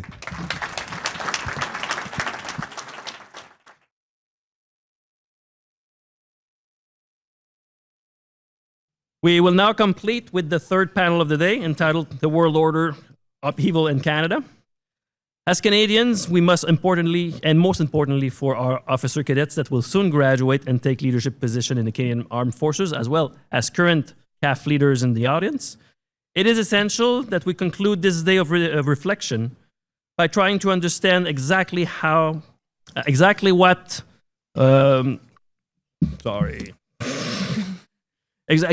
are the direct consequences of these events for us are. How is this impacting Canada? How Canada operates, collaborates, and influences events on the international scene. Dr. Charles Sharps, Associate Professor of International Studies at Royal Military College Saint-Jean, will serve as moderator for this panel. Dr. Sharp. Thank you very much, Sebastian. Welcome, everyone. Bonjour à tous. Bienvenue à notre troisième panel de la journée, intitulé Le Grand Retournement et le Canada. For those of you who don't know me, I'm Charles Sharp. J'enseigne l'histoire, la politique et les affaires internationales ici au Collège militaire. Et je suis honoré de pouvoir animer le troisième panel de la journée qui fait suite à 2 discussions fascinantes auxquelles nous avons déjà assisté aujourd'hui, ce matin et cet après-midi. As most of you surely know, a few weeks ago, Prime Minister Mark Carney, can you hear me? Okay. Prime Minister Mark Carney gave a widely praised speech at the World Economic Forum in Davos, in which he claimed that many of the things that Canadians have long taken for certain no longer apply. The assumptions that Canada's geography and its alliance memberships confer prosperity and security, Carney argued, now seem to be in doubt. Ça va dire quoi pour le Canada? What does this mean for Canadians and for members of the Canadian Armed Forces? How can Canada navigate this period of transformation and uncertainty while ensuring its security and prosperity? These are the questions that this panel will seek to address this afternoon. Aujourd'hui, nous sommes ravis d'accueillir parmi nous 3 personnalités éminentes qui ont gracieusement accepté de participer à notre discussion. Je crois comprendre que chacun de nos panélistes fera une intervention de 10 minutes à peu près, après quoi nous ouvrirons la séance aux questions, ce que je l'espère suscitera un débat animé. Tout d'abord, permettez-moi de vous présenter notre premier intervenant, professeur en politique publique et en économie politique internationale. Non, vous allez aller premièrement, je m'excuse. On a changé l'ordre aux dernières minutes. First, let me introduce to you all Sarah Miriam Martin Brulé, who is professor in the Department of Politics and International Studies at Bishop's University.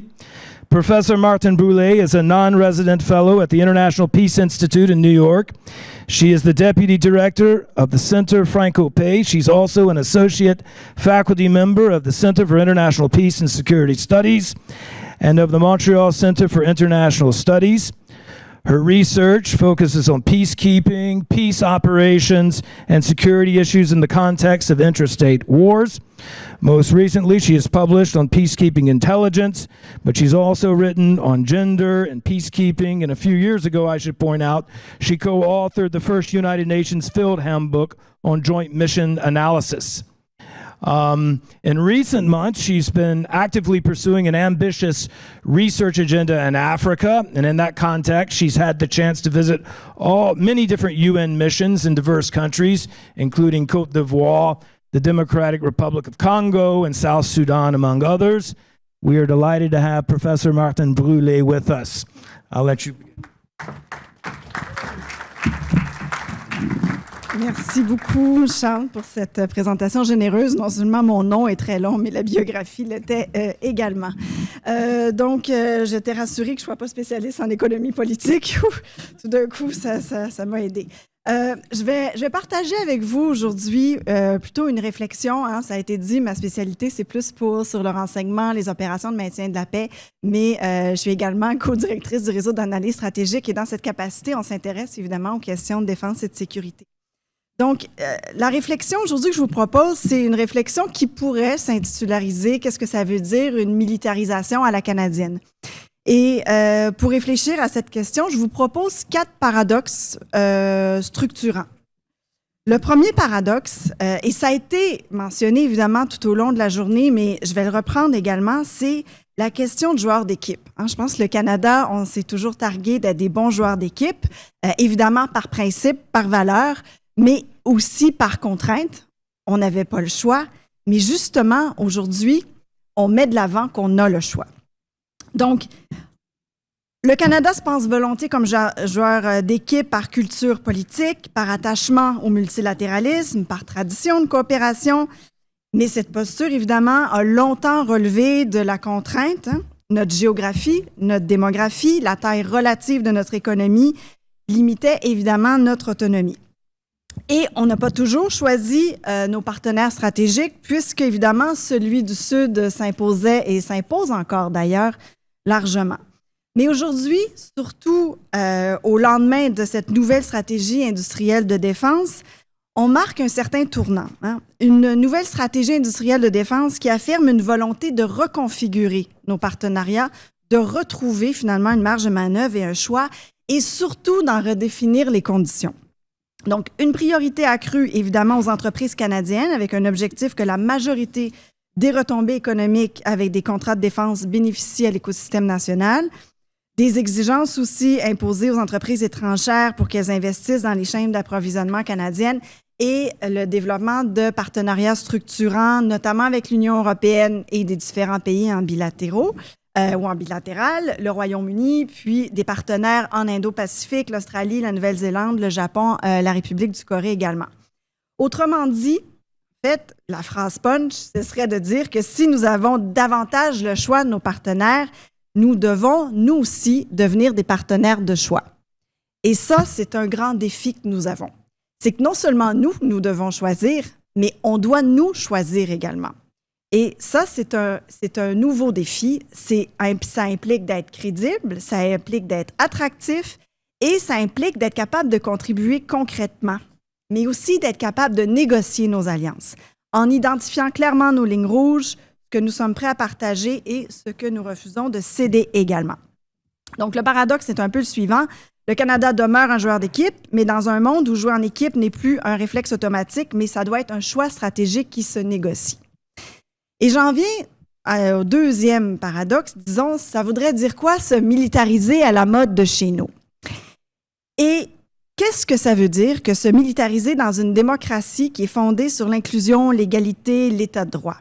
Et là, je fais référence à un texte que j'ai trouvé particulièrement inspirant de Laura Julie Perrault dans la presse il y a 2 jours et qui posait la question de qu'est-ce que ça veut dire la rapidité actuelle des décisions et des investissements.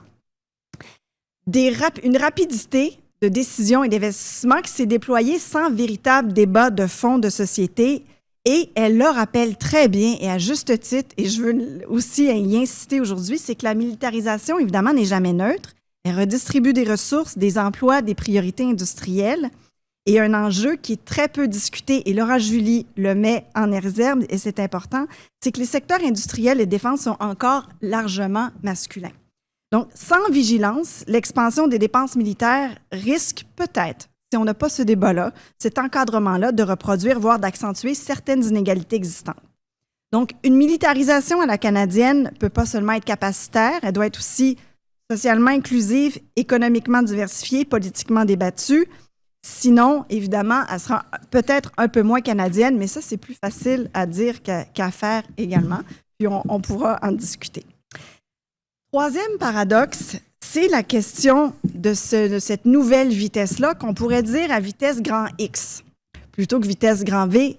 C'est vraiment routiniser la crise. On rentre dans un espace-temps où la crise, évidemment, n'est plus exceptionnelle. On l'attend à chaque jour à la vitesse d'un tweet ou d'un statement présidentiel. Ce sont un des chocs dernièrement, et j'en parlais avec les représentants de Bombardier hier lors de l'allocution de Mélanie Joly, de la ministre Mélanie Joly. Le 30 janvier, Donald Trump publie un texte sur Truth Social affirmant que les États-Unis vont décertifier les avions fabriqués au Canada, cible précisément les jets Bombardier Global Express et menace d'imposer un droit de douane de 50% sur tout avion canadien vendu aux États-Unis. Bon, évidemment, la capacité juridique réelle d'une telle décertification est évidemment contestée. La certification relève normalement de la FAA pour des raisons de sécurité qui sont non politiques. Mais évidemment, une telle déclaration a des effets concrets, même si ce n'est pas juridiquement parlant juste ou légal. Il y a évidemment une escalade de tensions entre Washington et Ottawa, des inquiétudes pour Bombardier, l'industrie aéronautique canadienne en général, mais alors que c'est un secteur clé de l'économie.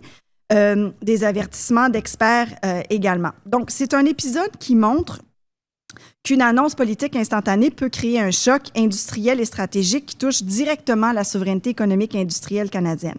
Donc, pour les Forces armées canadiennes, les implications sont majeures, puis elles doivent désormais opérer dans un environnement où il y a une planification intégrée d'une incertitude structurelle et une gestion de crise devient une fonction quotidienne, y compris sur le plan industriel et technologique.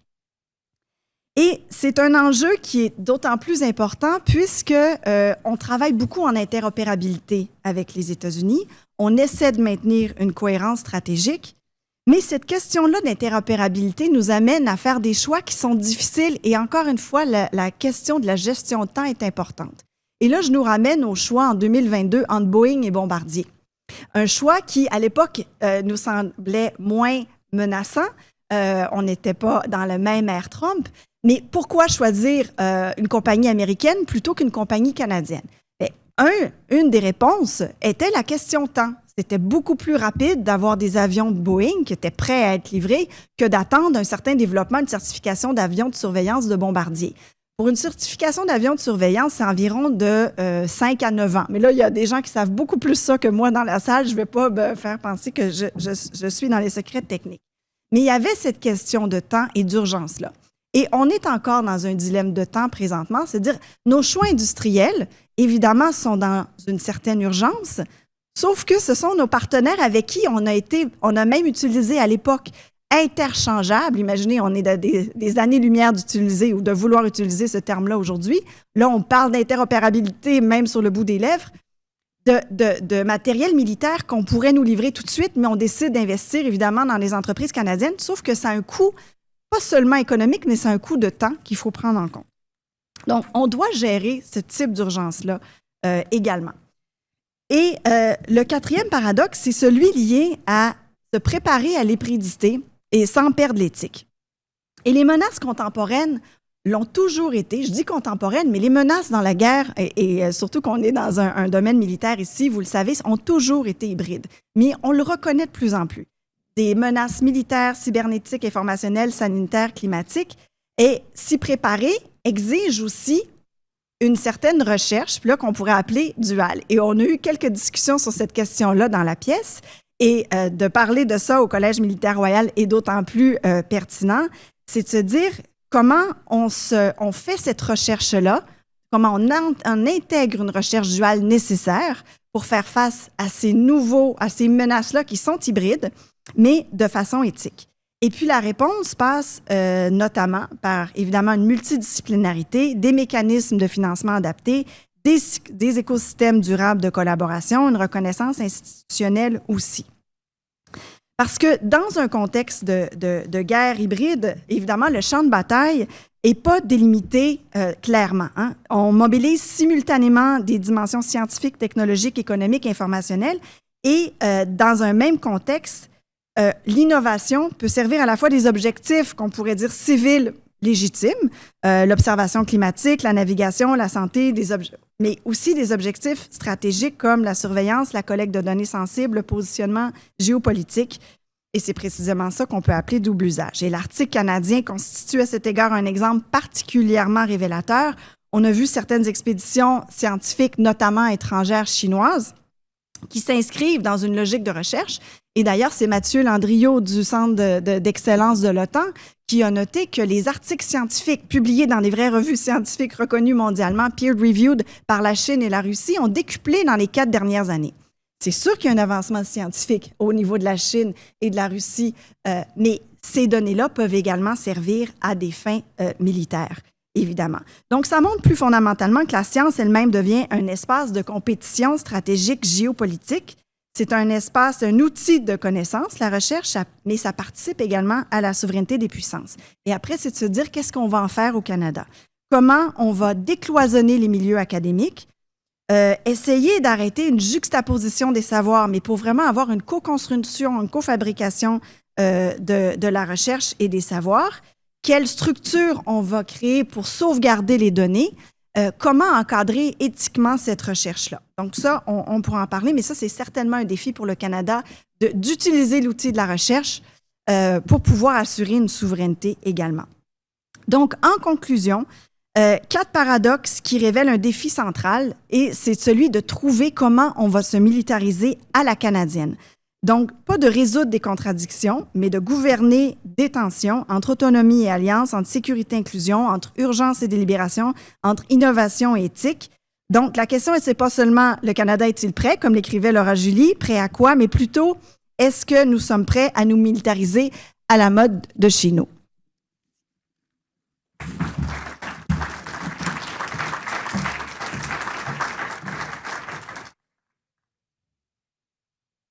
OK, maintenant, j'aimerais présenter notre deuxième intervenant, professeur en politique publique et en économie politique internationale, Stéphane Paquin.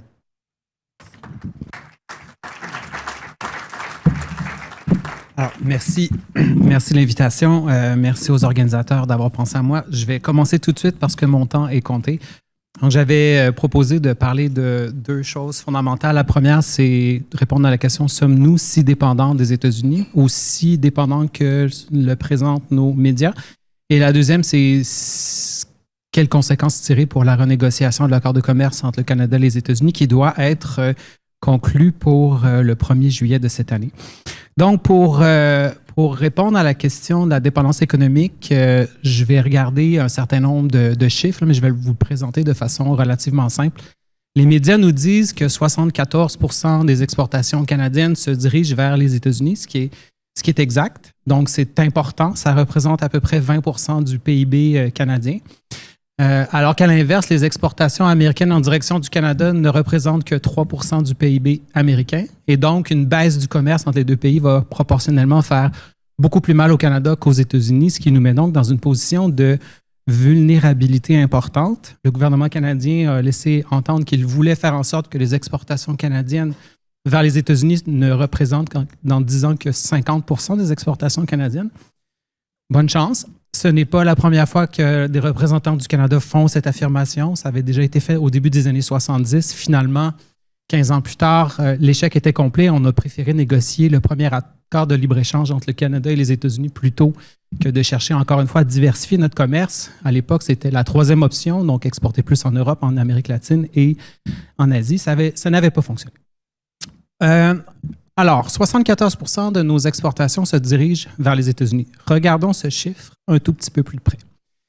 Plutôt que de regarder le Canada comme unité, je vais regarder les provinces parce que quand le Québec, par exemple, exporte quelque chose à l'extérieur de son territoire, je vais le dire comme ça, ce n'est pas une exportation quand on exporte au Canada, mais c'est une exportation quand on exporte aux États-Unis. Alors, si je prends l'échelle Québec et non plus l'échelle canadienne, nos exportations en direction des États-Unis ne correspondent qu'à 42% de nos exportations, plus 75 parce que 43% de nos exportations vont vers le reste du Canada. Autrement dit, le marché canadien pour les provinces canadiennes est très important. Le reste du monde pour le Québec, donc une fois que j'ai enlevé le Canada et les États-Unis, c'est 15%. Donc, si je réussis à gagner des points de pourcentage d'exportation vers les autres provinces canadiennes, donc, mécaniquement, je peux diminuer ma dépendance au marché américain. Mais si je précise les chiffres un peu plus, à distance égale et à population égale, le Québec exporte 6 fois plus dans le reste du Canada qu'aux États-Unis. Autrement dit, on exporte pour à peu près 50 milliards de biens et services vers l'Ontario chaque année, mais on n'exporte que 6 milliards de dollars dans l'État de New York chaque année. Pourtant, New York est une ville qui est beaucoup plus grosse que Toronto et la distance est à peu près équivalente. Donc, pour le Québec, l'Ontario est de loin son premier client. Autre exemple, on exporte 5 fois plus en Colombie-Britannique qu'en Californie. On exporte beaucoup plus en Alberta que dans l'État de l'Illinois, ou la ville de Chicago. Bref, le commerce international, si on le regarde à une échelle provinciale, les chiffres changent beaucoup, puis notre dépendance envers le marché extérieur est vraiment moins nette. Et donc, c'est pour ça que le Canada et les provinces ont choisi de diminuer les obstacles au commerce intérieur dans l'année dernière pour diminuer leur dépendance envers le commerce envers les États-Unis. Mais quand même, les exportations vers les États-Unis, c'est toujours 20% de notre PIB. Alors, on le sait depuis l'élection de Mark Carney que le principal enjeu pour le Canada va être la renégociation de l'ACEUM. Alors, quels sont les scénarios possibles? Je vois qu'il me reste 6 minutes. L'ACEUM est un accord particulier qui a une clause crépusculaire. Autrement dit, les Américains étaient tellement satisfaits de l'ALENA, tous les présidents américains depuis George W. Bush avaient promis de renégocier l'ALENA, ils ne l'avaient jamais fait. La différence entre Trump et les autres, c'est que lui, il l'a fait. Et pour éviter que la même situation se reproduise dans l'avenir, ils ont mis une clause qui dit qu'après 6 ans, on doit renégocier. En fait, on doit réviser l'accord de commerce. C'est ce qui se passe cette année. La date limite est le 1er juillet 2026. Si les pays s'entendent pour maintenir l'accord, ils repartent pour un autre 16 ans. Et dans 16 ans, on doit se réunir à nouveau pour réviser l'accord de commerce. Si on ne s'entend pas, l'accord va mourir dans 10 ans. Donc, on a quand même 10 autres années de commerce prévisible avant que l'accord prenne fin. Par contre, chaque année, on renégocie. On va tenter de trouver un accord à nouveau. Autrement dit, c'est le scénario de l'éternel retour chez le dentiste. Le troisième scénario, c'est celui qui me semble un des plus probables. En tout cas, je pense que la menace va être formulée bientôt. Les Américains pourraient choisir de se retirer de l'accord. Donc, comme dans tout accord de commerce, il y a une clause qui permet au pays de se retirer. On doit donner un avertissement de 6 mois avant la fin de l'accord. Là, vous allez me dire, on est en février, il ne reste pas 6 mois avant le 1er avril, mais on pourrait formuler la menace quelque part en juin, ce qui donnerait 6 mois de plus à l'accord pour forcer le Canada et le Mexique à faire des concessions importantes. Ça, c'est un des scénarios que je pense qui est probable. Sinon, le négociateur américain Alan Greer a dit qu'il pourrait aussi choisir de négocier un accord bilatéral avec le Mexique et ensuite faire un accord bilatéral avec le Canada. Si les points de convergence sont suffisamment élevés, ça pourrait devenir le nouvel ACEUM. Rappelez-vous que c'est un peu ce qui s'est passé lors de la négociation précédente. Le Canada a été exclu des négociations à partir du mois de mai et s'est fait présenter l'accord qui a été conclu entre le Mexique et le Canada et les États-Unis à la fin du mois d'août. L'administration Trump a dit « Vous avez 30 jours pour l'accepter, sinon on met un tarif douanier de 25 % sur l'automobile canadien, déjà les tarifs. » Et ça a donné 30 jours au Canada pour essayer de sauver les meubles en faisant des petits gains, surtout symboliques, dans l'accord de commerce. Là, vous allez me dire, le Canada a présenté la première version comme une grande victoire. Bien sûr, c'est parce que c'est une approche à prendre ou à laisser. À tout prendre, on préférait un accord, mais fondamentalement, il n'y avait pas de gain substantiel pour le Canada. Des spécialistes américains, Christopher Sands avait dit que les Américains ont gagné tous les points fondamentaux qu'ils avaient mis de l'avant. OK. Dernières 3 minutes. Quelle a été la stratégie de Mark Carney depuis le début de l'année? Et je pense que le discours de Davos pourrait illustrer un début de changement de stratégie. Alors, le Canada a été très conciliant cette année. Étonnamment conciliant cette année. Le Canada a fait énormément de très grosses concessions déjà, à un point tel que je me demandais avec d'autres spécialistes du commerce international ce qui restait à faire comme concession. Le Canada a accepté d'augmenter ses dépenses militaires à 5 % du PIB, quand on sait que plus de 60 % des achats militaires canadiens sont des achats directement des entreprises américaines, c'est comme un cadeau. 2, on ne s'est toujours pas dissocié du dôme doré. Même encore hier, on pensait que le gouvernement canadien étudiait sérieusement le scénario. Ça, c'est des milliards de dollars de fonds publics, encore une fois. 3, on a aboli la taxe sur le service numérique qui devait prendre effet en juin. On a renoncé à des milliards de dollars de recettes publiques et de politiques qui visent à encadrer le comportement des géants du numérique. On a aussi, lorsque Stephen Guilbeault était le ministre du patrimoine, repoussé une décision à l'UNESCO pour créer un accord sur la découvrabilité. Donc, c'est la découvrabilité des contenus culturels, notamment francophones, par les grandes plateformes comme Netflix a été repoussée. Semble-t-il que maintenant, le discours est complètement différent parce qu'il y a une rencontre cette semaine à Paris. En septembre, le gouvernement fédéral a laissé tomber l'essentiel des tarifs douaniers qu'il avait appliqués depuis le début de l'année, sauf quelques-uns.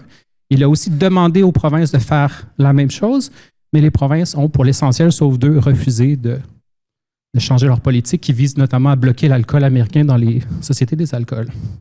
On a relancé le projet de Keystone XL, qu'on pensait mort et enterré depuis des années, et on a fait reculer les politiques climatiques canadiennes d'une bonne décennie, voire plus.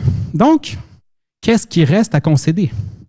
Alors, l'administration Trump a fait 5 demandes au mois de janvier, des concessions majeures en gestion de l'offre, notamment pour acheter plus de lait produit aux États-Unis, dont les fermes frontalières au Canada sont en situation de surproduction.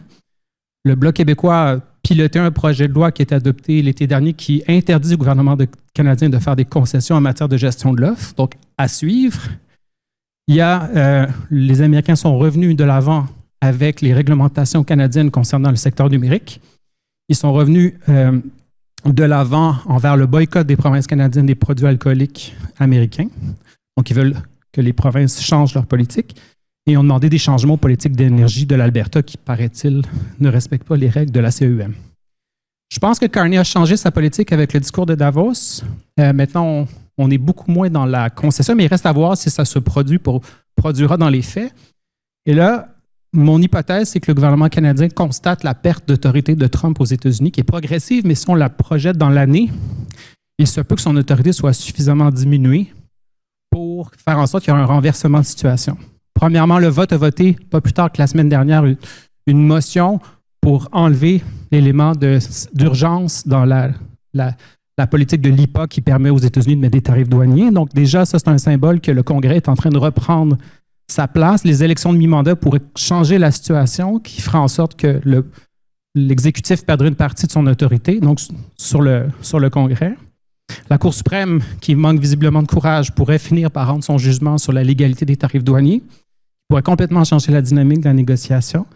Et finalement, les élections de mi-mandat pourraient aussi donner une situation bien différente à partir de l'automne prochain. Cela étant dit, le Canada, et là je conclue là-dessus, le Canada n'est pas sorti du bois pour autant, parce que les États-Unis peuvent procéder par mini-traités. Les mini-traités sont des mini-accords sectoriels, par exemple sur l'eau, sur des enjeux très ciblés, qui ne nécessitent pas d'approbation du Congrès et qui peuvent être décrétés par l'exécutif. Donc, ça se peut que le Canada se retrouve toujours dans une situation difficile, mais visiblement, l'autorité de la présidence va être beaucoup moins forte à ce moment-là.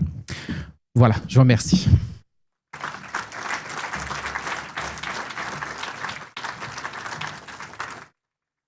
Maintenant, j'aimerais présenter notre troisième intervenante, Ben Roswell, qui est actuellement consultante avec la compagnie Catalyse 4, spécialisée dans le secteur de la défense. Au cours de sa carrière de diplomate qui s'étend sur 25 ans, il a occupé les fonctions d'ambassadeur au Venezuela, de représentant du Canada à Kandahar, chef adjoint de mission auprès de l'Afghanistan, des chargés d'affaires en Irak. De retour à Ottawa, il a travaillé au bureau de conseil privé durant des crises qui ont marqué les mandats de Jean Chrétien et Stephen Harper. Après une année sabbatique à l'Université de Stanford, l'ambassadeur Roswell a amorcé la transition de la diplomatie vers l'ère numérique. En 2016, il a cofondé une entreprise de technologie qui a créé des applications mobiles pour soutenir des mouvements politiques. We are delighted to have Mr. Roswell with us. Welcome.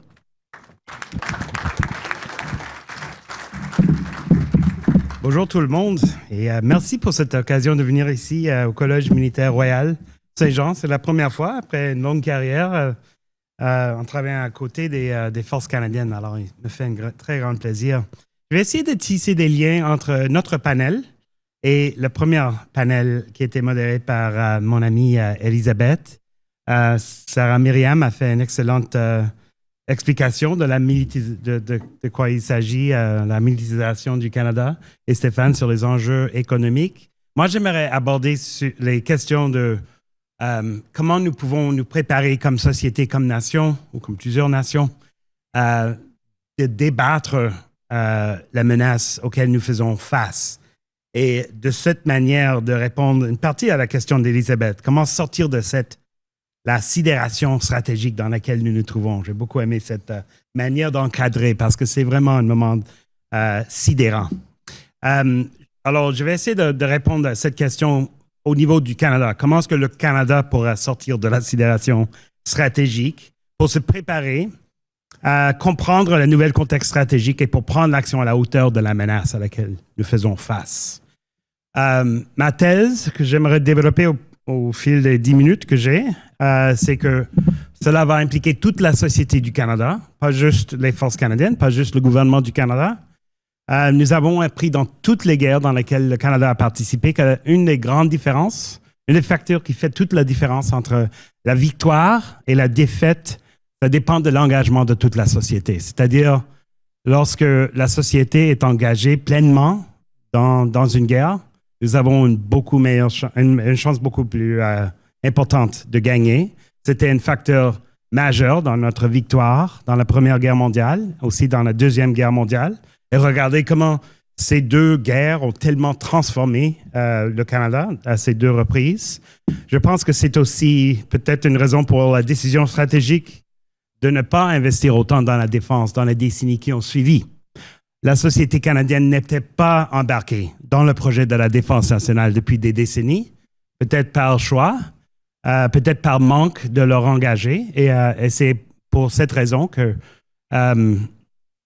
nous avons maintenant développé une certaine réputation dans la sécurité internationale en tant qu'un pays qui bénéficie beaucoup plus de la stabilité internationale qu'il contribue avant cette année. Je pense que c'est aussi un facteur dans la défaite que nous avons subie en Afghanistan. Je vais juste prendre peut-être un moment de recul, surtout pour les étudiants et les soldats qui sont ici, pour expliquer un peu la position que j'avais eue en Afghanistan, parce que c'était quand même une expérience nouvelle et innovatrice. Nous avions eu une très grande contingence civile sur place à Kandahar. On parle des diplomates, des agents d'aide au développement, des forces policières civiles, dont la GRC et autres, et même des experts dans des prisons. Et on a construit une seule commandement, le Task Force Kandahar, qui était partagé entre les civils et les militaires, avec deux chefs, le général qui était le commandant du Task Force Kandahar et le représentant du Canada à Kandahar, le ROC et le TFK. C'était une expérience novatrice parce que c'était la première fois qu'on avait autant de civils là sur place. Et c'était parce qu'on a jugé que pour gagner la guerre, il fallait avoir des experts sur la gouvernance et sur le développement et pas seulement sur la sécurité. Alors, j'ai aussi, comme mon collègue Scott, qui était là ce matin, je ne sais pas s'il est dans l'audience, il parlait de comment nous pouvons être fiers comme Canadiens de l'intégration, de la grande intégration que le Canada a avec les États-Unis dans la défense de notre continent. Moi, j'ai eu une expérience au sein d'une autre alliance, aussi dans une expérience d'extrême intégration entre les États-Unis et les Canadiens à Kandahar. La plus grande intégration de ces deux forces armées, des deux gouvernements, parce que j'avais des diplomates américains sous ma commande comme représentant du Canada à Kandahar et le directeur de l'équipe provinciale de reconstruction. Mais nous avons perdu la guerre en Afghanistan. Nous l'avons perdu quand nous avons décidé en 2008 qu'on allait mettre une date limite à notre intervention et sortir, peu importe la situation sur le terrain. Nous avons retiré nos forces armées en 2011 de Kandahar et des forces de combat. On a continué un rôle militaire de formation jusqu'à 2014 et on a transformé nos civils dans une ambassade à Kaboul. Mais évidemment, le Kandahar n'est pas reconstruit. Ce n'est pas stable en ce moment. Nous avons perdu la guerre aux talibans qui ont repris le contrôle de cette province à laquelle nous avons dédié tellement de vie des soldats canadiens. Alors, il faut admettre que c'était une défaite. Et la décision en 2008 par le premier ministre Harper était basée sur son jugement qu'il ne pouvait pas remporter la population canadienne, qu'il n'y avait pas assez d'appui au sein de la population de maintenir cette guerre. C'est évidemment un pays très, très loin de chez nous. On a très, très peu en commun avec les Afghans. C'est difficile de dénoncer la décision de Harper, mais c'est pour renforcer cette position, c'est que si la société canadienne n'est pas embarquée dans notre projet de défense nationale, nous allons perdre. Alors, comment est-ce qu'on pourrait nous organiser comme pays pour s'adapter à la menace actuelle? Je pense que c'était une question importante parce que nous avons déjà réussi à le faire dans la guerre froide. Alors, dans la guerre froide, nos dépenses militaires montaient jusqu'à 9% de notre PIB, de presque rien dans les années 30. Alors, on a déjà subi une hausse dans la contribution militaire. Et l'établissement de cette institution, le Collège militaire royal, date de 1952. Alors, nous avons déjà passé par une période dans notre histoire où on a investi non seulement dans nos forces armées, dans notre corps diplomatique, etc., mais dans l'éducation et dans l'interaction avec le grand public. À mon avis, la réponse maintenant du Canada pour engager tout le pays, tous les Canadiens, tous les Canadiennes, consiste en 4 choses qu'il faut faire. La première chose, c'est au niveau intellectuel. Il faut questionner tout. Il faut être ouvert à des débats sur tous les aspects de notre position, de la menace et de qui sont nos alliés et qui sont nos adversaires. Et d'être bien honnête là-dessus et d'inviter l'honnêteté aussi. La deuxième chose, c'est qu'il faut nous inclure tous dans le débat. Inclure les citoyens d'une manière respectueuse de leur contribution, d'inclure le secteur privé, d'inclure les universités, etc., etc. Le troisième, c'est toujours faut nous orienter vers l'action. Il ne faut pas se perdre dans les débats. Et quatrièmement, il faut soumettre notre action comme gouvernement, notre action comme force armée, notre action comme celui qui ont la responsabilité de défendre le pays au débat public et au jugement du public. Alors, je vais maintenant expliquer un peu plus de détails chacun de ces éléments. Je vais commencer sur le thème de tout questionner. Je salue Charles-Philippe David, notre conférencier d'honneur, qui a commencé avec questionnement de l'environnement stratégique, dans lequel il a déclaré que le Pax Americana est fini et il faut admettre qu'on a dépendu de cette Pax Americana depuis 80 ans pour notre sécurité. L'ordre international est rompu, il faut l'admettre et ce n'est pas possible de le sous-estimer l'impact de ce changement. Le premier ministre lui-même l'a reconnu dans le discours dont Charles avait mentionné à Davos. Il dit que ce n'est pas une question de transition, ce n'est pas une évolution graduelle de notre position, c'est une rupture, c'est un changement fondamental de la manière qu'on n'a pas vu depuis la vie de tous qui sont dans la salle en ce moment. Mais il faut tout questionner. Alors, je suis content que le général Clancy l'a refuté. C'est exactement le genre de désaccord qui sera très sain pour nous maintenant, de toujours avoir des débats. Je vais, à mon tour, offrir ma contribution de lui refuter, parce qu'il a essayé de faire comprendre qu'il y a 3 éléments centraux à la défense du Canada de tout le temps. Il faut toujours défendre le Canada, il faut toujours défendre l'Amérique du Nord, et que le reste est toutes des options. Je trouve que c'est complètement faux. Et ça n'a rien à voir avec l'histoire de notre pays, avec notre expérience en sécurité, avec notre expérience stratégique, et que ça serait vraiment une grosse erreur de prendre cela comme pour d'acquis. Défendre le Canada, évidemment, c'est presque une... Comment est-ce qu'on dit en français? Une évidence, voilà. Mais défendre l'Amérique du Nord, pas du tout. Nous existons comme pays depuis, d'une manière ou autre, comme la rencontre des Européens, des Autochtones dans ce territoire depuis 4000 ans, plus ou moins. Alors, si on regarde sur tous les temps de l'histoire du Canada, il y a une très petite partie de notre histoire où nous sommes engagés à la défense de tout le territoire. Le Royaume-Uni a essayé de le faire dans le 18e siècle et ils ont abandonné. C'est pour ça qu'ils ont laissé le Canada devenir un pays indépendant parce qu'ils ne voulaient pas s'engager à la défense de toute l'Amérique du Nord. Et entre 1871, avec le traité de Washington, jusqu'en 1938, notre stratégie, c'était seulement de ne pas représenter une menace militaire aux États-Unis pour ne pas provoquer une invasion. On n'avait aucun intérêt à la défense de l'Amérique du Nord. Alors pourquoi penser que c'est nécessaire que nous allons toujours être à la défense de tout le continent?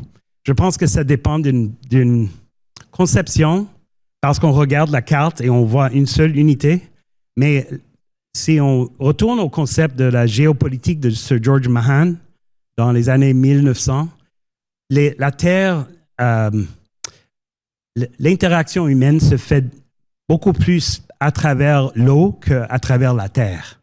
Que les unités qui devraient nous réunir, c'est plutôt les océans qui nous connectent. Alors, c'est peut-être plus possible de penser à la région naturelle du Canada comme l'Arctique, parce qu'il y a cet énorme océan au-dessus de nous qui nous connecte avec l'Europe, il y a l'Atlantique et la Pacifique. Ce sont tous des régions qui sont essentielles. Pourquoi choisir juste une seule partie du globe pour être essentiel. Je pense qu'il faut repenser cette conception. Et l'idée que le reste est des options et que nos alliances avec l'OTAN est une question de valeur et pas d'intérêt, je pense que manque de véracité historique. Deuxième question sur laquelle il faut toujours s'interroger, c'est le pouvoir. Quel est le pouvoir que nous allons projeter? Le premier ministre, dans son discours de la semaine dernière en annonçant la stratégie industrielle, a annoncé un objectif qui est sans pareil dans l'histoire du Canada. Il a dit que le Canada va obtenir les moyens de choisir là où il va se défendre et avec qui nous allons nous défendre. Remarquez que dans toute l'histoire du Canada, on avait soit le Royaume-Uni ou les États-Unis, que nous étions toujours alliés avec une puissance beaucoup plus grande. Le premier ministre a annoncé que c'est fini, nous n'allons plus suivre cette stratégie. Ça, c'est d'une ambition extrême.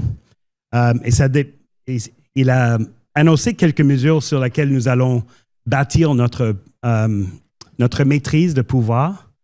Mais nous sommes un pays qui ne parle pas dans les termes de pouvoir. Aux États-Unis, c'est normal. En Russie, c'est normal. On parle toujours de la puissance, de le pouvoir, mais ce n'est pas vraiment dans la tradition canadienne de parler dans ces termes. Et je pense qu'il faut commencer à le faire. Surtout si on veut atteindre l'objectif ambitieux de Mark Carney. Troisièmement, je pense qu'il faut tout questionner sur la menace et qui représente la menace pour nous. Comme je dis, j'ai travaillé de près avec les Américains. J'avais des Américains sous ma direction. J'étais très fier de le travail que nous avons fait ensemble. Quand les talibans ont monté une attaque à la ville de Kandahar en 2006, c'était un Canadien, le général David Fraser, qui a monté la défense avec une bataille de tanks qui n'a pas eu de parallèle depuis la Deuxième Guerre mondiale. Quand l'OTAN a rebâti l'économie de Kandahar autour d'un système d'irrigation qui permet aux gens de Kandahar maintenant de gagner leur vie, c'était le Canada. Et quand le Canada a découvert que le gouvernement Karzai était en train de voler une élection et donc d'abandonner la démocratie et de devenir une dictature, c'est un Canadien, l'ambassadeur Bill Crosby, qui l'avait annoncé. Alors je pense qu'on peut être bien fiers du rôle qu'on a joué à Afghanistan, en dépit du fait qu'éventuellement on a perdu. Mais nous avons aussi appris que nous ne pouvons pas fier aux Américains. Alors, not to pick on General Clancy, mais j'ai beaucoup aimé ces 4 catégories de comment définir la confiance. Je vais le répéter en anglais parce qu'il a parlé en anglais. He talked about how trust depends on care, competence, sincerity, and reliability. In Afghanistan, the United States demonstrated that they don't have any of those 4. There was not a care for the people of Afghanistan. There were counterterrorism raids that killed large numbers of civilians, turning their surviving family members into Taliban members who would then go on to attack forces, not only the American forces, but of course the Canadian forces. There was this constant battle in the American military establishment between whether they're pursuing a counterterrorism strategy or a counterinsurgency strategy, and they could not make up their mind. They would go back and forth between the two, and counterterrorism meant that they would go and bomb civilian targets if they thought that there was a military benefit to doing that. And so they constantly put back the counterinsurgency effort. It was not a demonstration of military competence. Obviously, the Americans are extremely competent at the tactical level. And as we saw with the kidnapping of Nicolas Maduro from Caracas recently, extremely competent at the operational level, but they are not competent at the strategic level. They constantly apply military force to strategic ends and then fail spectacularly. The Americans are a military that constantly fails. We have to admit it. I mean, we have our own failures as well, but there's nothing saying that the Americans are somehow gifted when it comes to military affairs. They have a tremendous amount of resources, and they fought a lot, and so they have a lot of experience, but they fail quite a bit. It's sincerity. I mean, the United States claimed to be upholding the democracy of Afghanistan, but they supported the Karzai government long after it turned into a dictatorship. They did not find any weapons of mass destruction in Iraq, and so they changed their objective to being one of promoting democracy, which they then did also through tremendous use of violence against the people of Iraq, guaranteeing that there wasn't going to be a democracy. So the Americans have also lacked in sincerity. And then in reliability, I mean, look at how the Afghanistan war ended. It ended with direct negotiations between the United States and the Taliban that ignored the Afghan government. They threw their ally under the bus and gave away the shop, essentially, and the Taliban took over once again. And then if to add insult to injury, the President of the United States now insults us as the ally who fought alongside them in Afghanistan by claiming that we never were anywhere near the front lines. We'll say that to the families of the 158 members of our forces that died in Afghanistan. The United States is not a trustworthy ally. Alors, c'est qui la menace envers le Canada maintenant? C'est certain, la Russie et la Chine sont des menaces. Mais quelle des grandes puissances est en train de questionner notre souveraineté même?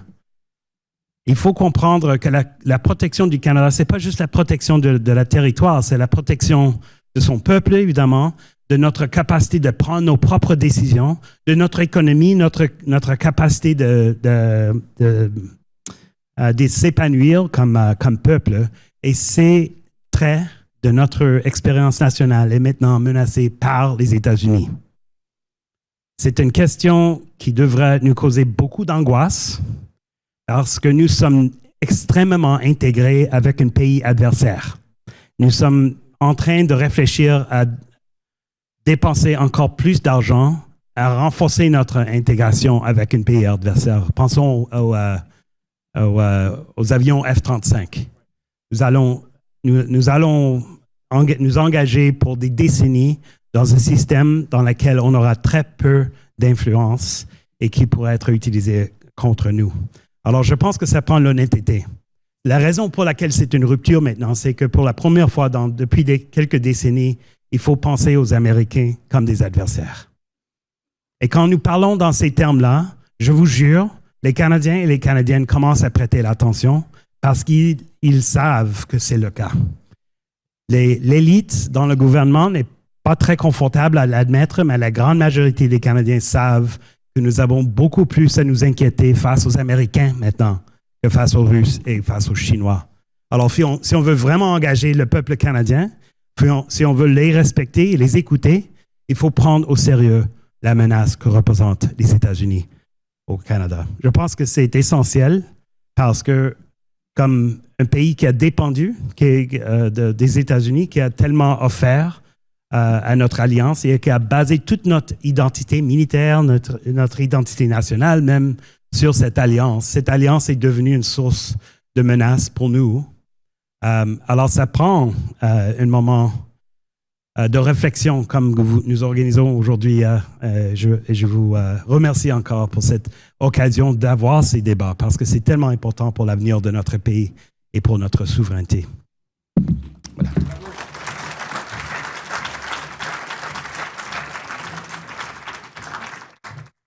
Thank you very much to our panelists. I thought I would I would set the stage with a question of my own before opening it up to the audience. I think there's a reality on the table. It's that the United States and Canada share this continent, whether we like one another or not at the present moment.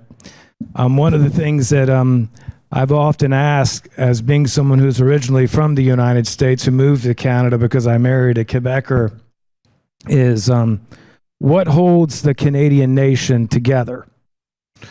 And I've learned about you have many different nationalisms here that hold this country together. All of them have problems.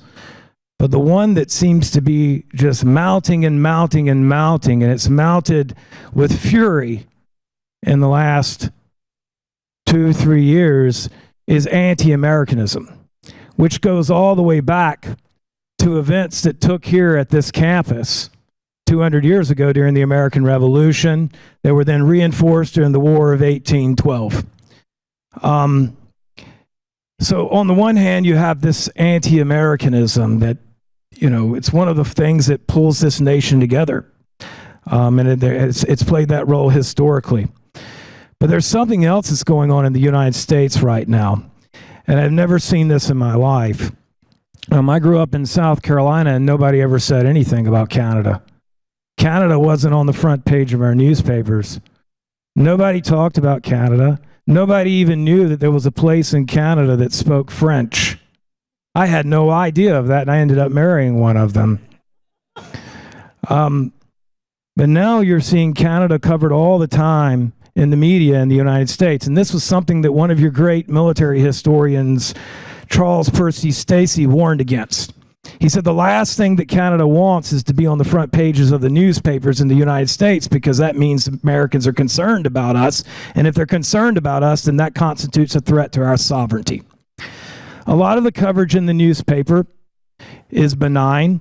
It's favorable to Canada, but there's also a lot of hostile things that you're increasingly seeing about Canada in the newspaper, published in places that it's surprising to see it. In fact, just this past week, I saw an article on realclearpolitics.com, one of the big aggregate sites in the United States, in which an author was advocating for the annexation of Canada, but saying that Trump was going about it the wrong way, that it should take it one part at a time. And the article concluded with these words: "The U.S. does not need to annex Canada in a single stroke. Like a lion devouring a fat gazelle, America should absorb Canada one bite at a time." My question for our panelists and for everyone here to think about is, how are we going to protect the security of this continent if you're hearing that on the southern side of the border, and if on the northern side of the border, the thing that your politicians are using to tie you together is anti-Americanism? Bon. Ah oui, on a peur. On a peur. Je suis pas sûre que c'est une gazelle qu'on mange tranquillement. C'est plus un bison. Mais je référais plus pour répondre à ta question, Charles, à la question de la transparence. Hein. Puis, ça a été dit de plein de façons. Hein. Je pense que le Canada, l'expression, c'est de dire on est un pays de bisounours depuis trop longtemps. Donc, c'est Harper, quand vous l'avez mentionné, en 2008, qui n'était pas prêt à prendre cet engagement-là. C'est aussi parce qu'il disait que le public ne l'était pas. Mais le public ne l'était pas parce qu'il n'y avait pas assez de transparence sur les menaces. Et il y a eu plusieurs rapports, hein, notamment les rapports qui ont été menés par Thomas Junot de l'Université d'Ottawa, en disant c'est important de rendre notre renseignement plus transparent parce que le public a été tenu à l'écart, en fait, des menaces. Et c'est pas qu'il n'y a jamais eu de menace, c'est qu'on n'a pas informé le public. Et donc là, je pense qu'il y a une espèce de réveil, de se dire, oh mon Dieu, mais c'est vrai qu'on était menacés tout ce temps-là, c'est juste qu'on le savait pas. On était derrière notre banc de neige, puis on faisait du patin, mais on le savait pas. Mais donc là, je pense qu'il y a vraiment une réalisation à la fois du côté des autorités, de dire, il faut être plus transparent. Notre renseignement est très bon. Je pense que notre système de renseignement est très, très bon au Canada, mais le problème d'un très bon système de renseignement, c'est qu'on ne s'en rend pas compte. Et ça, c'est ça le problème de la gloire de notre renseignement au Canada, c'est qu'on est trop bon pour qu'on s'en rende compte. Donc, d'essayer d'infuser cette transparence-là, qui pourrait être un modèle d'ailleurs pour d'autres pays. Hein, c'est un peu paradoxal de penser que le renseignement doit être plus transparent, mais de faire cet équilibre-là entre transparence et efficacité, et puis pour donner plus de marge de manœuvre, mais une marge de manœuvre qui est nécessaire pour faire face à la menace. Oui, merci pour cette intervention américaine. Je pense que le plus important, c'est d'avoir le débat, et je pense qu'on a déjà réussi comme panel, n'est-ce pas? Et je vous invite aussi à nous questionner là-dessus. C'est vrai que d'habitude, le Canada a essayé d'éviter la manchette aux États-Unis parce qu'on avait une très bonne alliance et nous avons bénéficié beaucoup de notre collaboration. Les Américains ont beaucoup bénéficié de notre alliance aussi. Mais je ne pense pas que deux choses pour répondre à Charles. La première, c'est que je ne pense pas que c'est les politiciens qui animent l'anti-américanisme. Je pense que ça vient du peuple même. Il y a toujours un débat dans la politique. Est-ce que les politiciens mènent ou suivent la population? Mais je pense que c'est... il y a un très grand nationalisme au Canada. Il faut l'admettre, que nous sommes un pays très confiant en soi, qui connaît qui nous sommes et qui sont fiers de qui nous sommes. Alors, lorsqu'il y a une menace de quelqu'un, c'est naturel que nous allons réagir en contre. C'est aussi vrai, j'admets, que trop du nationalisme canadien dépend sur le négatif de qui nous sommes pas. Je pense que c'est un aspect naturel de n'importe quel des êtres humains. On se définit toujours par respect à quelqu'un d'autre. Mais une autre façon de le voir, c'est que nous sommes deux expériences sur le même continent qui ont exprimé des valeurs différentes.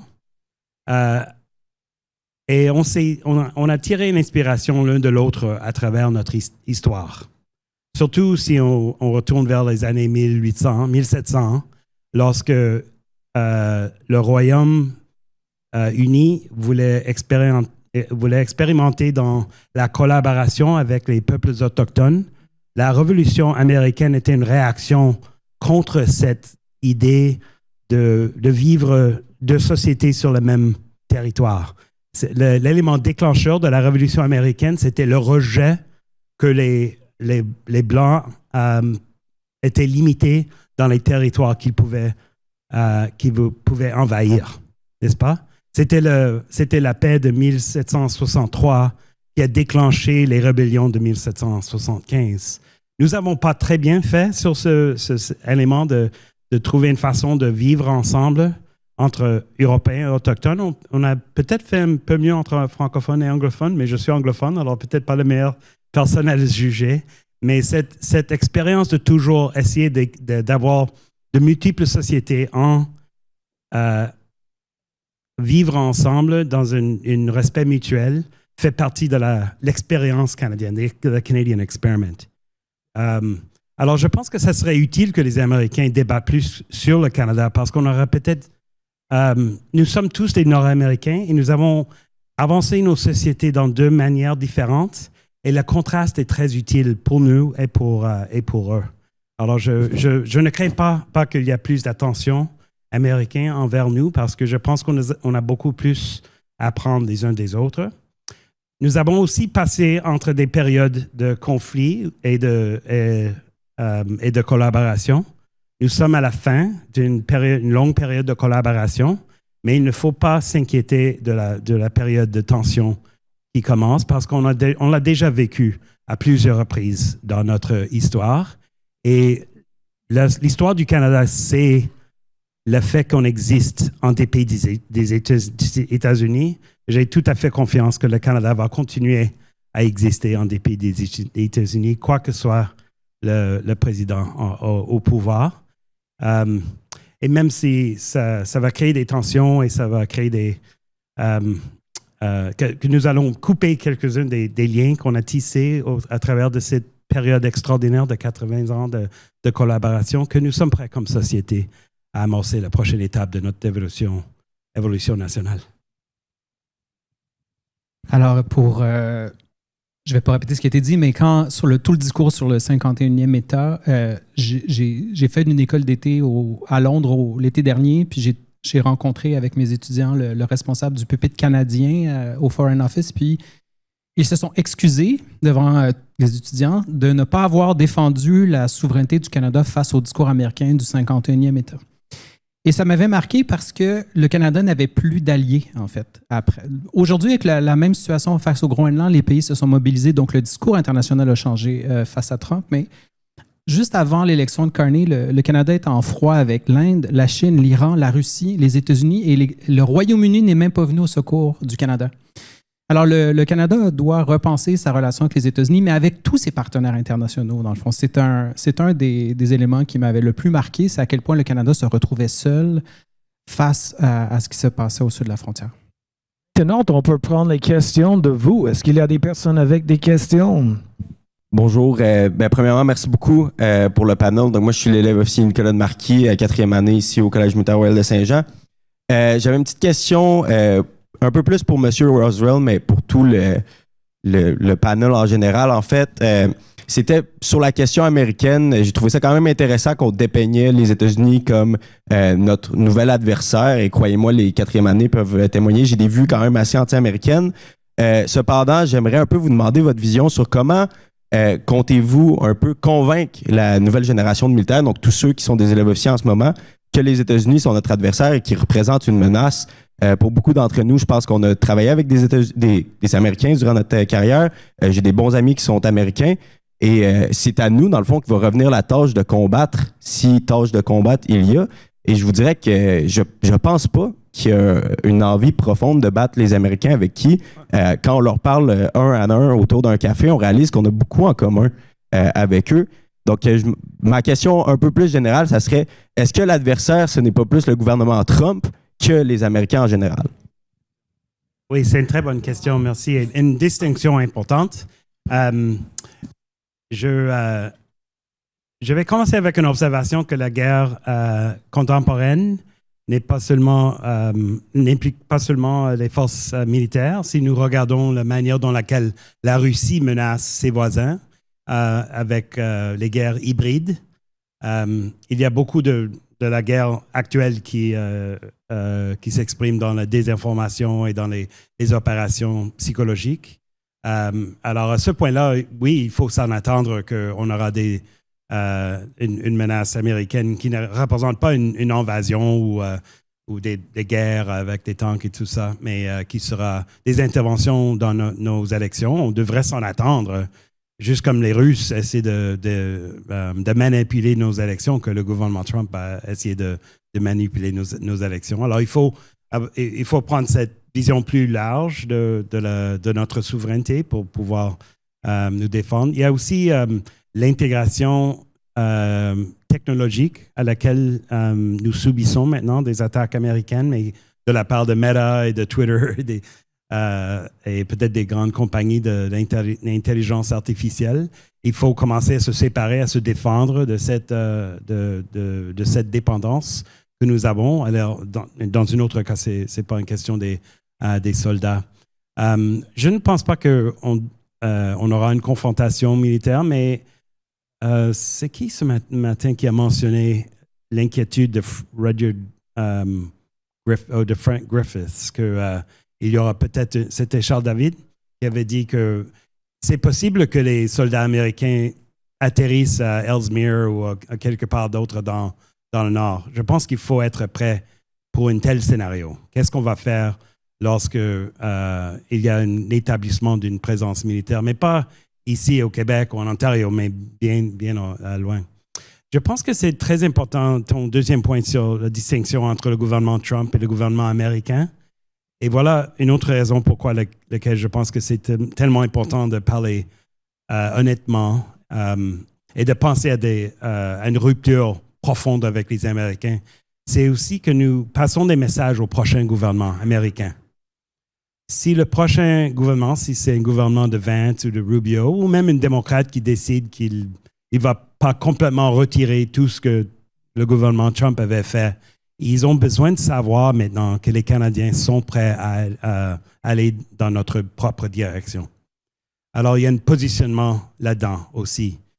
Nous serons toujours sur le même continent, mais nous allons aussi partager tous ces océans. Notre position géographique ne va pas changer. Et cette double expérience sur le territoire nord-américain va continuer pendant des siècles, c'est certain. Mais ceci ne veut pas dire que nous serons toujours des alliés. Sous Trump, je pense on est mieux de nous penser comme adversaires qu'alliés, en espérant qu'avec le prochain gouvernement, on pourra renégocier quelque chose de nouveau. Non, je veux juste réagir parce que, brûle pour point, je trouve que la question de Lélof Marquis, c'est ça, est vraiment excellente. Puis la réponse l'est tout autant. Alors, en fait, je suis tout à fait d'accord, moi, personnellement, avec vous deux. Je pense que l'un n'empêche pas l'autre. Je commence par la fin, puis je finis avec le début.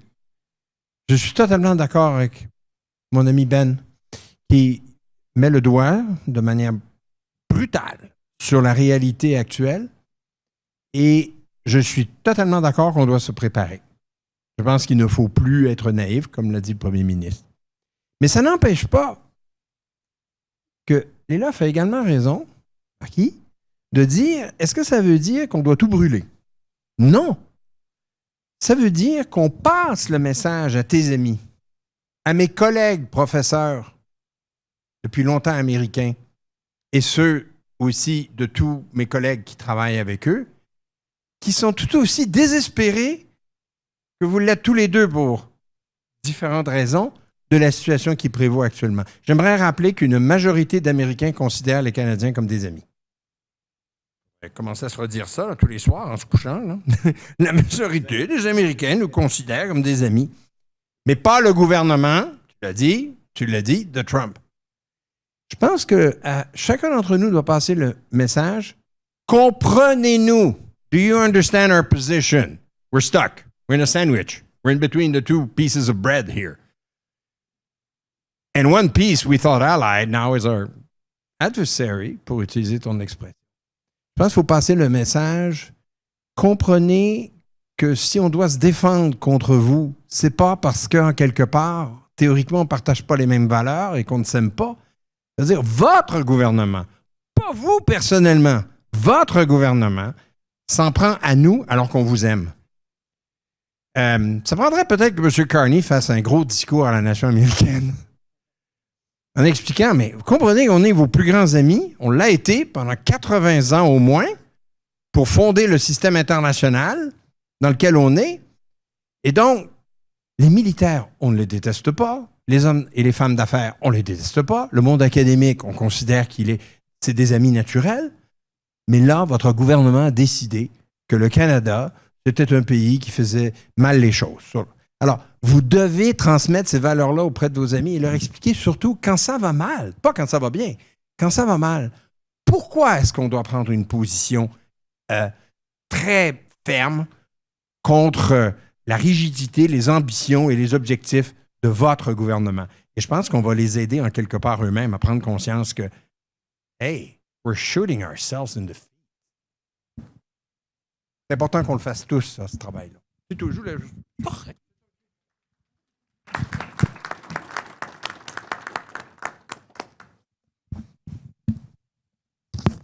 Alors, j'aimerais bien remercier enfin tous les conférenciers enfin sur le panel. You've provided us with some very, very thought-provoking considerations. So, Jill Scott, principal at RMC Kingston. Enfin, ma question à moi, c'est plutôt est-ce que les Canadiens sont prêts à se mobiliser? Enfin, vous avez abordé la question en partie, madame, mais enfin, je crois qu'il y a d'autres éléments. So yesterday I was at a conference in Ottawa and we heard a talk from the military attaché from Finland, Colonel Juha Hele, who spoke eloquently about the decades-long practices of mobilization, civilian mobilization, total defense mobilization in Finland. And many of other countries in Europe are doing the same thing, have done for years, and for very good reason, because it's very present, it's very daily, up to the point of having a total inventory of every car, truck, boat, tractor, etc., that could be potentially mobilized. Donc, on est loin de ça ici.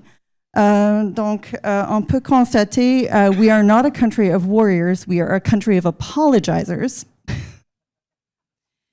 Donc, je crois que c'est le moment pour avoir des discussions franches et dynamiques.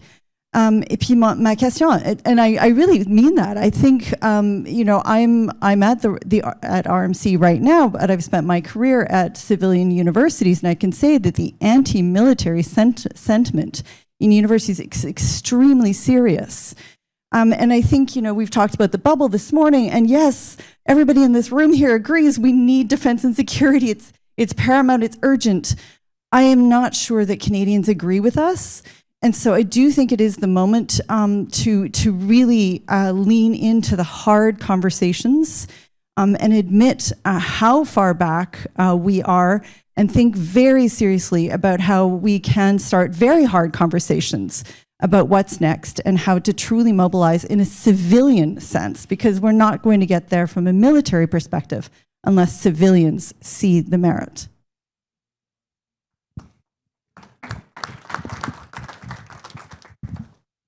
Une dernière. Oui, bonjour. Merci beaucoup pour les panélistes, pour vos présentations.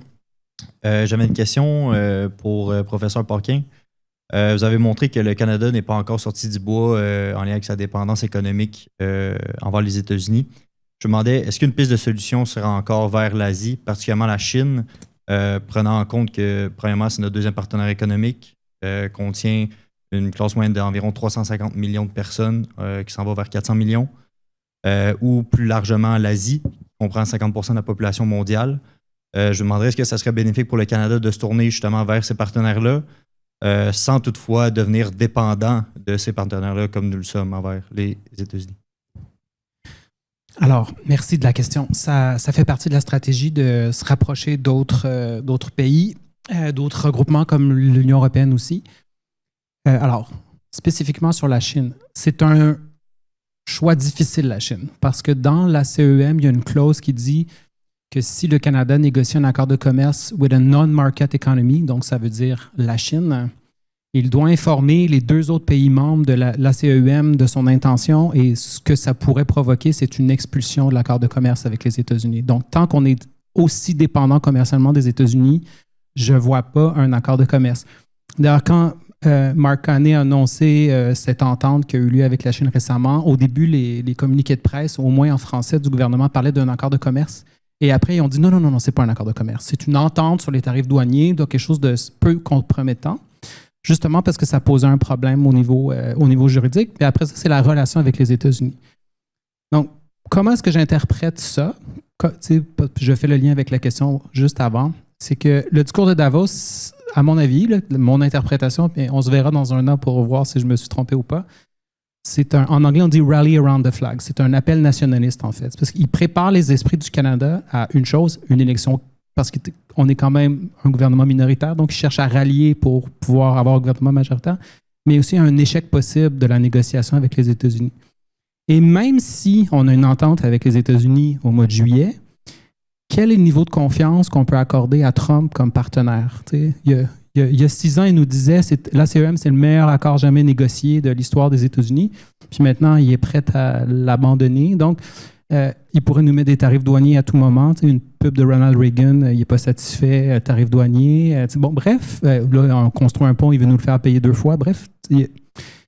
Et donc, c'est la difficulté pour le Canada de développer une relation avec les États-Unis. Alors, la rumeur nous dit que Carney cherche à mobiliser une grande coalition internationale. Je lui souhaite du succès là-dedans. Je vois qu'on a conclu un accord de libre-échange avec les pays de l'Union européenne il n'y a pas si longtemps, puis nos exportations ont un peu augmenté, mais notre déficit commercial a beaucoup augmenté. Autrement dit, les Européens exportent plus au Canada que nous, on a exporté vers l'Europe. Donc, un des défauts qu'il y a eu, là, puis je ne suis pas le seul à le dire, là, il y a Richard Ouellet, Geneviève Dufour le disent depuis des années, on conclut des accords, mais on ne fait pas le service après-vente de mousser la promotion des exportations. Nos relations avec le Mexique, l'Amérique latine ont toujours été négligées. Là. En ce moment, on a la plus forte délégation de l'histoire canadienne qui se promène au Mexique pour faire la promotion des exportations canadiennes. Mais comment se fait-il qu'on ne l'a pas fait il y a 4 ans? Puis comment se fait-il qu'on ne le fait pas à chaque 4 ans? Autrement dit, pourquoi on attend qu'on soit dans une situation extrêmement difficile pour développer nos échanges commerciaux? Pour l'Asie, on a négocié le partenariat transpacifique global et progressiste dans les dernières années, mais est-ce qu'on a fait le service après-vente? Quand vous regardez nos commerces vers l'Asie, on est typiquement en déficit commercial. Donc, comment se fait-il que le gouvernement canadien, mais aussi les gouvernements des provinces, n'aient pas cherché à diversifier leurs exportations avant? Bien, la réponse est assez simple. L'essentiel du commerce international du Canada se déplace par camion.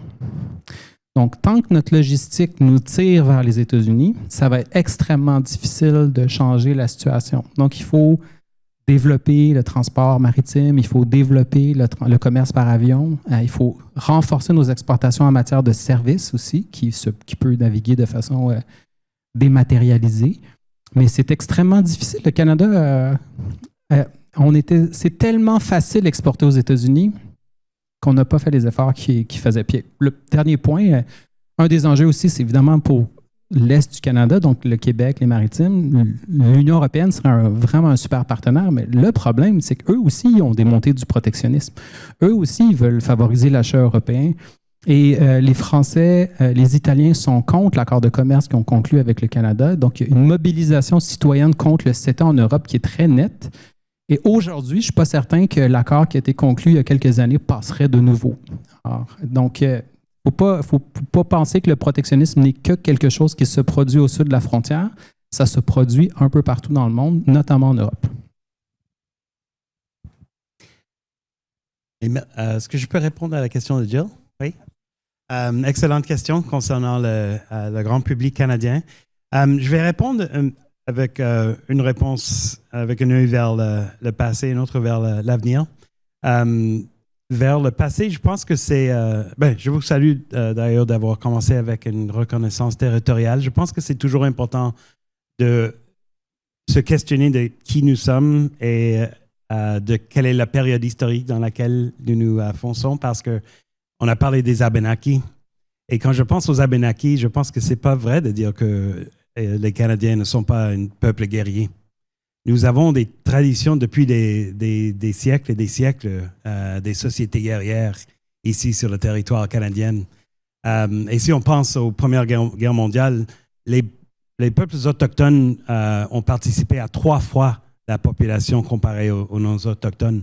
Alors, lorsqu'on commence à élargir notre perspective de qui nous sommes, nous, je pense qu'il y a beaucoup plus de complexité. Je suis anglophone, Ontario, hétérosexuel, professionnel, etc. Les gens qui sont dans mon contexte sont moins aptes à être guerriers. C'est un peu le même dans les États-Unis, n'est-ce pas? Les forces américaines dépendent beaucoup sur les Africains, les Américains d'origine africaine. Alors, lorsqu'on commence à identifier notre société comme beaucoup plus complexe et beaucoup plus diverse, là, je pense qu'il y a des éléments où on peut trouver nos guerriers.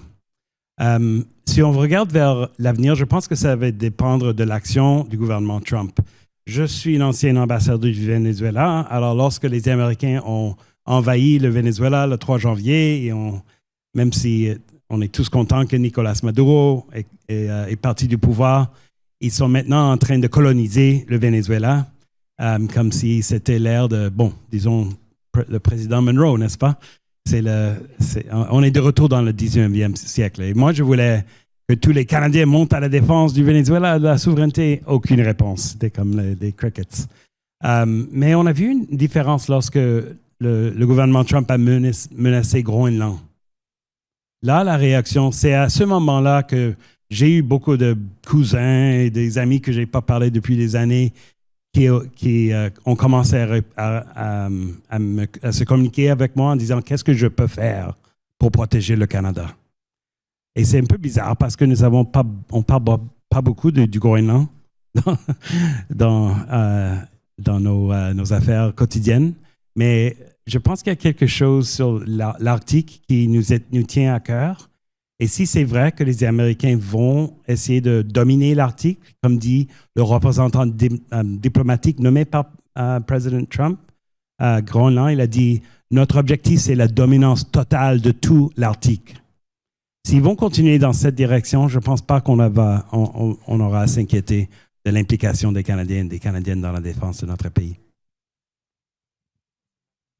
Je veux juste dire un dernier petit mot, peut-être parce que justement inspiré par le cocktail qui suit. Si je parle par la mobilisation, il y a eu une mobilisation spontanée dans les SAQ, LCBO, de ne plus acheter d'alcool du tout américain. Ça a été assez spontané. Et puis, l'autre aspect de votre question, c'est de dire est-ce que les Canadiens sont prêts à se mobiliser? Mais quand on pense, c'est qui les Canadiens? Et il y a une grande partie de notre population qui est issue de la diaspora. Et ils ont vécu ce que c'est que le conflit. Et donc, souvent, je pense qu'il y a des biens conscients quand on se dit, nous, Canadiens, on a un bien conscient de penser, non, nous, qui viennent de Sainte-Foy, civil, ou de Saint-Jean, blanc, on ne l'a jamais vécu. Mais parmi nous, il y a beaucoup de gens qui l'ont vécu et qui sont des amis, qui sont des collègues et qui sont très sensibles à ces menaces-là. Et donc, qui peuvent être très inspirants aussi pour dire non, je pense que nous, on a vécu quelque chose de semblable et puis il faut se lever. Donc, je pense que c'est de dire, c'est aussi se questionner, c'est qui nous les Canadiens. I thank our panelists for a fantastic discussion. On adore vos présentations. Merci beaucoup. Et je pense maintenant on va avoir un cocktail. J'allais inviter Elisabeth à venir nous jaser un petit 2-3 minutes pour terminer la journée. Si vous voulez rester sur le stage, je pense que ça ne dérange pas Elisabeth. On doit partir. Merci. Vous restez, vous partez, tout me convient. OK. Dear friends, chers amis, quelle journée, hein? J'ai l'impression qu'on a en quelque sorte bouclé la boucle. On a l'impression d'être revenu là où on était parti. On est entré ce matin avec l'idée d'un monde instable, d'un monde de crise. Et à juste titre, au moment où on se parle, on a au Moyen-Orient une concentration de air power comme on n'en a pas eu depuis 2003. Ça, c'est mon service de renseignement personnel qui m'a informé. Donc, on est dans un monde qui est éminemment instable, mais une crise, puis on parle souvent de crise dans les cours, aux crises, au risque d'énoncer une vérité de la palisse, c'est un moment, c'est court, c'est bref, c'est paroxystique. Puis un paroxysme qui s'étire, ça devient complètement autre chose. Et finalement, ce monde instable, cette instabilité, c'est plus un accident. C'est ça que dit cette journée d'aujourd'hui. Ça n'est pas un épiphénomène, ça n'est pas un instant. En fait, les échanges d'aujourd'hui ont montré que oui, le monde vacille, le monde se fragmente, mais qu'il se négocie. On a parlé de l'accord de libre-échange, de ce que ça représente, de l'Arctique, qui représente maintenant un espace, un territoire négocié. On a parlé de souveraineté, de zone grise, de zone hybride. Le panel 1 et le conférencier d'honneur nous a parlé de grandes puissances, de doctrines stratégiques, de rivalité assumée, de points de fracture, de tension, de friction. Et au fond, c'est une même dynamique qui a traversé tous les panels. C'est le retour de la puissance comme langage, comme grammaire des relations internationales contemporaines. Dans un monde où, et je vous ai entendu les juristes, la règle de droit continue d'exister, mais on ne structure plus le jeu de la même manière. Alors, est-ce qu'on tourne la page comme Stefan Zweig, sur le monde d'hier? Ou est-ce que c'est un retour vers le futur? Le mot a été mentionné dans la DeLorean des relations internationales. Alors, pas par nostalgie, mais parce que les forces qu'on croyait maîtriser reviennent. On a ouvert le sarcophage de la momie, mais avec de nouveaux outils, avec des outils plus rapides, plus diffus, très, très, très déstabilisants. On n'a pas assez parlé de technologie dans un sens. Alors, ce que nous enseigne cette journée, c'est que la sécurité internationale ne se joue plus uniquement à travers les institutions, à travers les traités, mais qu'elle se joue dans notre capacité à lire les signaux faibles. C'est ça dont on a beaucoup parlé finalement. Comprendre les seuils. Et ça, c'est le panel 2, décaler notre regard, changer de focale. Audi alteram partem, dirait quelqu'un que l'on a bien connu. Il faut entendre l'autre moitié. Alors que le monde vacille, on a parlé de tectonique des plaques, les fractures s'approfondissent, mais elles se diffusent aussi en rhizome, puis tout d'un coup, tout devient flou parce qu'on n'a plus les bonnes lunettes. On revient au début de la journée, il va falloir changer d'optométriste. Et fondamentalement, ça soulève la question qu'a très bien abordé le panel 3. Qui sommes-nous? Nous, le Canada, nous, les Canadiens, nous, les de souche, autochtones ou migrants. Ça pose la question de nos valeurs. Compliqué de définir nos valeurs si on les a juste définies par opposition. De notre identité, c'est quelque chose qu'on discute énormément en classe. Et des choix qu'on veut faire. Est-ce qu'on veut être une gazelle cachée derrière un banc de neige attendant d'être mangée? Est-ce qu'on veut rester assis sur le strapontin très haut dans les estrades à regarder le monde changer? Ou est-ce qu'à l'inverse, on veut armer d'une représentativité accrue de notre société, y compris dans les places de ce collège, y compris dans nos forces armées? Est-ce que l'on veut finalement surfer la vague avec les Finlandais? Je sais que du surf avec des Finlandais, ça a l'air étrange, mais les Finlandais sont un peu dans la position dans laquelle on se trouve aujourd'hui, mais eux, depuis plus longtemps, ça fait longtemps qu'ils dorment à côté d'un ours qui a sorti les griffes. Nous sommes à côté désormais d'un lion qui veut faire la même chose. On peut apprendre d'eux, on peut aller prendre de ce que dit Alexander Stubb dans son article de Foreign Policy du début de l'année, où il dit peut-être que c'est le moment pour des puissances comme nous de nous tourner vers le Sud, embrasser le Sud. On l'a beaucoup entendu autour du panel 2. Changeons de focale, Changeons notre manière de fonctionner. C'est peut-être la seule alternative à ce qui est cette néo-féodalisation du monde. Et je suggérerais sur une image, peut-être c'est le moment de faire de la botanique. L'acacia du Botswana a ceci de particulier que lorsque des gazelles arrivent pour en manger les feuilles, il devient très rapidement amer et toxique pour les mammifères. Il y a quelqu'un qui a entendu cette anecdote beaucoup trop souvent, qui devient très toxique pour ceux qui le mangent. Mais non seulement ça, mais au moment où il est mâchouillé par les dites gazelles, il émet de l'éthylène qui, porté par le vent, va envoyer aux acacias plus loin une information qui est de devenir amère à leur tour pour ne pas être mangés. Et peut-être que c'est ce que nous devons faire. On se posait la question de comment nous évoluer comme société canadienne. Devenons trop amers pour les États-Unis pour nous avaler, y compris bouchée par bouchée. You have understood that it is therefore an ongoing conversation that we will continue in this very institution. Leaders Fair is the meeting of different views. You've seen that. Scott and Ben, different worlds, a different way to understand the world. We make people meet, practitioners and academics, military and civilian. This is what Leaders Fair is about. Et donc, c'est aussi ce à quoi répond le Collège militaire royal de Saint-Jean. C'est un lieu de rencontre dont on doit être très fier parce que c'est un lieu où, dans les salles de classe, nous disposons de la liberté académique pour pouvoir discuter librement. Puis il y a des étudiants avec lesquels on a des discussions houleuses. Mais c'est toujours toi qui se retrouve finalement pointé du doigt. Et c'est un univers qui est extraordinairement riche. C'est celui aussi où se façonnent ceux qui vont venir nous défendre par la suite et que nous devons accompagner. C'est pour ça que ce discours croisé est important. Donc, je vous dis, à l'année prochaine, nous nous retrouverons, même heure, même place, pour continuer cette discussion qui est si importante. Merci.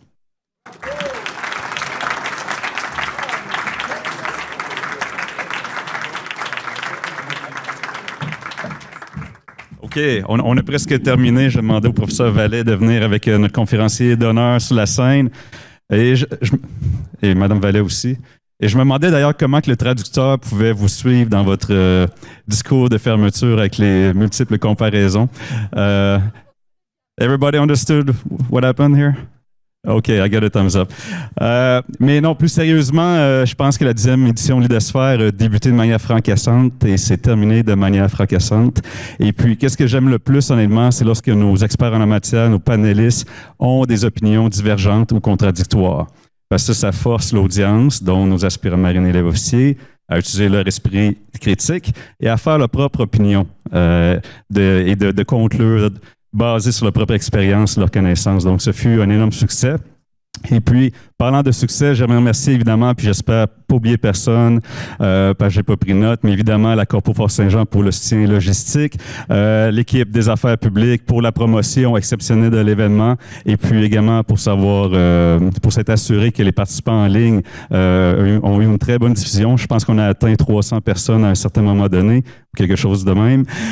Sinon, également nos modérateurs et panélistes, et puis comité organisateur. Cette année, il y a évidemment la doyenne à la recherche qui a participé, avec Sébastien qui est toujours là, également Elisabeth, et puis notre conférencier d'honneur, un merci spécial. Donc, je vais venir à l'avant les deux, en fait, Madame Vallet et Monsieur David, oui, professeur. Donc, j'ai eu la question plutôt aujourd'hui, qu'est-ce qu'il faut pour obtenir un médaillon du commandant? Et puis j'ai répondu rapidement, il faut se démarquer. J'aurais dû préciser, il faut se démarquer positivement.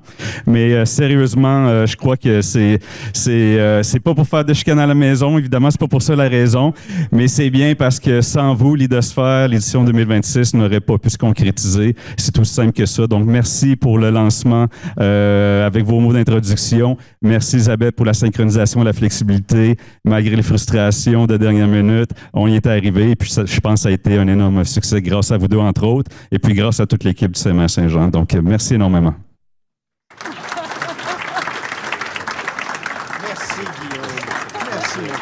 bonne photo du numéro 5.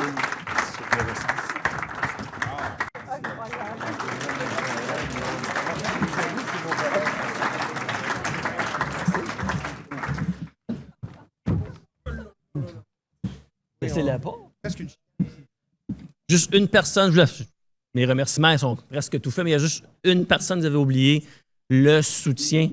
On l'a mentionné ce matin, le chamboulement du panel 1, du conférencier d'honneur, ça a demandé beaucoup de logistique au niveau administratif et financier. Merci à l'équipe du soutien et des finances. Vous m'entendez? Je sais que vous êtes déjà parti il y a 4 heures. Mais c'est pas grave, on va avoir la chance encore de vous remercier. Mais on n'aurait pas pu faire toute cette gymnastique-là de dernière minute sans votre soutien indéfectible. Donc, tous les remerciements sont faits. On vous a déjà invité pour l'année prochaine. On est encore là, nous autres? Oui. Donc, il reste que le cocktail. Donc, vous êtes conviés jusqu'à 18h. Il faut juste tourner sur votre droite si ça vous intéresse. Vous pourrez rester pour continuer les discussions jusqu'à 18h. Après ça, vous en allez.